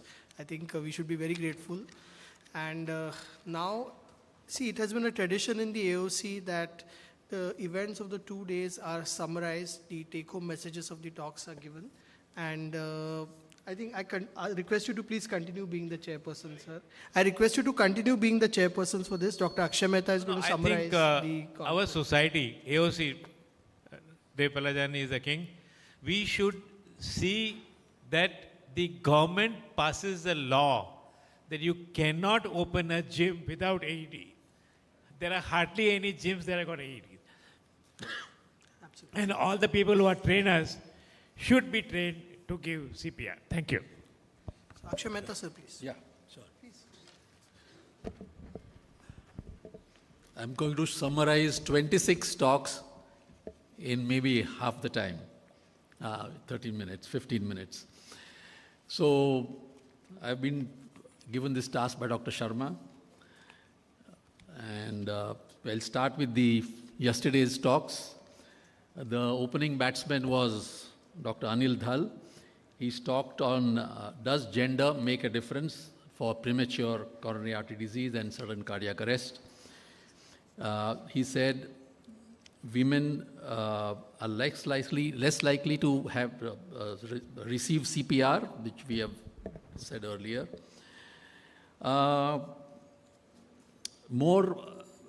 The cardiac arrest in women, there are certain conditions which are more common in men. Non-atherosclerotic, atypical symptoms. They have LPA has a stronger effect on women. And very important thing he said was the prevention in women is more effective as far as sudden cardiac arrest is concerned. Brugada syndrome is less common in women, and they die more at home and in sleep. Then we had Dr. Ponde talking about family history of premature heart disease. It is an independent predictor even when other risk factors are not there. And he said it increases the risk 2 to 12-fold and appears a decade earlier. The other thing he talked about was the polygenic risk score, which is quite important because we see many patients with coronary heart disease without any known obvious risk factors. And this is especially important in the low-risk people. And preventive therapies such as statins and PCSK9 inhibitors would work well in them. LPA, Indians have high incidence of, almost 30% incidence of high LPA. And LPA is more atherogenic than LDL, though it is less, it is smaller in quantity. LPA plus family history, LPA more than 100 plus family history is a worse prognosis. And fortunately now we are going to have medications for LPA. Then we had a talk by Dr. Pradeep Vaideshwar on autopsies. About 2,000 autopsies were discussed, arterial and osteal disease in these people, and he showed very beautiful images of the autopsies. And he showed coronary anomalies, hypertrophic cardiomyopathy, Takayasu with coronary stenosis. And he showed one interesting case where protein supplements caused growth of plaque besides weight gain. Then we had Dr. Sumit Chugh, the oration by him, Dr. Pailajani oration, which was very interesting. And he said that the ICD, the number needed to treat, is now going up. That means it is less effective. And one has to think beyond the ejection fraction. And there are three things he mentioned.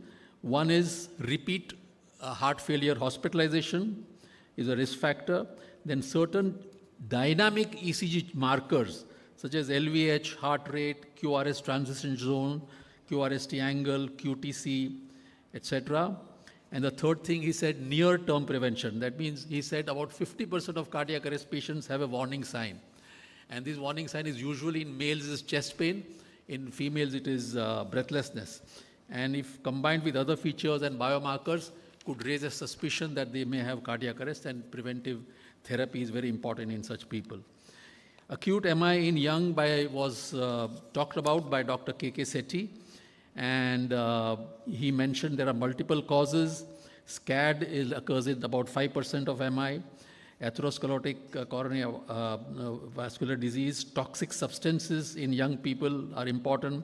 Thrombophlebitic syndromes are important, and various substance abuse is also important. Dr. Mulasari talked on STEMI in young, and in his study of the Tamil Nadu STEMI program, he has showed that 24% of STEMI population was young, and in them MI was the first symptom. And in them smoking was a very important risk factor, and diabetes and hypertension were less important. Plaque erosion was very common, and lifestyle change and medications would be very effective in such people. Then we had a talk by Dr. Gupta on SCAD, look beyond the obvious. And he made certain very important points. One is that SCAD occurs in 5% of acute coronary syndromes, but majority of them are women. And sudden death is rare, but except in pregnancy or post-pregnancy. And the CT angiography has limitations in diagnosis. 80% are spontaneous. Single antiplatelet is better than dual antiplatelet treatment. PCI is rarely to be performed. And one interesting he mentioned was in bypass surgery, SVG grafts are better than the arterial grafts. And in diagnosis, the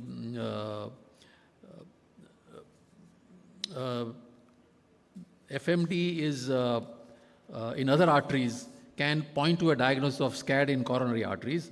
And cardiac rehabilitation is quite important, and one should gradually increase the rehabilitation program in such people. Dr. Ajit Mulasari talked about young coronary artery disease patients, intracoronary imaging, and it's very important because many of them have plaque erosions, and they can be managed with medications. Dr. Narasimhan talked on post-infarct VT, how to manage. He said when you have VPCs with hypokalemia, hypomagnesemia, you have to be careful. Beta blockers are important, post-infarct VPCs. Potassium especially should be kept above 4 in diabetics, because in diabetics, if they receive hypoglycemic agents, the potassium may go down. As far as ventricular tachycardia is concerned, amiodarone and lidocaine are the drugs of choice. AIVR, of course, one has to observe. And in the acute phase, many times, if there is LV dysfunction, one has to use IABP and treat the heart failure.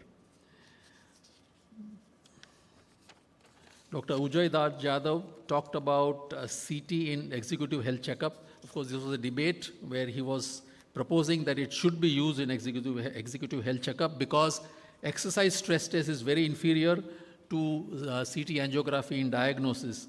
And that is the only way to diagnose coronary artery disease, and which has a very important role to play in intermediate risk patients because it has a high negative predictive value. Dr. Kerkar rebutted this by saying that it is not essential in executive health because there is no scientific evidence and it is not recommended by any major guideline. In addition to that, there is a potential harm because patients may be taken up for unnecessary downstream investigations. So that could be a harm in doing CT angiography as a routine in executive health checkup, though many hospitals are doing it right now. Then we have, when we had another debate in which multi-vessel disease, what is better, PCI or CABG? And Dr. Suresh Vijan talked about PCI for such patients, and he said that one has to look at the syntax score, the anatomical complexity, the left ventricular function, etc. But the most important is the durability and the age and the future reintervention risk. That is very important for such young people. Whereas Dr. Javli, who spoke for bypass surgery, he said it has enhanced efficacy in treating multivessel disease, particularly in avoiding repeat revascularization. And hence you require a personalized strategy based on individual needs, considering the anatomical complexity and the presence of comorbidities. Dr. Ponde talked about hyperkalemia and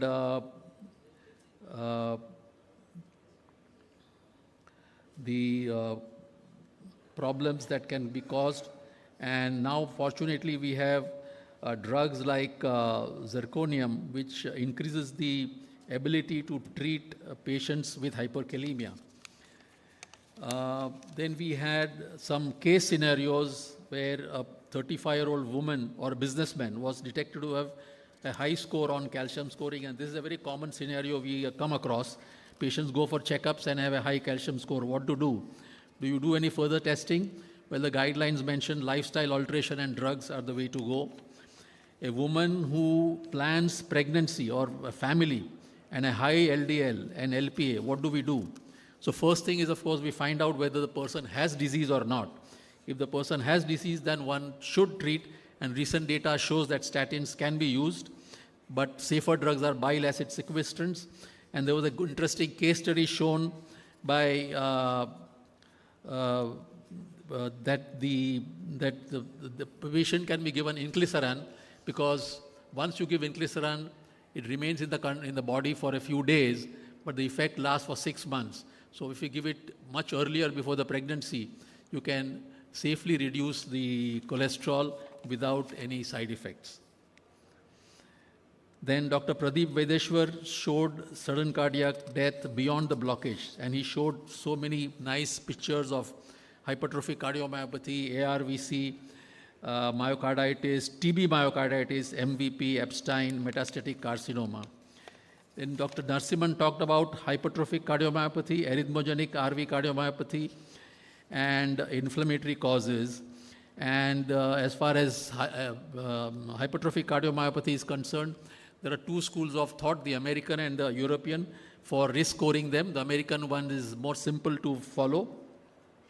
He said SGLT2 drugs have shown improvement in these patients of hypertrophic cardiomyopathy. In sarcoid, if there is a complete heart block, then besides doing pacing, they require ICD, or they should be given ICD. Dr. Anil Dal talked about variability in LDLC. That is one important risk factor. Normally we look at only one snapshot LDL figure, but it is important to look at LDL over time. And people who have highly variable LDL levels, they are at a little higher risk. Dr. Amit Vora, then we had, of course, wonderful spots, and Dr. Nihar Mehta and Dr. Milind Phadke conducted this session, and it was very interesting. It was one of the highlights of this meeting. Dr. Amit Vora today talked about diagnosing sudden cardiac death on ECG, and he said that on the QTC more than 480 milliseconds, T-wave alternance. In Brugada, the spontaneous type 1 is dangerous one. When he talked about early repolarization, the malignant ones are those which are seen in the inferior leads, the large J-point elevation, and the STs are downsloping or horizontal. These are the people of early repolarization who are at higher risk. Then, of course, he talked about structural heart disease, hypertrophic cardiomyopathies, ARVC, etc. How to identify malignant VPCs? One is by the association they keep. That means with post-MI, LV dysfunction, arrhythmogenic cardiomyopathy, hypertrophic cardiomyopathy with fibrosis, etc., etc. But the other important pointers are varying coupling intervals or short coupling interval, superior axis, long QTC and VPCs, multifocal VPCs, the QRS width, the R on T phenomenon, etc. And also VPCs with increase on exercise, which you can diagnose by the stress test or a Holter. Dr. Ashish Nambar told us when EP is needed. For secondary prevention, it is not needed unless one has to do ablation. In primary prevention, it is useful to distinguish between SVT and VT. And it is primary prevention in people who have non-sustained SVTs, people who have dilated cardiomyopathy with family history, positive genetic testing, and very low EF. In hypertrophic cardiomyopathy, it has no role. ARVC, it can be used. Interpreting CMR to identify high-risk population by Dr. Alpa Bharti. She told us the three important features about late gadolinium enhancement: the distribution, the burden of enhancement, and heterogeneity, especially in hypertrophic cardiomyopathy. And parametric T1 mapping before and after gadolinium is also the new way to diagnose high-risk population. Dr. Ameya Udewar talked about genetics testing, when to do and how to impact. One thing he emphasized was that variants of uncertain significance, there is insufficient evidence to prove a connection between variant and disease and should not be used as a basis for clinical decision making. And he said genetics modifies the risk, but the phenotypes determine our action, what we have to do. Dr. Sumit Chugh talked about prevention of sudden cardiac death in the current era, refining the ICD strategy for maximum benefit. He says the ejection fraction less than 35% is no longer effective as a risk marker, and we have to learn how to be more effective. And he suggested a few things, and of course, this less effectiveness of the EF is because we have discovered because ICD firings have reduced. And many of these patients of sudden cardiac death have normal EF. And many have non-shockable rhythms. So the requirement of ICD has gone down, but one has to predict. And he has summarized as 3 things: clinical parameters, ECG parameters, and echo parameters to risk stratify people. And he showed us the Oscar study, in which the AI will be used to risk stratify people from the ECG and echo. Dr. Prabhakaran talked about contemporary issues in cardiovascular disease in India. And he said 2 very interesting ways of diagnosing heart disease and preventing disease in the population. One was a family-based intervention in which blood pressure, sugar, LDL cholesterol targets were told to people, and the control was jumped from 40% to 80% in this family-based intervention. And then he described about Gigi Setu. And then we had the 2 brilliant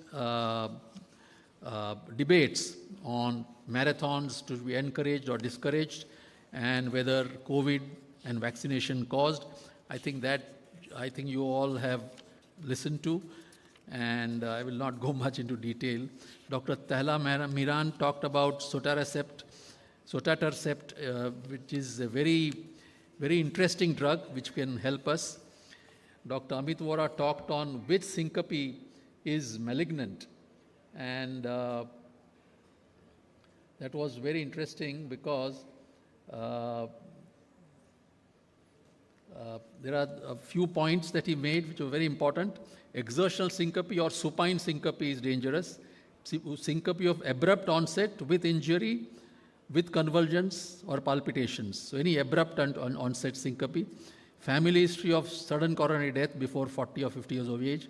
Structural disease like prior MI, LV dysfunction, scar, cardiomyopathies, systemic infiltrative disease, etc. Conduction disease on ECG, other abnormal ECGs, inherited channelopathy and pulmonary embolism, etc.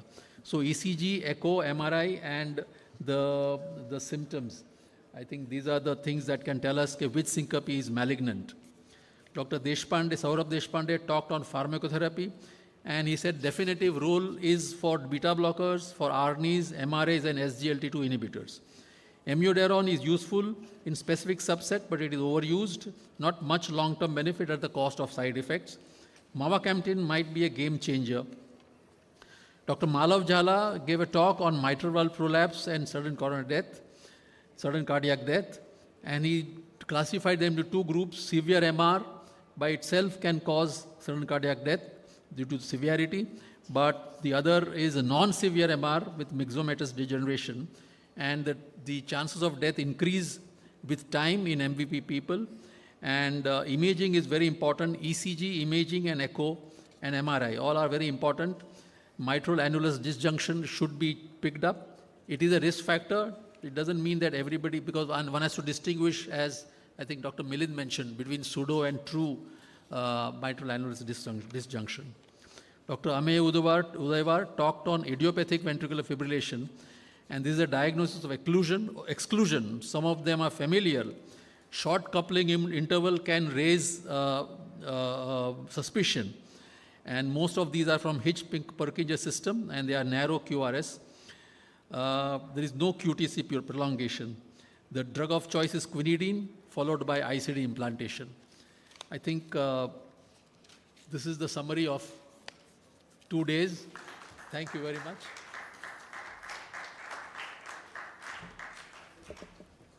I think Dr. Akshay Mehta sir must be congratulated for this Herculean task of sitting patiently throughout, making notes and giving us a gist of the conference. And as my boss always, Nathani sir, used to say, the thankless task of giving the vote of thanks is fallen to Dr. Bhavesh Majumdar. Just a joke, please. Thank you.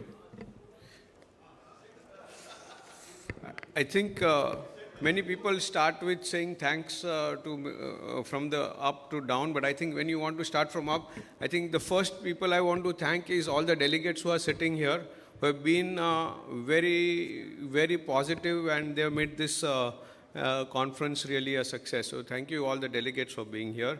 Now to start the formal thanks. So first of all, I would like to thank Dr. Pelajani sir, who is our father figure, our founding emeritus chairman, and he has been always giving a positive encouragement, always an inspiration to do the things. Whenever I was in trouble, I asked sir, what will happen? And he said, Bhavesh, don't worry, things will go out. Next, our other father figure, Dr. Satyavan Sharma, our chairman, and I think without him, this would not have been possible. I think the entire scientific agenda, the entire skeleton was set up by sir, and he actually trained me into making this conference. I think I don't think I could have done it without his support, and he actually almost sometimes acted like my secretary and did things for me. Thank you very much, sir. I have bothered you a lot. Then I wish to thank Dr. Ajit Desai and Dr. Raju Bhagwat, who have been very instrumental in getting this nice venue and for arranging the food and the things for that. Then Dr. Milind, who has been here doing a Herculean task, but this was not his work. This is what you see him working for the last 2 days is not what he has done. He's done much more. He has helped us in make the scientific program and coordinating with all the faculty, and it's a great job, Milind. Thank you so much. Then Nihar was there. He helped us in making the quiz and all the other scientific programs. He also helped in the coordination. Dr. S.B. Gupta, he helped us in getting the points, and he was actually guiding me all the time. When I had some problems, I would ask him how he did it last year and the year before that, and he really helped me with that. Dr. Akshay Mehta, you saw how he worked very hard. And then Dr. Uday Jadhav and Dr. Anand Rao are other colleagues who really guided me with help for the scientific content. And then I would like to thank our speakers. First of all, our international speaker, Dr. Sumit Chugh, who came all the way, and you saw what kind of insight he gave us with his wonderful talks. And then all our faculties from around the country, Dr. D. Prabhakaran, Dr. K.K. Sethi, Dr. Vivek Javli, Dr. Ajit Mulasari, Dr. Narsimhan, Dr. Anil Dhal, Dr. Mohit Gupta, and Dr. Sunil Sathe. They all did their hard work and presented such beautiful science for us to follow. And then I would like to thank our WAMA team who have made this possible, Rucha, Pranit, and Shekhar. They have been really, for the last 1 month, we have been egging them on, and they've done a great job with their good team with them. And I would like to thank the Taj Hotel, our hosts, Vikas, their manager, Nandini, and Richard, and Tushar, and the entire team who have been helping us. The audiovisual guys, Amol and other Amol, and the other guys who did a flawless job. I think you did a good job. And lastly, but most importantly, my sponsors. And we have been really lucky to get good support. We have support from Torrent, Intas, Lupin, Medtronic, Mankind, Novartis, MSD, Biotronic, AstraZeneca, Eris, USV, IPCA, Sun, Glenmark, Reddy's, Bristol Myers Squibb, Abbott, and Smart Cardia. And lastly, I would also want to thank my wife and my family for bearing with all the trouble I made them go through for the last couple of weeks. And most importantly, I think I would like to thank all our patients, not my patients, but all your patients, all our patients who made us possible to be here and who have been the prime reason why we are running this conference. Thank you very much. Thank you, everybody. Thank God.